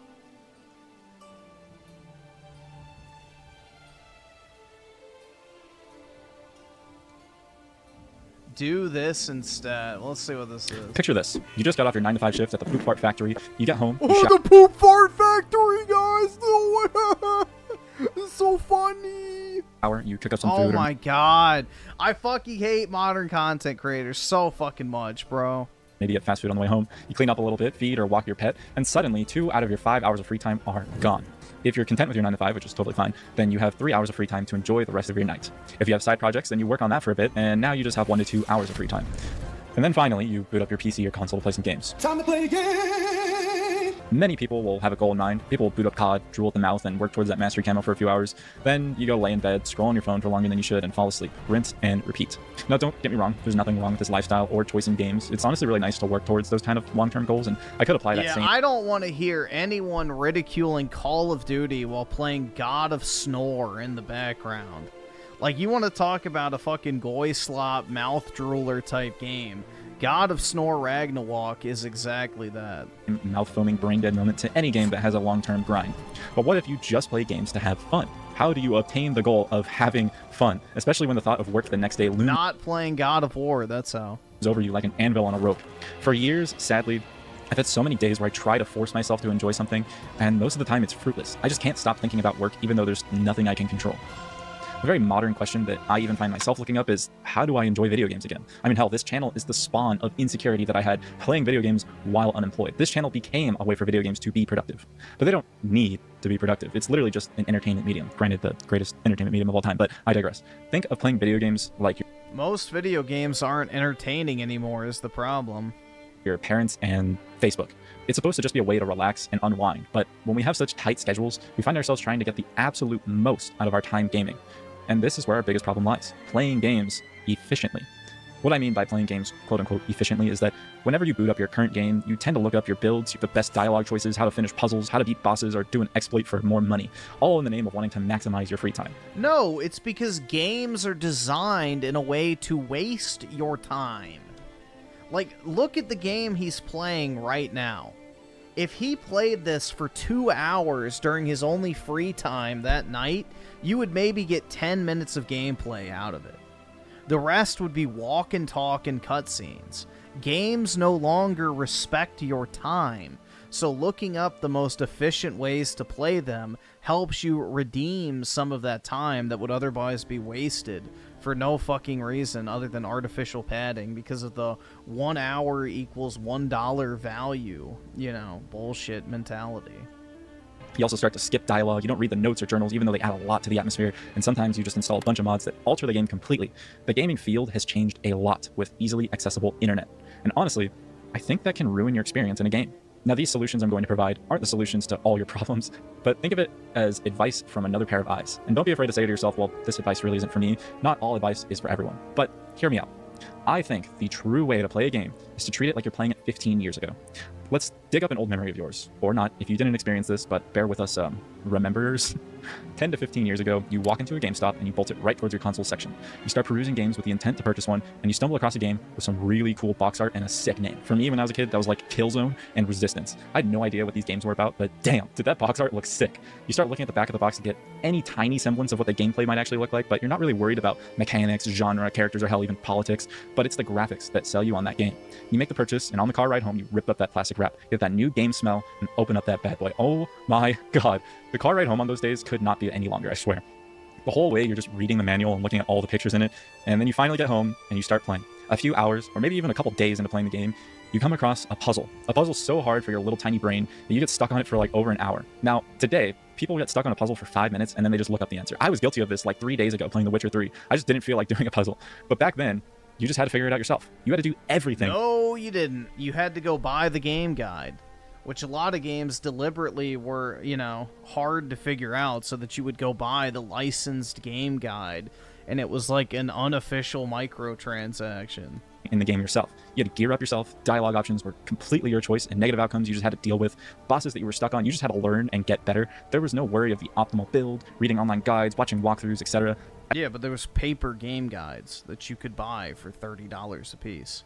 I think, honestly, this is the true way to play video games. Sure, you might feel big and strong playing a meta build you looked up for your single-player RPG, but it just trivializes a lot of the game. Now, I know that might seem obvious to some people, but when you value your free time as much as I do, you can naturally fall into the habit of looking up your problems. Here's what you've got to start doing. The next time you start up a new game, just start it with the goal of not looking up a single thing. Play through the whole game if you enjoy it, and I promise you, every victory, puzzle solve, build that you come up with yourself, and dialogue choice that ends well will all feel so much more rewarding. This is the way developers want you to play the game. I recently played Timberborn for the first time. I am absolute dog water at city builders and strategy games for some reason, so in order to enjoy this one, I set the difficulty to the easiest, and I worked on small little goals. Slowly, through trial and error, I learned how to actually play the game, but more important... How would you even look up a guide for a city builder, though? The fuck? How would you look up a guide? Isn't the whole point of a city builder to, like, that's like looking up a guide for Minecraft. Like, how do I build my perfect city? It's like, nah, that defeats the entire purpose. Importantly, I enjoyed my entire journey because I just took my time with it. I didn't look anything up, and I'm prouder than ever that my virtual beavers get to have a nice life. If I were to watch a 1 hour long video on Timberborn, things I wish I knew before playing the game, I think my experience would just be dampened. Although I will say the worst part is when the game isn't clear enough on what to do next, so you just end up like backtracking for hours. I think nobody should have to go through that, and you probably should just look it up by then, but you never know when it's just like a weird glitch preventing you from progressing. But try your best to move on without looking it up first. Like I said, just play games the way the developers want you to. Now, I will say that doesn't make the thought of work the next day go away magically. There's no solution to that. But there is a small remedy that I frequently use. If you feel guilty for playing video games during your free time, then you should do something productive. Do something productive. Go to the gym, clean something in the house, work on a project, apply for a better job, make a better resume. Just do something productive. And after that, reward yourself by playing a video game. An amazing quote I read once goes something kind of like this. It's too bad you don't even play the majority of video games anymore. All right, awesome. Thanks, nigga. All right. The God of War example he's using is probably the worst because, you know, let's say you do reward yourself with an hour of gaming. You know, 50% of that, if you're lucky, is going to be actual gameplay. Maybe. The rest is just going to be sitting there reading fucking dialogue, listening to cutscenes, and walk and talk section. I'm like, most of these modern games don't even have that much gameplay anymore. One of the few ways to relieve anxiety is with action. In this case, being unproductive might be why you feel anxious playing video games. So go be productive, even for just a little bit, and reward yourself with video games. You will have a much healthier relationship with your games if you do both of these, in my opinion. So that's it. That's my tip for all of you in the same boat as me or anyone. Play a game like you're a kid again, and if you have to, just make video games a reward for a hard day's work. That's really all I got. This was just a thought that I've been having for a while, and after testing it myself, I just felt that I should share my experience with you guys. So subscribe or you'll be forced to lose 2 hours of progress on your game because the game crashed. Bye. Yeah, I don't think that's gonna... If anything, developers need to start making games that actually are worth your time. You know, I've never felt like I've had to force myself or, you know, really, I don't even, like, Final Fantasy, you know, here we go, Final Fantasy VII Rebirth. I didn't look up a damn thing for that entire game. And at no point did I feel like I was forcing myself to play it. Same with, like, the Oblivion remaster. The only thing I looked up for that was, like, how to start a specific quest, which, you know, whatever. Or the Thieves Guild shit, because I don't like stealth. But if a game is good, I'm not going to look anything up. But the problem is most games aren't good anymore. Most games do not respect your time. Most games are not worth the time it takes to figure things out. And most games are hardly even games anymore. So, that's the issues. So if you have a limited amount of time to enjoy something, playing it optimally is the only way you're ever going to fucking get through it. If it's over-bloated like slop.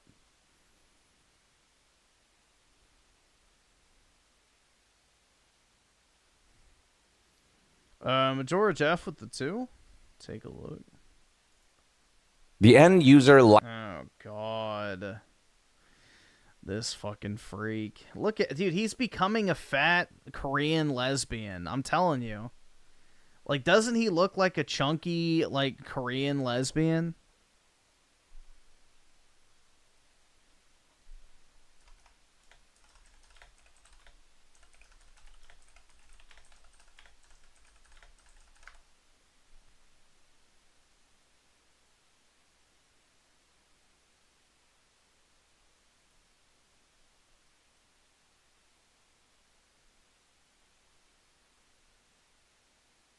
Hold on, where is it? I'm trying to find a good example.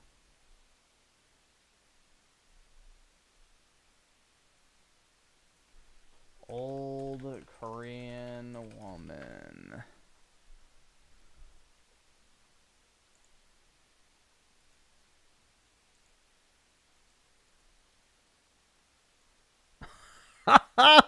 Bro.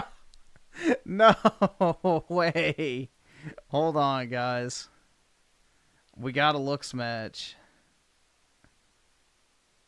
The hair is flipped in the opposite direction. But the effect All right, awesome. is still Thanks, nigga. All right. similar. Either subscribe, donate, or get the fuck out.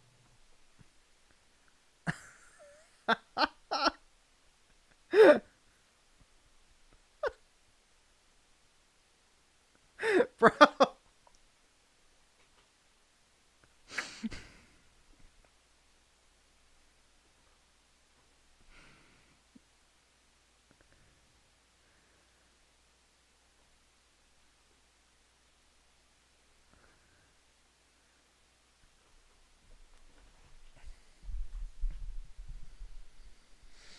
Oh, man.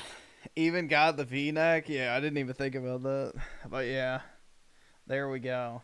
That's an old Korean lady haircut.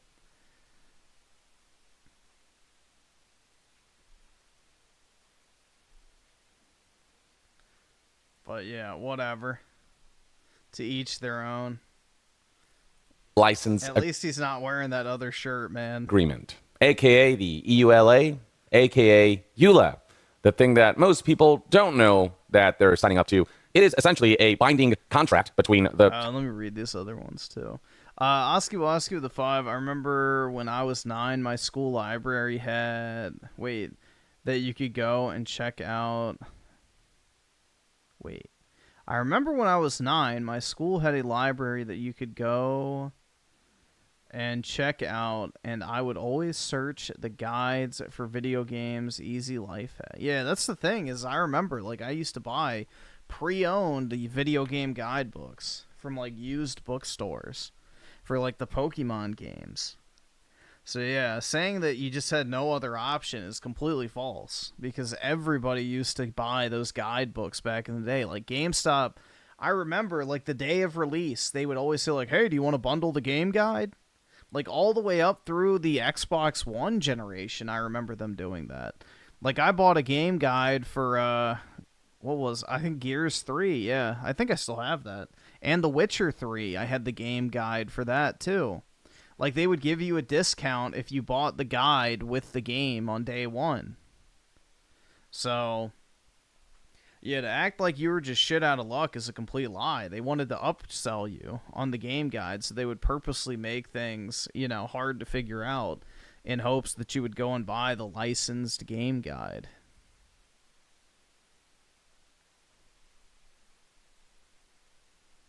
My dad always got the game guides. He didn't care what game it was.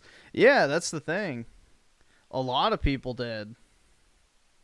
So I used to get them. Like, I remember when I bought Pokemon Black and White, I bought the game guide with it. Same with Platinum, Diamond and Pearl, Fire Red, Leaf Green, all of them. I have all well, I don't think I have them anymore, but I had them at one point. Maybe I still have them. My parents might have them.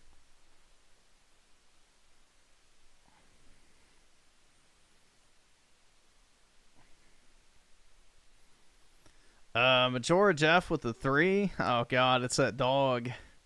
Make it stop. At least it's moving up slowly. Hopefully it'll be out of view soon.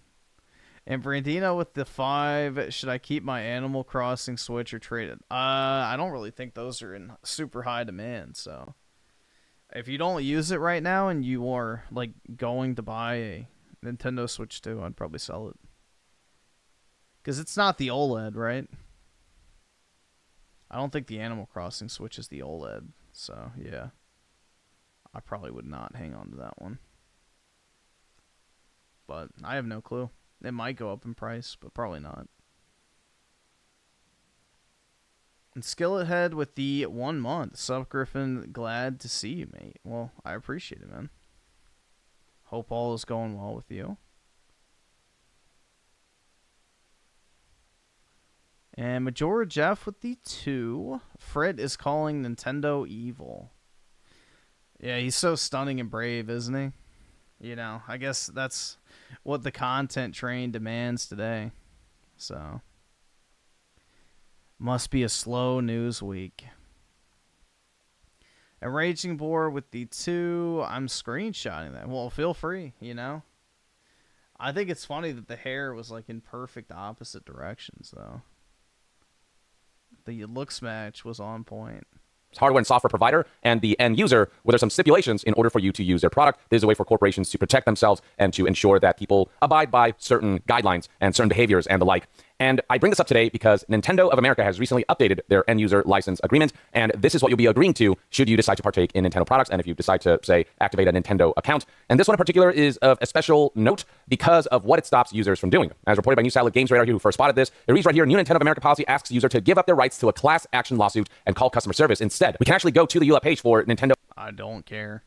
I genuinely don't fucking care. Account users. It reads right here, Nintendo account user agreement. You can see that on May of 2025, something was changed. And there is a note right here that highlights exactly what this is. It reads right here, note, this agreement contains a binding arbitration provision and class action waiver in section 16 that, to the fullest extent permitted by law, requires both you and Nintendo to resolve most claims, as defined in section 16, on an individual basis and not as a class arbitration, a class action, any other kind of representative proceeding or by jury trial. You may opt out of the binding arbitration by following the procedure in section 16J. So scrolling down to section 16, you'll find the following quote, please read this section carefully because it requires you and Nintendo to arbitrate certain disputes and claims and limits the manner in which you and Nintendo can seek relief from each other. This arbitration provision precludes you and Nintendo from suing in court, having a trial by jury, or participating in a class action. You and Nintendo agree that arbitration will be solely on an individual basis and not as a class arbitration, class action, or any other kind of representative proceeding. You and Nintendo are each waiving the right to trial by a jury. Once you opt into Nintendo's ecosystem through the Nintendo account, you are... I genuinely do not care. At all. Oh no, dude, I can't sue Nintendo for my Joy-Con breaking. Wow.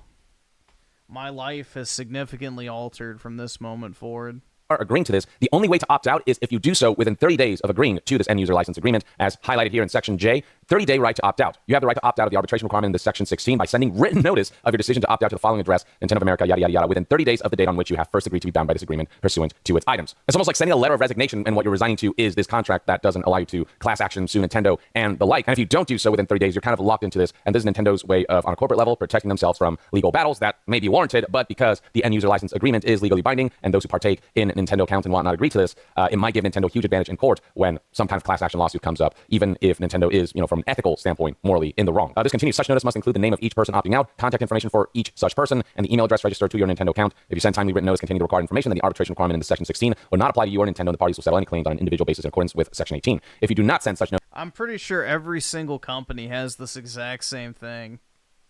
It's like, what was that cruise ship that got stuck in the water? The Carnival Cruise, I think it was.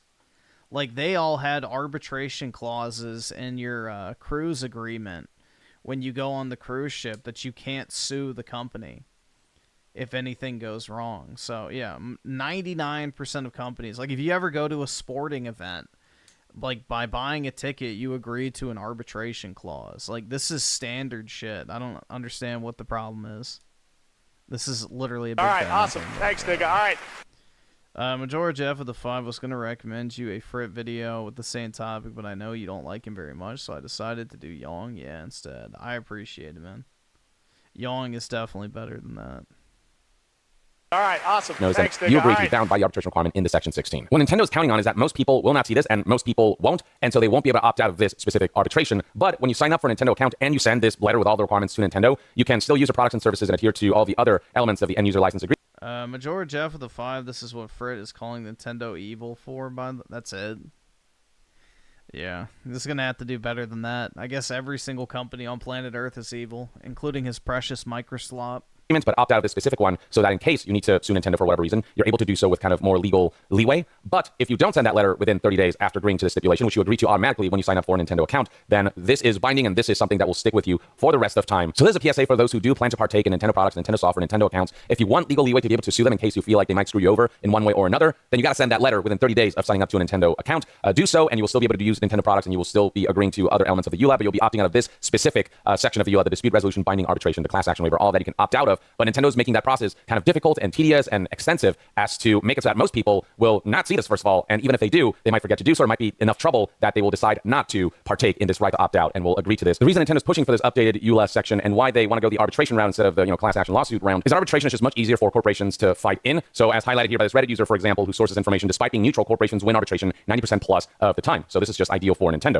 Now there's some questions as to whether Nintendo can legally get away with this, especially in countries outside of America where consumer protection laws might prevent Nintendo from waiving people's rights to sue, the corporation when they do something that is just ethically incorrect and that does not abide by the law. A lot of people are hearkening this situation to what Disney tried to pull back in 2024 when they were wrapped up in the situation where somebody died at a Disney World restaurant because they were fed food that they were allergic to, that they explicitly stated they were allergic to, and they went to this restaurant because it promoted that they were very conscious of people's allergies, and yet they gave this individual something that they were fatally allergic to, which ended up in wrongful death, essentially. And when Disney was sued for this, what they initially argued was that the individual who is suing... That might be the most based thing Disney has done, is rid the world of another Disney adult.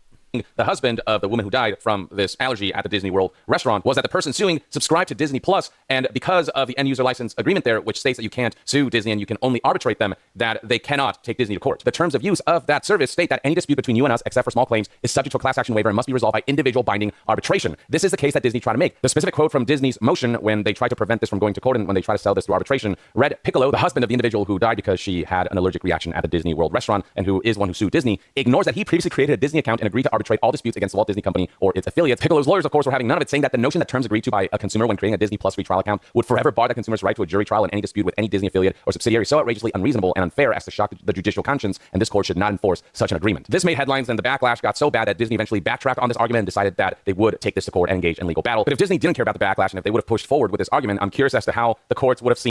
The court would have never let that fucking stand, and you'd be an idiot to think they would. This argument, how the law would actually handle it based on the letter of law, that's hard to say. And as to why Nintendo itself would implement such a clause, well, I think it likely has to do with all the legal troubles they got in during the Switch 1 era because of Joy-Con drift. Those who've been keeping up with Switch 2 news will know that Switch 2's Joy-Cons, the Joy-Con 2s, will not feature Hall effect sticks, which help prevent Joy-Con drift. And Nintendo has not specifically addressed Joy-Con drift, have not provided any assurances that the Joy-Con 2s will not suffer stick drift, or at least, they've made improvements so that it doesn't happen as frequently. And so people are concerned that we're essentially... I've never had Joy-Con drift, so...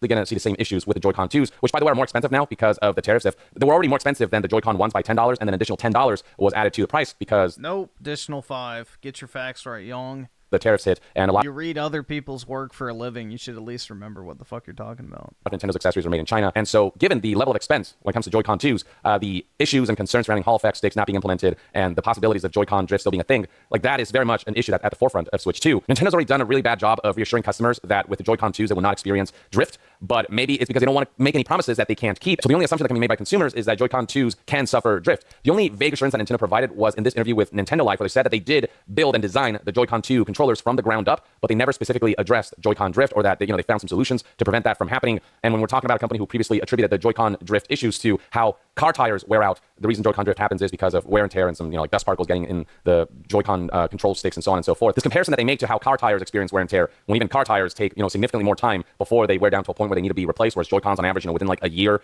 they tend to suffer drift. That was just an excuse and a response that a lot of people were not satisfied with. They ultimately want the product that they purchase, especially when it's as expensive as the Joy-Con pairs are. They want that product to be as long lasting as possible. They want it to be reasonably long lasting, and the Joy-Cons, how long they last before they may potentially experience drift, that's just not long enough of a longevity. There's a reason why this became such. What is long enough of a longevity, Yang? Give us a specific number of what's long enough. This is what I mean. It's just like he says so much without saying anything at all.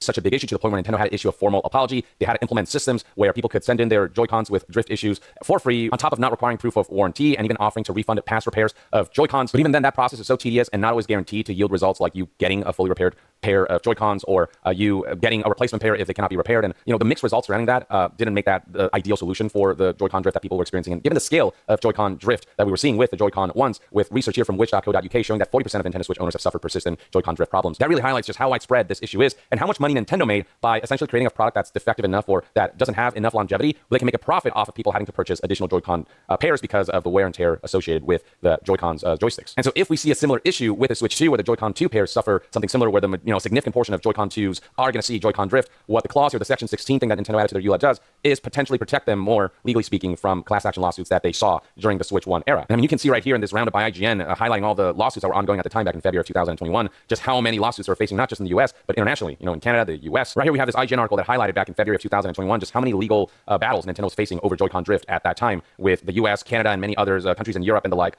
all kind of castigating Nintendo for the severe Joy-Con drift issues that customers were experiencing across a wide range of Joy-Con purchases. But yeah, just keep this in mind when you sign up for a Nintendo account and the like. Know what you're getting into and prepare for the uphill battle that Nintendo will make out of an issue that you may have with them, to the point where you might want to sue them. If it comes to that, then Nintendo will make it difficult by bringing up this clause that you might have agreed to, unless you have actively opted out of it through that letter that you have to send to them. So all worth noting as we kind of count down to the launch of the Nintendo Switch 2, which is going to draw in a lot of new customers, as well as old fans of Nintendo. And that, ladies and gentlemen, is everything you need to know about the EULA update. Wowie zowie, man. How exciting. Nintendo puts normal corporate shit in their corporate user license agreement. So all right, notable. Awesome. Thanks, nigga. All right.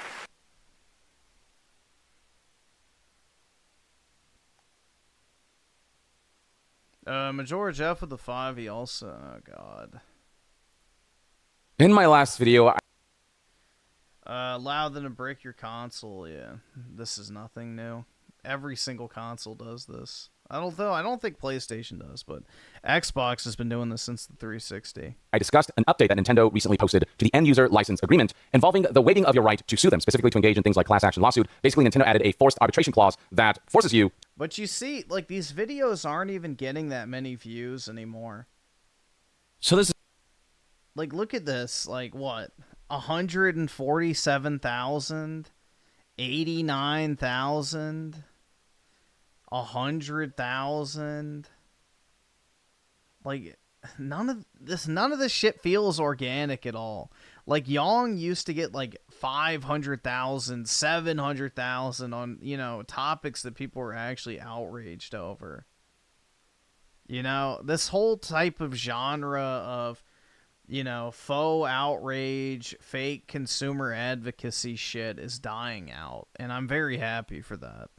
to, on a contractual level, if you use Nintendo products and make things like Nintendo accounts, to arbitrate things with them on a one-to-one basis instead of being able to take them to court. How much that clause can hold up really... I hate this genre of content, personally. Depends on the states, depends on the courts and judges and whatnot, but it's just this extra layer of protection because Nintendo was bombarded with lawsuits after the Switch 1 era faced wide issues in regards to Joy-Con drift that forced a lot of people to have to repurchase Joy-Cons because the product itself just wasn't very long-lasting. Its longevity just wasn't what it should have been. And so Nintendo added this clause to the EULA, and it is something that a lot of people find to be rather questionable. The only way for you to get out of this forced arbitration clause is to send a written letter to Nintendo within 30 days of you signing up for a Nintendo account or agreeing to this end-user license agreement. They're making the process of that as tedious and insufferable and just as, sneaky as possible. So a lot of people are forced to essentially become a part of this end-user agreement without the ability to get out of that forced arbitration. So that was already a whole situation that a lot of people found shady. But what recently came to light is that the update to the end-user license agreement features another element that is worth bringing up, one that may allow Nintendo to break your console if they feel like you're not in accordance with the end-user license agreement. The following information was noticed by New Silent Game File, specifically Stephen Totillo, published the following article that highlighted some of those portions of the end-user license agreement that has changed to a degree where it just feels rather extreme. So let's look at Nintendo's end-user license agreement, or their account user agreement, which was changed on May of 2025, which added clauses in regards to forced arbitration that tries to prevent you from, allowing you to class action lawsuit them.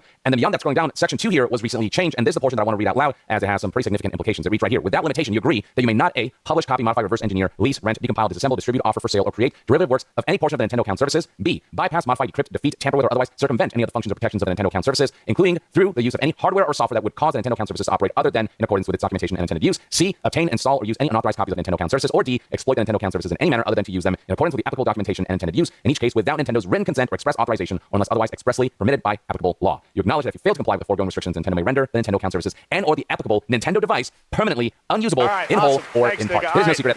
Good. Who fucking... Wow, if you break the law, they're gonna brick your console. Oh no. Start moral outraging, everybody. The end is near. Nintendo's gonna brick your console if you do something illegal. Shocking. Who cares? Genuinely, who fucking cares?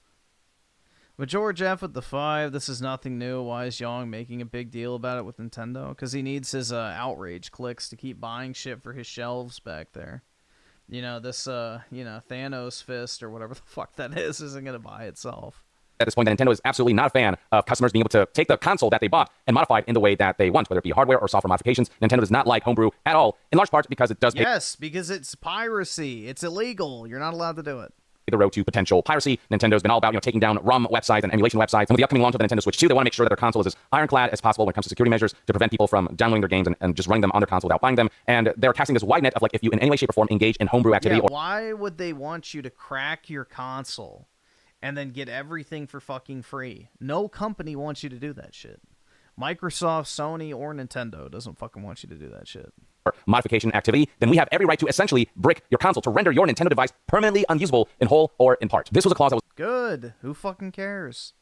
Not there in the old end-user license agreement. This is what it said before that change happened, as archived here by GameFile. You're not allowed to lease, rent, sublicense, publish, copy, modify, adapt, translate, reverse engineer, decompile, or disassemble all or any portion of the Nintendo account services without Nintendo's written consent or unless otherwise expressly permitted by applicable law. But there was no clause here about the consequences of what could happen if you violate this end-user license agreement. There was no clause about Nintendo just being able to render your Nintendo device permanently unusable in whole or in part. So in agreeing to the new end-user license agreement, what Nintendo is saying is, if we feel like there's any shady activity going on your console, any activity that we deem shady, then we'll send a kill switch that... So literally nothing changes if you're a normal user. Got it. Shocking. Will kill your console if we so desire. Now, I don't know if, say, like... Literally nothing changes if you just use your Nintendo Switch as a Nintendo Switch. Oh no, man. Start moral panicking, everyone. Nintendo Switch 2 has the capability of being completely disabled by Nintendo if they have the capability to send some kind of kill switch that can render your console... That's exactly what Apple does to your iPhones and everything else, too. This is nothing new. Xbox has been doing this since the 360.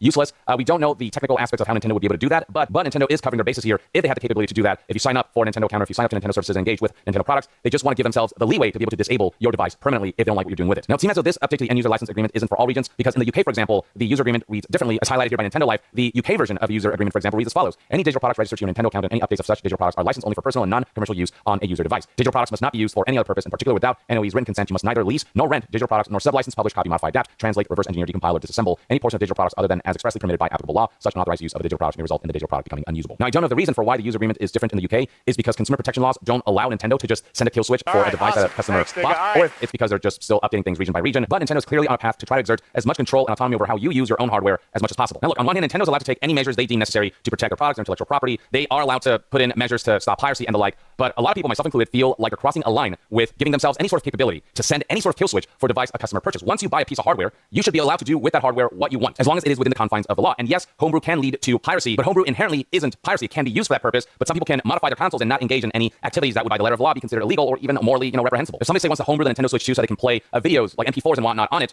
then that's not piracy, and that is not illegal in any way, shape, or form. They're just by... Yeah, but that's not what they're talking about. They were talking about Nintendo account services, which Nintendo account services means games and shit you buy from Nintendo. So, yeah, that's not what they're talking about in that. Majora Jeff with the 5 waits. Is Yong saying Nintendo's scummy for punishing people for stealing their games? Pretty much.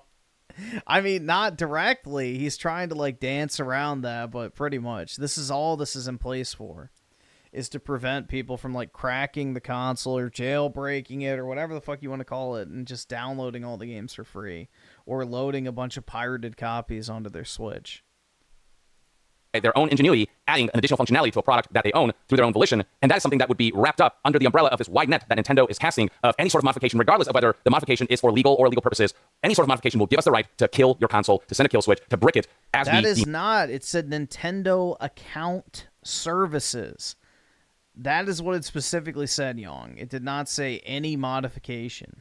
Fit. It's bad enough that it feels like we don't own our games, and with the Switch 2, with them coming out with game key cards that still require downloads, rendering those kinds of physical versions of games completely useless in terms of what you'd expect from a physical media purchase. And with just the general degradation of physical media, especially in the video game sector, where even if you have a disc or a cartridge, some kind of download is required, thereby rendering the purpose of that media, the physical aspect of it, just kind of not what it was meant to accomplish. With so much autonomy already being lost over our media library, it's crazy to think that we're now starting to lose autonomy over the actual box of hardware that runs that media, because companies are giving themselves the capability to send a kill switch, to brick your console remotely if they so desire, or at least adding clauses in their contracts and their end user license agreement that state that if they were to come up with a way to do that, that you would not be able to fight back against that, regardless of whether the activity you engaged in by modifying the console was actually illegal or not. Emulation by itself isn't illegal. Homebrew by itself isn't illegal. Modifying consoles, hardware, software-wise, by itself is not illegal. Emulation, homebrew, mods, those are all just tools, but it's how you use those tools that defines the legality of your activities. In the same manner that a fork by itself isn't illegal, but if you stab someone with a fork, then you get in legal trouble. Then, consequences are warranted, but if you use your fork to eat your meal, then that is just an activity that cannot be persecuted by the law. I don't know if that metaphor made any sense, but all I'm trying to say is that the precedent of a company having the means to disable a hardware device that you own, it's just a dangerous precedent. This is Nintendo's way of trying to fight piracy, but the way you really fight piracy is by making things better and more convenient than privacy. And you've seen over the years... Oh, fuck off.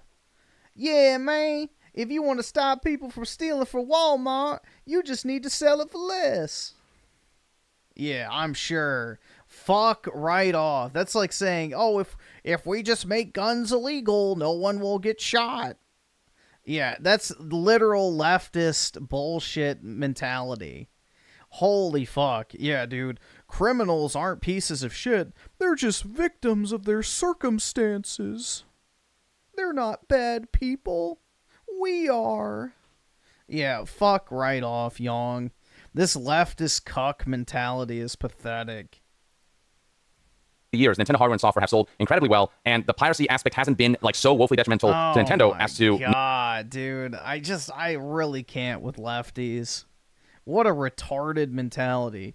Yeah, people wouldn't steal shit if you just made it easier to... What's fucking easier than downloading something off the internet? You don't even have to go to fucking Walmart and buy a game. You literally get the console, download it off the eShop. How much more convenient do you need it to be? No, people steal shit because they don't want to pay for it. Not because it's difficult to get. It's because they don't want to pay for something. It's not because it's, otherwise they'd never be able to get... No. They don't want to buy it. They steal it because they don't want to spend money on it. Simple as that. Negatively impact their business to a point where it's this giant red flag where it is going to kill their business. Just make your product, services, the convenience of getting games through you so just seamless and so easy and just so much better with features that make the gaming experience on the platform so good and feature complete that it's preferable over the piracy practice. And that's how you win. It's what Gabe Newell said about how piracy is a service problem more than anything. I mean, let's face it, at the end of the day... Then why do PC games get pirated even if they're on Steam? Again, I call complete and total bullshit. Pirates will eventually figure out how to crack this thing wide open and find ways to not get in trouble while at it and find ways to disable Nintendo's ability to engage in sending kill switches if that is something that is within their capabilities. They'll find a way to eventually get homebrew up and running. Like that is just inevitable. It's just going to take some time. And when that happens, there's no stopping pirates. And for those who are not engaging in piracy but are still engaging in homebrew, they are not doing anything that is actually illicit. They're just doing something that Nintendo would prefer that they don't do, but aren't actually doing something illegal and nothing that would warrant or justify Nintendo sending a kill switch and rendering the hardware that they bought that they can do with what they want, because at that point the hardware is there. They didn't buy a license to access the hardware. They bought the hardware, and when you sell a product whose hardware is dependent on the software, you have to make the software functional. You can't just send send a kill switch just because they did something that you didn't like, but wasn't actually illegal, and so their purchase was rendered useless. You made them spend money and you killed their product. Yeah, that's the thing that these Westerners can't understand is the Japanese actually have a system of morals where, you know, criminality is actually punished. You know, theft in an Asian country is a severe offense. Like, you can go to jail for several years if you get caught stealing in Japan, South Korea, China, all these other places. So they don't treat, you know, theft lightly. So they will take active measures to prevent it because they're smart and they view it as one of the signs of moral decay in society that needs to be, you know, rooted out at the source. So from a distance, even though they didn't actually do anything illegal, like that is a line that when you cross and you normalize, it's going to start to potentially lead into an era where corporations will not only exert control and autonomy over your ability to access your games, but also start exerting control and autonomy over your ability to access the electronic that you bought, the electronic and its functionalities, and your ability to, like, you know, use the hardware that you own, where a corporation can just kill the functionality of the electronics that you purchase. Just normalizing that in any way, shape, or form, just that capability existing at all is something to be deeply concerned about. Meanwhile, Yang doesn't give a shit if you don't pay your taxes. The government can come and throw you in jail.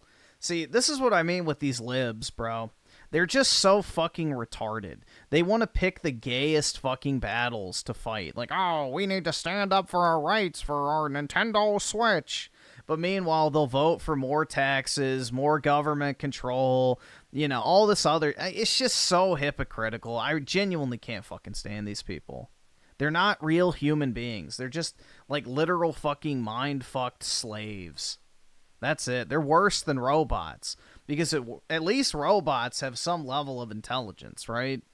You know, they got a literal fucking computer in them. You know, people like this are just literal fucking zombies. They're like hypnotized zombies. They just exist. And they just stumble around the world doing menial tasks, consuming and, you know, generating enough tax revenue to justify their continued existence. It's sad, bro. About because of the ways that could be potentially exploited and the way corporations, you know, will essentially really want to control how you use the stuff that you buy. And it's a question of, like, is Nintendo even allowed to do this? If somebody didn't actually do something illegal by modifying the console and, you know, through the use of homebrew and whatnot. Dude, I genuinely don't fucking care about forced arbitration. I am never going to sue Nintendo over my Joy-Con not working. I will just go buy another one. I don't fucking care. If Nintendo were to send a kill switch because they didn't like that, is that something that can be contested in court? Are they allowed to sell a product where they are the judge, jury, and executioner on whether people are allowed to continue to have access to the functionalities of the device that they purchased? That's an area that's very questionable, and I'm curious as to how legally that would actually hold up if this were to be questioned. Should someone present a case where they actually didn't do something illegal through the modification of the Nintendo Switch 2 console, whatever that they purchased, that they homebrewed, but didn't actually engage in, say, piracy? So yeah, food for thought. I don't know. I just thought this was worth bringing up, especially for those who do like to tweak and modify stuff that they purchase, electronics that they purchase. And on top of that, you should also be aware of what I covered previously of how dispute resolution is being handled by Nintendo through the implementation of forced arbitration that waives your ability to engage in class action, and how enforceable that is also something that's called into question, but it will give them some kind of protection. And so keep all that in mind as you engage with the Nintendo ecosystem. But in the meantime, I'd love to hear what your thoughts and opinions are on this update to the end user license agreement. Do you think the negative reception surrounding it is kind of blown out of proportion, or are you as worried as a lot? Well, you said that we should be upset, and I'm not upset, so yeah, that's my opinion. You tried to act like it should be my opinion, that I should be upset over it, so I don't see the issue. People are about some of the wording of things and some of the policies that they're implementing that feel a little bit extreme. Share your thoughts in the comments below, and to be further updated on all things gaming news, reviews, and discussions.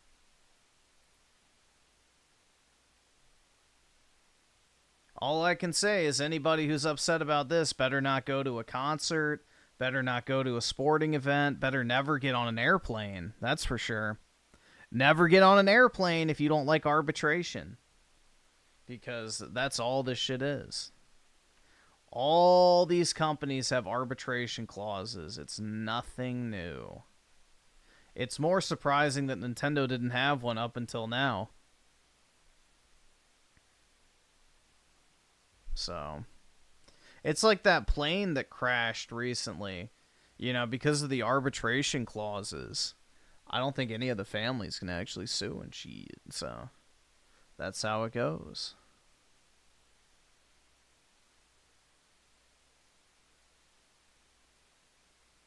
Dude, look at this fucking Redditor ass shit. The CEO has had enough, and so have we. Dude, what the fuck is this shit, man? Like, I would love to see what the average viewer of this channel looks like.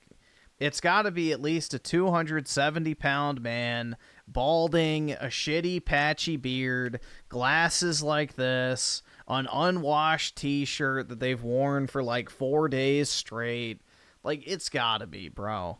There's no way that these are normal human beings watching this type of content. Like, they have to have OnlyFans accounts.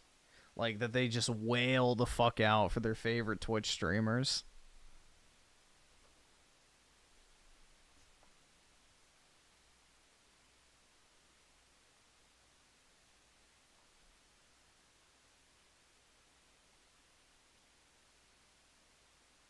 Crumbs of chips on top of the keyboard.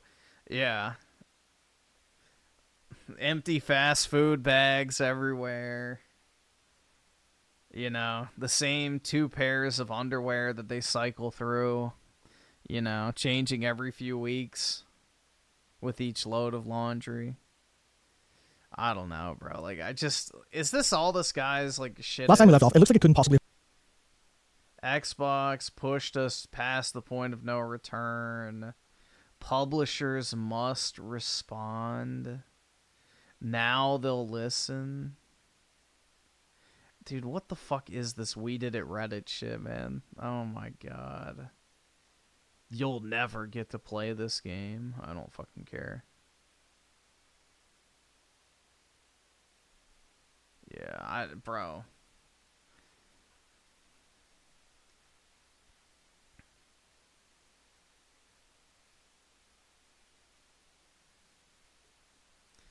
I just, like, if you spend your time getting outraged over video game related awesome. shit, Thanks, nigga. All right. I really have to question, like, you gotta have, like, some deep unhappiness. Because there's genuinely no, like, real, actual consequences to any of this shit, man.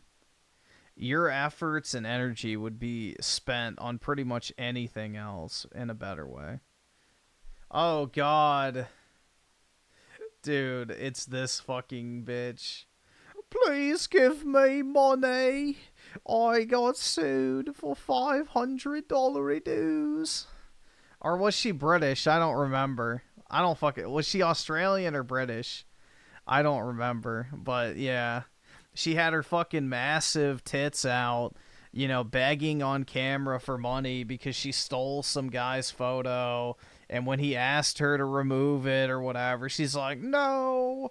And then he, like, content struck her channel, and then she started spurging out. Yeah, dude. Woman moment. What is their first reaction? Tits out, get on camera, and cry. Wow. Psychological manipulation at its finest.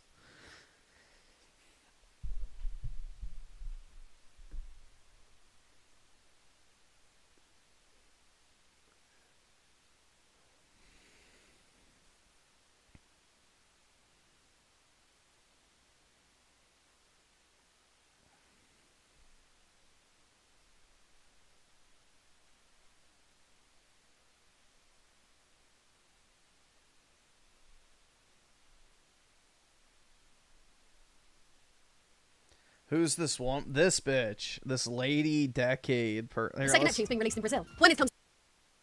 Let's see. It's the most popular video on her channel. Oh, did she take it down?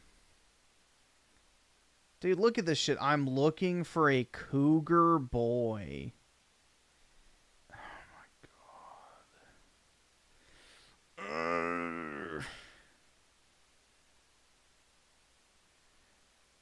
It's just cringe, man. Let's see. Help. I think that was the title of it. Lady Decade re-upload. Somebody's got to have it right.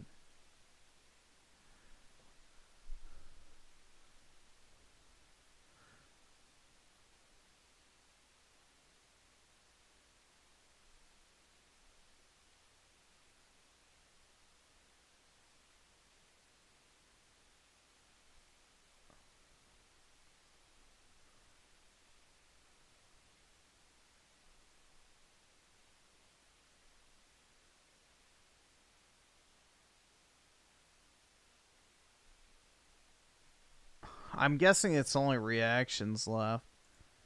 We talked about the copyright struggle that we had on the Hollywood video thing, and that has caused follow-up discussion with our friends and supporters. Many of them see our point with that whole thing, which was basically like, we don't think that 4 seconds is like a mega drive necessity.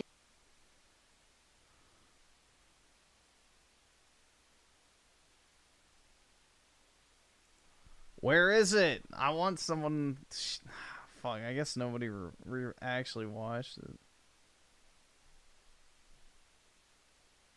Quartering simp Jeremy pays her 500. And then welcome back to another video, and it's going to be a sparkling...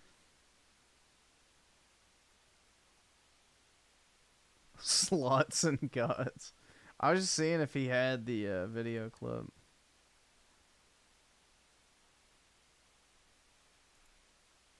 Yeah, this is a... For 4 seconds that they probably just Googled and found a picture of subject matter. With 17-minute video. That doesn't excuse a lack of due diligence. And you send them a letter demanding hundreds of dollars, I think you're a copyright troll. I think that's petty. I think... No, it's the law. Don't help him if he ever comes up against Judge Dredd. I think that it's weak, and I hope it backfires. So there's a retro gaming channel. A lot of you might not know this, but I'm into collecting retro stuff. He's into watching breasts. So you have Neo Geo stuff behind me. I've been working on my master system collection for some time, but... I was going to say a master's degree. No, obviously not. Now, things are tightening up a little bit, and it makes it's difficult to collect these days. So that's kind of on pause, but I still consume yeah, other you content. can see she made sure to put on one of her most revealing shirts so that you can see her, massive mommy milkers. So all the fucking Sims will be like, "Oh my god, she's crying and her tits are out. I need to give her money." This is what we must stop. This is the name of the video. Okay. We must stop this. Let's see if it's up. Fuck, I can't type. I did not type in decadence. Fuck off.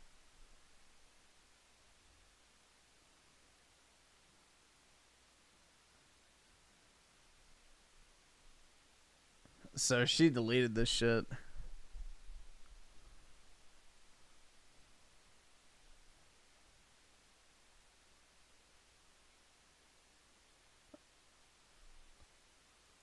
Oh, well, everybody's... Bro, I just want one clip of her wailing like a fucking fat cow.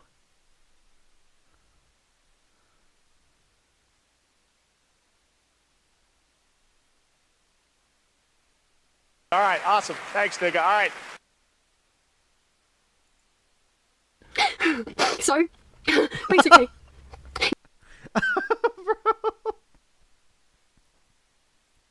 There it is. This humiliation. So, basically, this humiliates me to ask this, but everything's so shaky, and the only platform that I've got an extra bit of income space. You have lost all respect from the commentary community. Oh no. Who exactly is the commentary community? And nobody cares or bothers about you now. Yet at 5:50 Eastern Time in the morning on Monday, you choose to be here of all fucking places. Get that ass banned. Enjoy your 5 minutes, bitch. Patreon. I'm sorry. I'm stupid. Sorry, I just don't. I'm so scared. I'm so scared. Please, if you want to see me wet titties more on camera, subscribe to me OnlyFans, where I did this video topless, so the tears glisten on my oversized nipples. Like, oh my god, bro.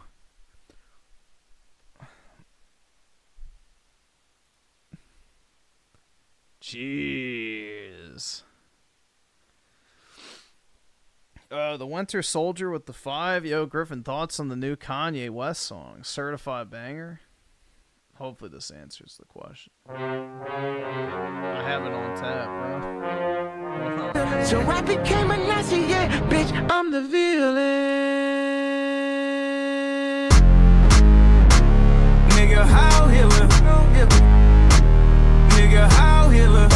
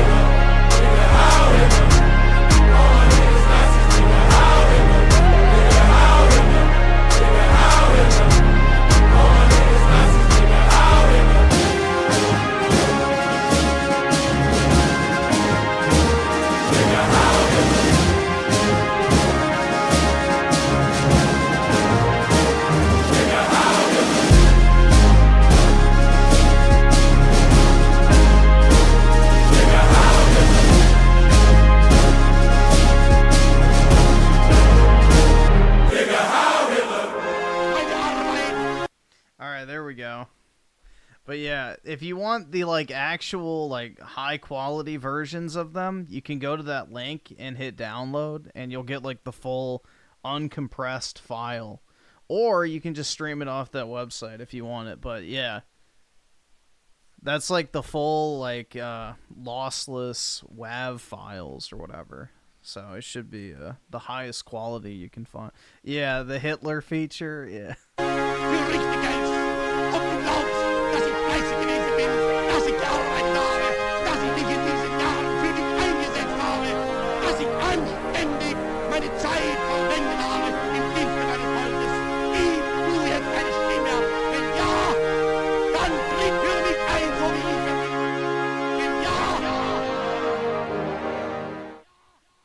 But yeah, that link has the it has the two versions. It has the original version, which is the top 5 version, and then the hooligan version, which is the one I just played, which is, I think, the better one, personally.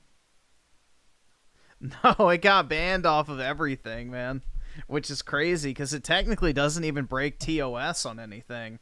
It's just the fact that a certain demographic that owns all the music distribution you know, isn't a fan of this particular message. But you can talk about killing kids, raping women, you know, all sorts of other shit, but, you know, shooting white people, but God forbid you say the 2 no-no words that start with an H.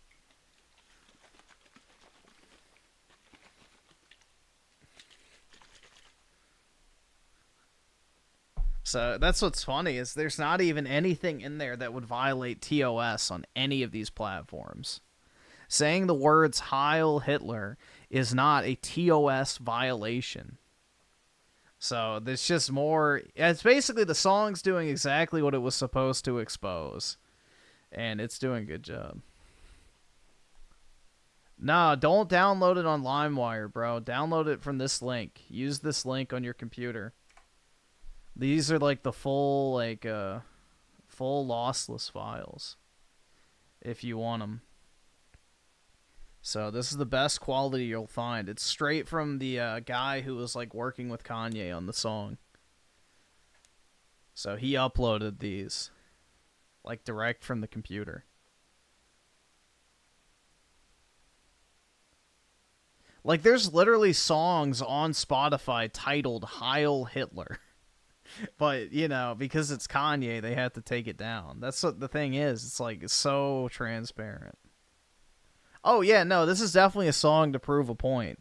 But the thing is, though, is like everybody's talking about it. It's super fucking catchy. People probably humming it constantly. So, that's the thing. But let's see. So super straight with the 2. Look at the Sirs or Sir Chicks community tab. All right, we'll check real quick. The Sega Neptune's being released. That's what I'm saying, bro. All right, awesome. It's just Thanks, nigga. All right. a shameless hoe. A shameless hoe.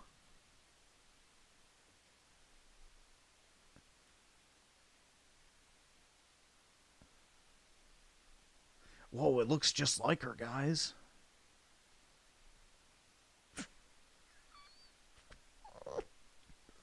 Oh my god! Bro, it's so bad.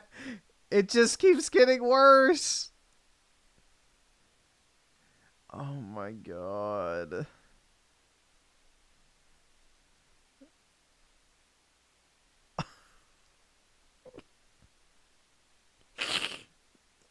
Oh,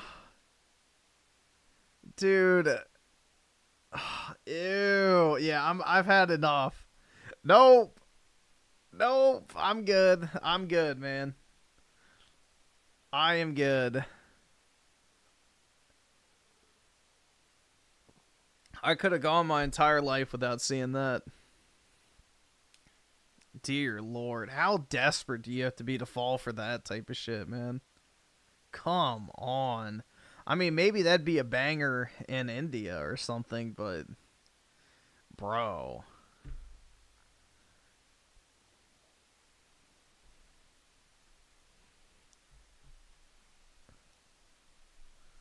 Majority F with the 5, message retracted. Uh-oh.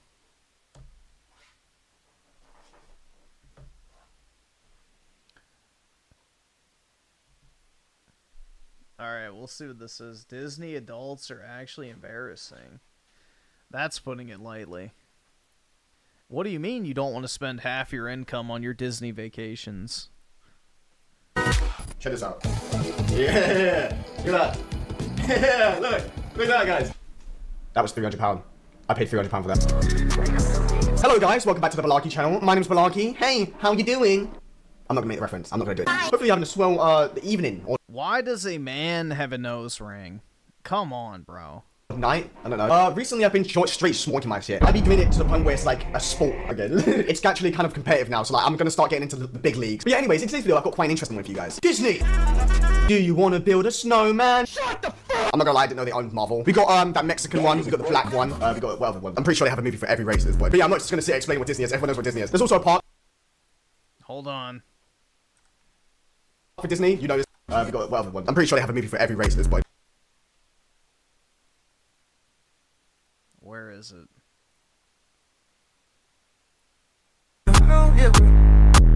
Nigga, how Hitler? They don't understand the things I say on Twitter. Nigga, how Hitler? They don't understand the things I say on Twitter. All my niggas Nazis, nigga, how Hitler? Alright, there we go. But yeah, I'm not just gonna sit and explain what Disney is. Everyone knows what Disney is. There's also a park for Disney, you know this too. I probably should make it a soundboard, honestly.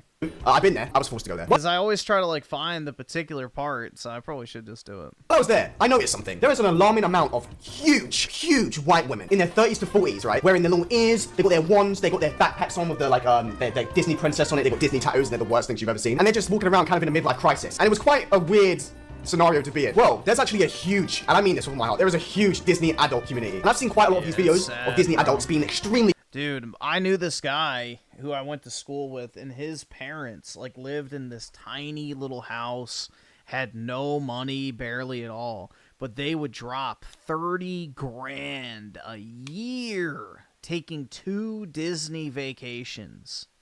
I shit you fucking not, bro. They dropped 30 grand a year going to fucking Disney World and Disneyland every single year. Like a religious fucking, you know, mission. Bro, it's sad. Absolutely fucking sad. It was like a religious pilgrimage for them to the House of Mouse. And they would just throw away all their disposable income on overpriced slop food, Disney merchandise, and it's just pathetic, man. Absolutely pathetic. Cringe and extremely obese. So today we're going to be taking a look at some of these Disney adult videos. I've asked you guys to send me some too on my Instagram and just have fun making fun of these people that are basically going for a midlife crisis and they make Disney their whole personality. So yeah, pretty self-explanatory. Grab your nuts. No, don't grab your nuts. Leave them alone. Grab your potato chips and get ready for this awesome but spunky video. Roll the intro. Wheezy out here.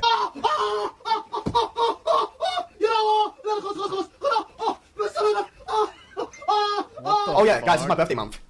We're gonna get me, guys. Alright, so we're gonna start off on TikTok. Alright, we're gonna look at it for ourselves. Then we're gonna go on to what you guys sent me. Because shout out to the BSH, whenever I want like clips of something, like a topic I'm trying to make a video on, you guys just send me some of the worst things I've ever seen in mine. So yeah, I just searched Disney adult. I didn't search like cringe yet. I just searched Disney adult. Do you guys like my LED, by the way? It's so weird. Yeah. No, I got invited. This is how I knew about the Disney trip, is I got invited.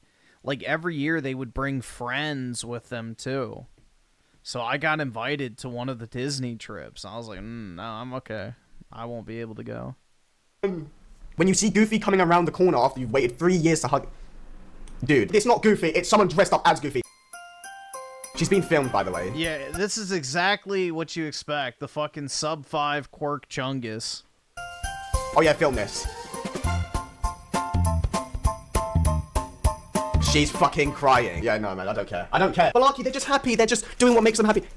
Stop talking to me, first of all. Surely, like, yeah, it makes you happy and all, but, like, acting like this and be like, yeah, record me crying while hugging Goofy like a kid. It's just a bit retarded. Also, completely off topic, but the lines in Disney, I think I've spoken about this. Every single time Disney comes up, I talk about the line and wait times. It is a fucking joke. There are people waiting in line for 3.5 hours. It's actually a mental illness, I'm serious. But anyway, yeah, that was awesome. What is this? Disney rash. What is this? Dying to get the Disney rash? No, probably not, but it does happen. Dude, look at this fat fucking slob.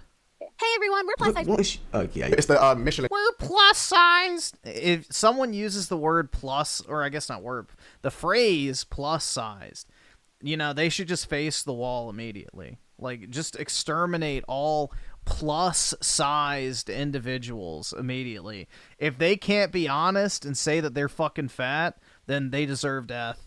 Entire trio. Shout out to Simple as that, man. That's all the logic we need. If you can't face the reality, you know, face the wall, man. Finished. The world would be a better place. For coppers, we range in sizes from 2X to 5X. Why is it so quiet? Video and follow us for more plus-size Disney tips and tricks. If you don't know Plus size Disney. Wait, hold on. Plus size park hoppers. What? Also known as exercise-induced vasculitis. It can happen when you're They're exposed to cups. heat and if you're exercising for a long period of time, which are both super common in Disney World. I have never gotten this shit. I've never once gotten this shit. And I used to go to amusement parks all the fucking time. When you exercise a lot. Yeah, fuck you. No, it's when you're a fat slob and your body literally wants you to die. Walk between 5 and 10 miles a day. The rash typically appears on exposed parts of your lower legs. It can cause... I walk my dog for 7 miles. I've never gotten this. On a daily basis, I walk my dog for 7 fucking miles. I've never once gotten this shit. You're just a disgusting fat slob. An itching and burning sensation and just be Well, done. how about this? Lose weight. Look at the shoes. You actually can't make this up. What sort of traumas do you think actually they went through? Like, I swear they've been like, beating smithereens out of it. Okay, I can't even say that on YouTube. We're gonna get to one time. 5 plus. I gotta say though, my guy, you know, your people are part of the problem. You know, skinny black men are the #1 enabler of these fucking whale white women. So something needs to change in the black community to stop hyping up these fucking 3 out of 10 land whales that are just beyond disgusting. Beating smithereens out of it. Okay, I can't even say that on YouTube. We're gonna get to one time. 5 plus size friends, Disney trips, and size inclusive tees. I don't want your t-shirt. Hey everyone, we're plus size park hoppers and this is our Magic Kingdom Dapper Day outfit of the day. My dress is from Unique Vintage. My tiara. I don't care. I am donning a Sleeping Beauty. Or Briar Rose. Briar Rose. This is actually a Barbie dress, but I love it. This is my Dapper Day. Like, that's someone's mom, I think. Dude, honestly, they should just stop making clothes past the size of XL. Like, basically shame these people into just not being able to function in society. Like, take away the ability to buy any clothing above the size of XL for men and women. Force these fuckers to just become, like, literal hermits that can't even leave their fucking house until they drop weight. Also from Amazon. The hairpiece also from Amazon. Holy shit, man. I've been on this ride, by the way. It literally just, it's not even a ride, it just takes you around. Like, I think it goes inside of Space Mountain. At this point, you're so desperate to get on anything, you line up for this. What the fuck is this? It's not that they're so desperate to get on anything, it's the only thing that has seats wide enough for them to fucking fit. What the fuck is this? They can't barely even move, so they're just like wobbling around. That's the worst song I think I've ever heard in my entire life. Wait, what are the comments saying though? Not a single kneecap inside. Some deep breaths after this video was made. You can tell. Just imagine the smell. It's a park. It's really hot. It's in Florida. They're walking around all day, waiting in lines. They stink of shit. That's so sick. The people that own Disney, right, know they're like, yeah, these people are humongous. We gotta make bigger merch sizes. Are you worried about walking long distances on your Disney vacation? Hey everyone, we're plus size park hoppers. We range in sizes from 2X to 5X. There's only one company we trust when it comes to our theme park scooter rental, and that's Gold Mobility. Walking 5 to 10 miles a day can be overwhelming, especially if you're in a larger body or have limited mobility. If you're afraid this will put a damper on your long-awaited vacation, there is absolutely no shame in renting an ECV. Gold Mobility makes the process so easy from start to finish. You're able to book your rental on... There's absolutely shame in renting one of these. You're a fat, disgusting slob that should have no human rights. And customize what time and where you'd like it to be dropped off and picked She up. got the phone, all my girls, and got ways on the check. Oh, yang, I see you, girls. This is actually like America, man. Anyway, that's enough of park hoppers. What else they got? Watch her reaction. Yep, it tracks. Late 20s to early 30s, shitty fucking scribble tattoos, and like maybe a 5 out of 10 on a good day.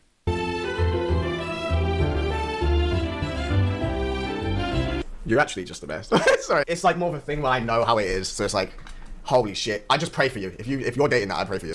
Did you ever wonder why it smells so good on Main Street USA? Why? It's because they use vanilla scents to make it smell like a freshly baked cookie. Okay, this is giving me PTSD. Disney actually has a trash Yeah, bro, he sounds like one of those guys that enjoys going to prison. can after every 2.5 miles, so it's clean. That's why there's no garbage on the floor. Like, shit the fuck. Oh yeah, Me Canyon made a whole video on this, by the way.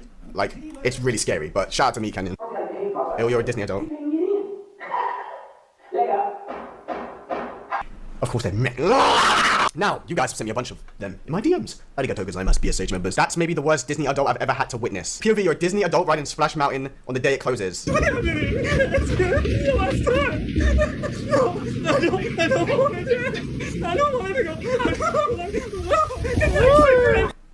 All this for a roller coaster that just has a normal drop in water. Get a job. I'm serious. I'm not gonna lie though, I will give it to Disney. There was this one ride, I think it was Guardians of the Galaxy one. That shit is fucking good. I only took 4.5 hours to like line for it though, so I was excited. Of course this guy's a fucking Disney adult. That's where we're about to get. Thank God he said guy. From Disney. Last summer, I got my Cake Pops removed, and the plan up until recently was to get my marshmallow wand reconfigured into a marshmallow tongue. Unfortunately, a few weeks ago, I noticed some hair regrowth on my marshmallow wand. That's bad, because the outside of the wand is what becomes the inside. So he's talking about his transition at Disneyland around kids, and of the tunnel, so you don't want hair growing there. Of course he's talking about it around kids. He wants to fuck them. Or else it's very uncomfortable. So I talked to my surgeon, and he said that it would be best to postpone the procedure until after hair removal is complete. This is obviously disappointing because I was really excited to have a marshmallow tunnel sooner. That being said, it's still happening. We're just not sure. Are you all beating the marshmallow tunnel? Be honest. If you said yes, kindly unsubscribe from my channel. Disney adults need to grow up. Me. Whoa. Slay! Disney adults, rise. Yeah, I can't wait to have a permanent wound on my body that smells like rotting flesh that will never actually be able to heal because I keep a fucking dildo in it at all times to prevent my body from naturally closing an obvious wound. But, you know, I'm so glad I feel like a woman now, right? It's just so disgusting, bro. All these doctors that do this shit willingly are like subhuman satanic pieces of shit. Like, genuinely. Like, you know, I don't like the trannies, but the doctors who willingly do this shit are, like, demented.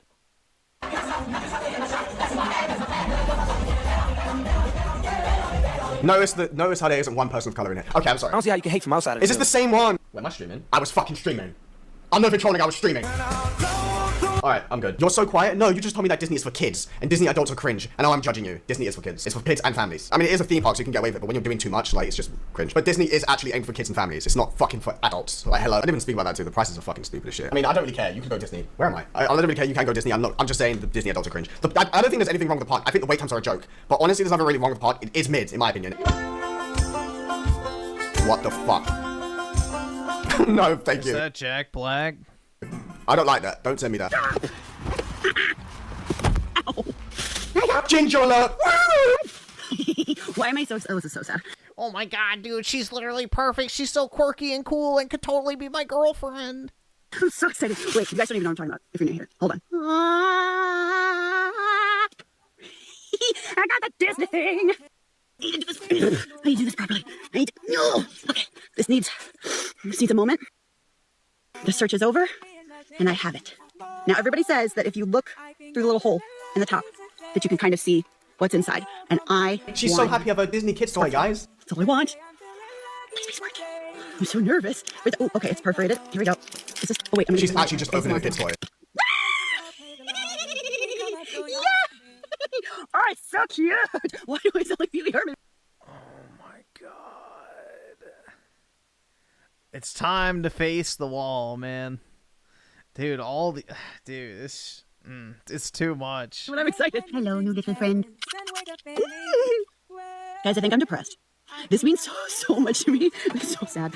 I'm not... Me when I go to Target and buy a kid's toy and then go in my car and film me opening it and doing funny faces. It's like they think their life is animated. That's the best way to put it. They actually feel like they're in the movie and it's the gayest shit ever. Get a life. Money spam. Expect a parcel in the next few days. Okay, I promised myself I'm not going to drink today. Here's what I'm thinking. Margaritas, and then we'll ride the free cabbie. Oh yeah, there's a bunch of raging alcoholics too, by the way. But as a kid's party. You can't beat getting wasted around the world. Germany! 1 second. Why are there so many well, never mind. I just was going to ask, why are there so many troons at Disney World? And it's like, okay, yeah, no, that's kind of self-explanatory. That's like the whole Disney mentality now is to troon out the kids. So, yeah, I guess it does track. I've just got to pay my respect. Have they really made America a grill? It's like they know us. China! I need some AC. Let's just go on Spaceship Earth. Ohio! Oh, wait, that's where I'm from. If I go on Journey of Water, I will yell at a child. Somewhere! Everyone quick! Snow White's in Germany. The ride is called Frozen. There's so many... I just realized there's so many shit rides in there where it's just a screen. Bro, there's this one ride, I think it's called Soaring, where you're just hooked up to a thing and it's got a giant screen in front of you and they're just playing, like, MP4. They're just playing MP4s with the sky and stuff and it's moving around with wind. It's so shit. Oh, but it's been there for years, okay? Remove it or add something to it. Oh. Am I good at that? Let me just add some auto-tune on it, actually. It'll probably sound like him.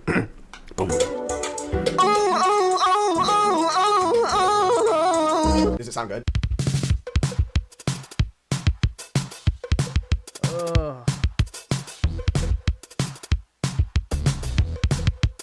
Do you think it's way down and it's going slower than the rest? I would hate to be in the same car as them. I'm like, you're throwing the game, dude! And like, I can't do anything, and if they're falling out, like half of their stomachs outside them. Today's Disney bound is Ariel. Let's go. Are they all cringe? Seriously. It's usually the older ones, I mean, like the 30-year-old. Oh my god, it's her. I don't even know who the fuck she's. This is my Ariel Disney bound today. Why is she speaking like that? And this is my Jenny. It's time to Disney bound as Moana's younger sister, Samia. So let's go. It's time to. This is what anime pedos like to watch, bro. They want women to sound like 12-year-old girls. This is a little girl. Do you ever like speak normal, real? She wants that Disney partnership so bad. Fuck me. Why does someone just mess with me? Girl. I mean, that's literally what dub anime sounds like, and that's why I don't understand how any of these fuckers can watch that shit. It's like literal fucking disgusting cringe to the max. Girl, let's not get messy with it, girl. It's like JoJo Siwon. All the walk like this. Wait, you guys want to see my ass? Huh? Wait, what the fuck? Why did I just do that? I just found a secret hidden Mickey. Emma Stone dances in that fountain every 30 minutes. No one knows this. Wow, another troon. Shocking. This place has the best beignets in town. Oh, he's got the bag. He's got the Disney bag. If your shoes untied, clap 4 times, and a crew member will come over and tie for you. Minnie has some anxiety issues. It's gonna be okay. You are safe. Slay. The only mascot that I actually liked, I mean, there was Negatron. He was cool. He was like, I am Negatron! And he sounded like a robot. He's like, Negatron!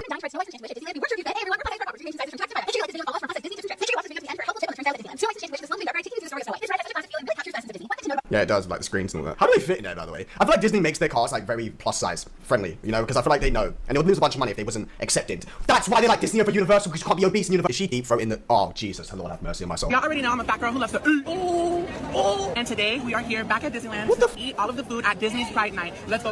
I started off strong with a corn dog, and then I wanted a Mickey pretzel real bird. Then I had some popcorn, and of course I can't go to Disney without a churro. Then I had some yummy blue milk, followed by. Dude, they probably do orgasm from eating.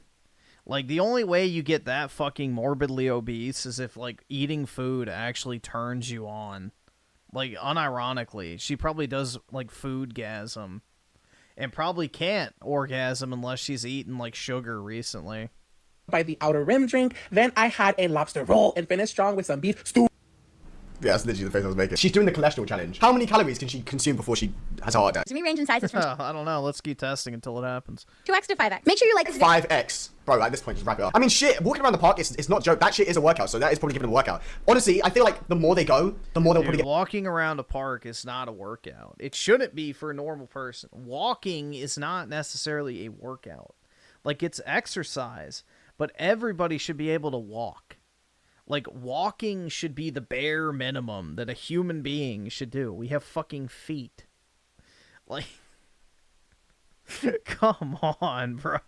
Get more fit. So, anyway, let's wrap it up with some bad Disney tattoos. The problem is none of them will ever actually get fit because they just shovel, you know, slop down their gullet the entire time. The fuck? Like, I'm the one to talk about tattoos, right? My tattoos aren't the greatest. They're just, like, anime and bullshit. This one's kind of cool, though. Can you see it? It's Obito. Obito! Shunwatense. That's paid. But these are like serious horse cock. Obito's gay. Hate the way they look, man. Like, you gotta realize you've got this tattooed on you forever. I feel like it's not that bad. When it's the color shit, though, it just looks horrible. Like, it looks like shit. Like this. Is that George Bush? You know what, bro? Like, what's wrong with these niggas? Holy fucking shit. So yeah, that was some of the Disney adult cringe. It was mostly the plus size park hoppers because they're just kind of fat middle-aged women. Let me know what you think about the Disney adults. Have you guys had any experiences with them? Let me know how it was. Let me know if you've been to Disney and let me know how your experience was when you went Disney, because it's seriously full of NPCs. One cool thing though, check this out. It's like from Monsters Inc. and it goes split screens. If you enjoyed, grab your balls to a twist. If you're a female, grab these and... Oh my god, bro. No, the worst thing is... Have you guys seen the exercise tape from like the 1960s or some shit? I saw it on Twitter where it was like basically a high school fitness test or something where... Well, let's see if it's on here. 1960s... High school, yeah, fitness. It's like depressing, bro. Like, look at this shit. A California high school has the well-nigh perfect answer to the president's call for physical fitness. Stan LaPrati, physical education director at La Sierra High School, has developed a program that assures every student of physical excellence. Exercise on the grip swing puts muscles on the least athletic. Extension push-ups are among the toughest of the drills. As an incentive to excel, the color of the shorts the boys wear is determined by their ratings on performance charts. Some requirements for top ratings are stricter than for Annapolis Police. Like, bro, A lad do who you actually think that this would be, like, considered discrimination now? Giving people a rank? Giving people an actual rank based on their ability?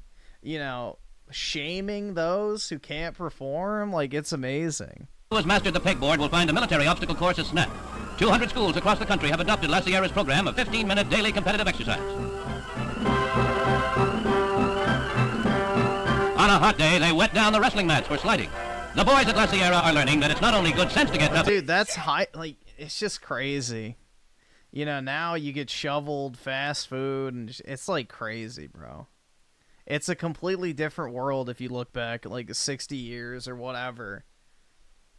And it is definitely not improved. That's for sure. Most things in life other than technological advancements have gotten worse. That's it. Which, you know, I think, honestly, we could live without fucking cell phones and shit. I think we could go without that. If every other aspect of life improved as a result. No, it's not the Zoomers, bro. It's the Boomers. Because what we just witnessed was a bunch of Boomers in high school. So it's after the Boomers graduated, and, you know, the 60s and 70s were, like, the worst fucking time period in human history. I, like, will die on that hill. What happened in the 60s and 70s is the single most destructive shit that has happened in the Western world ever. Hands fucking down. COVID is probably second to that. But the 60s and 70s were the most, you know, destructive era of human life for the Western world. 100%.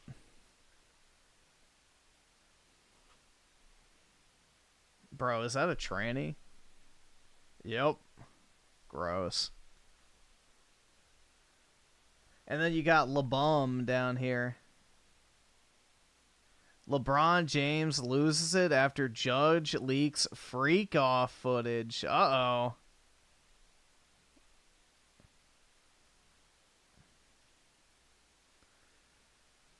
LeBum James was taking it up, LeBum. Uh-oh.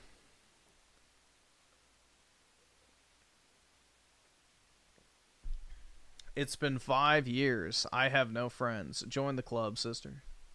Nobody cares.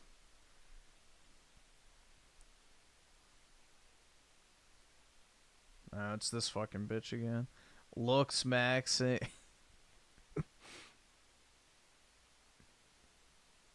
Why is the average Indian physically unfit? I don't know. Don't they have, like, the highest amount of vegetarians, too? Which is kind of funny.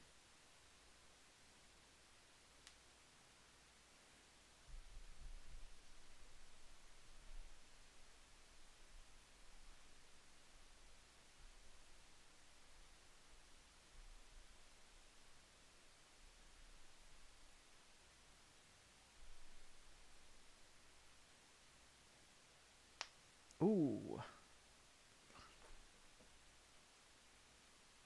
Do not redeem calories? That's right. Not the lower caste Indians. They're doing physical work all day. Well, dude, Mexicans do work all day, and they still have the highest rate of obesity. So I think in the, Western Hemisphere? I believe. Isn't it Mexico that has the highest rate of obesity? I forgot. I think they do. Like that. Let me check.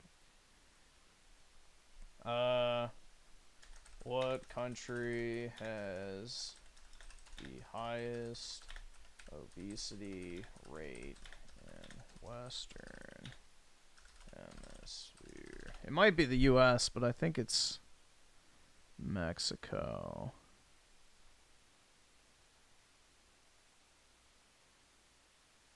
Yeah, 32.8% of Mexican adults are obese, exceeding the 31.8%. And we're winning by 1%, dude. Hell yeah. That's what I thought. I thought Mexico had the highest obesity rate, but I wasn't sure. There you go, by 1%, baby. Let's go, dude.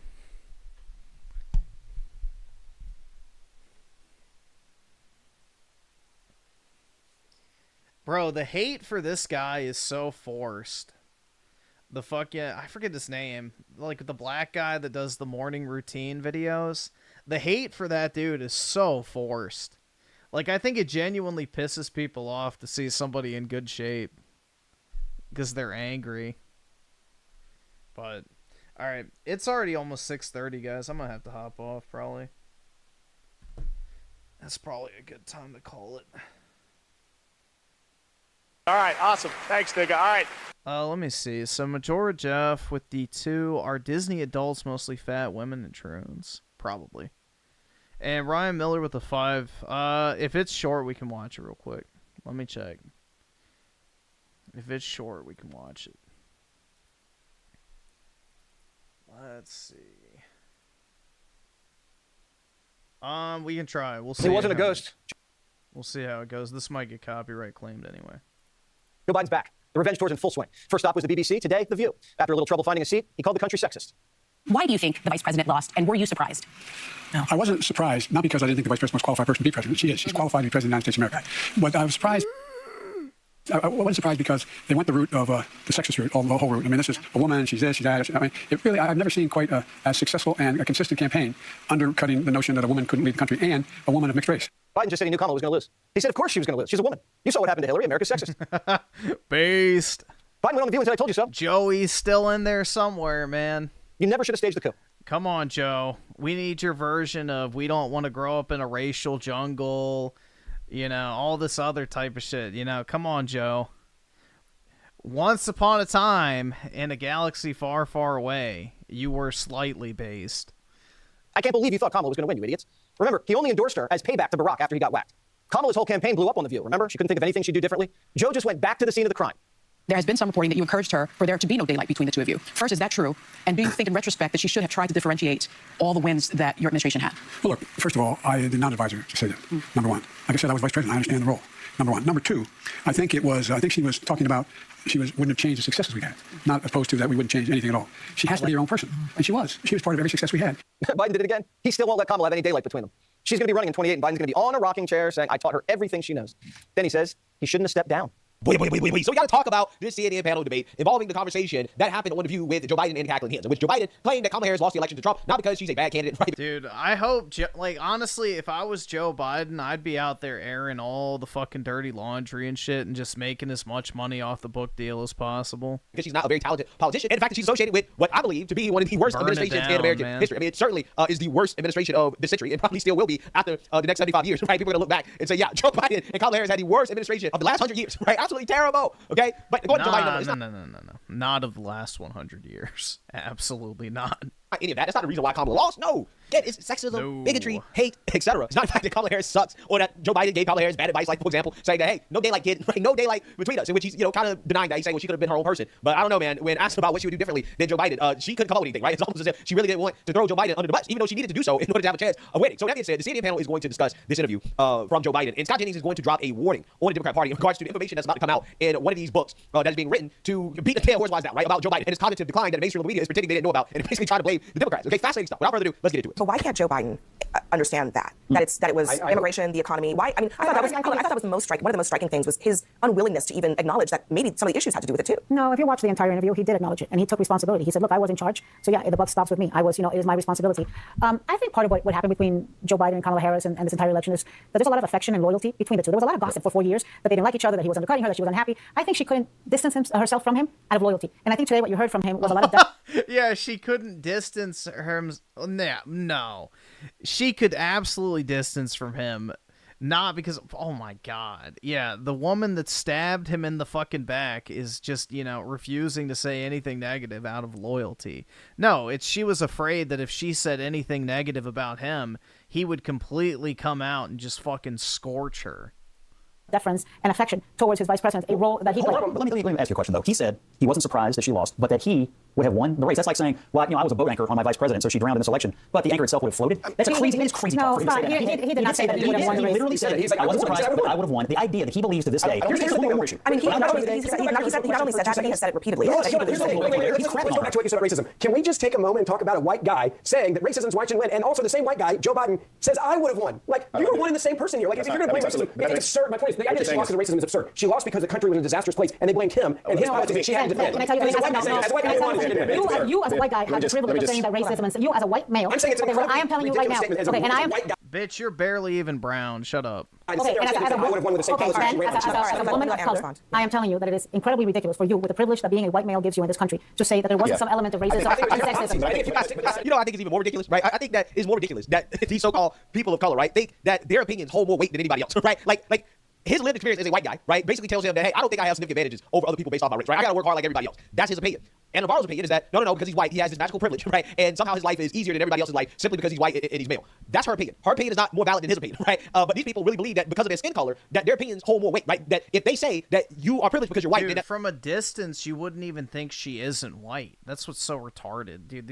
It's the professional victimhood Olympics, constantly. It must be true, right? It has to be true. When that's just simply not the case. It does not have to be true. I think ultimately at the end of the day, Kamala Harris didn't lose because she was a so-called black woman or whatever. She lost because she was a bad candidate. She lost because she failed to distance herself from Joe Biden. She tried to become a fake moderate while not explaining why is it that she's now all of a sudden moderate after being the most liberal senator in American history. Okay, Kamala Harris tried to pretend that she wasn't a border czar. She wasn't responsible for all the illegals coming into the country. Okay, Kamala Harris tries to pretend that Democrats weren't responsible for what happened with the economy. They lied about the economy. They gaslit people. That is why she lost. But they don't want to admit that. And also, on top of that, Trump was a good candidate. Right? Let's not forget that they tried to diminish President Trump, but Trump was a good candidate. Right? Trump is not an easy person to beat. As Democrats figured out the hard way, he beat Biden and he beat Kamala. Right? He beat both of them. So, let's be real. Let's be real. If the whole white privilege thing was a thing, then theoretically, Joe Biden should have performed better than Kamala Harris. But again, Biden dropped out because apparently they had polls showing him losing in a historic landslide. Right? I mean, that's why he had to drop out. And Kamala Harris, I think she ultimately ended up performing better than he would have performed against President Trump. So again, Biden's white privilege definitely didn't save him from the fact that his polls were bad, right? And that's the main reason that he dropped out. So Trump he beat the white man, right, Joe Biden, and he also beat Kamala Harris, the so-called woman of color. This idea, if you stick with this plan, which is every time we lose an election, racism has to be That's not what I just said. I literally gave you a full picture. I gave you a full picture. And what I'm also saying is that, yes, I believe Joe Biden saying he won the election is delusional, right? So I said that because I also said that there's a certain point. But let me also explain with the equal level of delusion. You do understand that black folk, particularly black women, have to run twice as fast as you do to achieve the same goal. If you do not disagree with that, you can't. Ha! Yeah, right. Why is their medical school entry exam scores lower? Why is their average GPA lower for college acceptance? Why is there literally programs designed to hire specifically black women over everybody? Yeah, fuck off.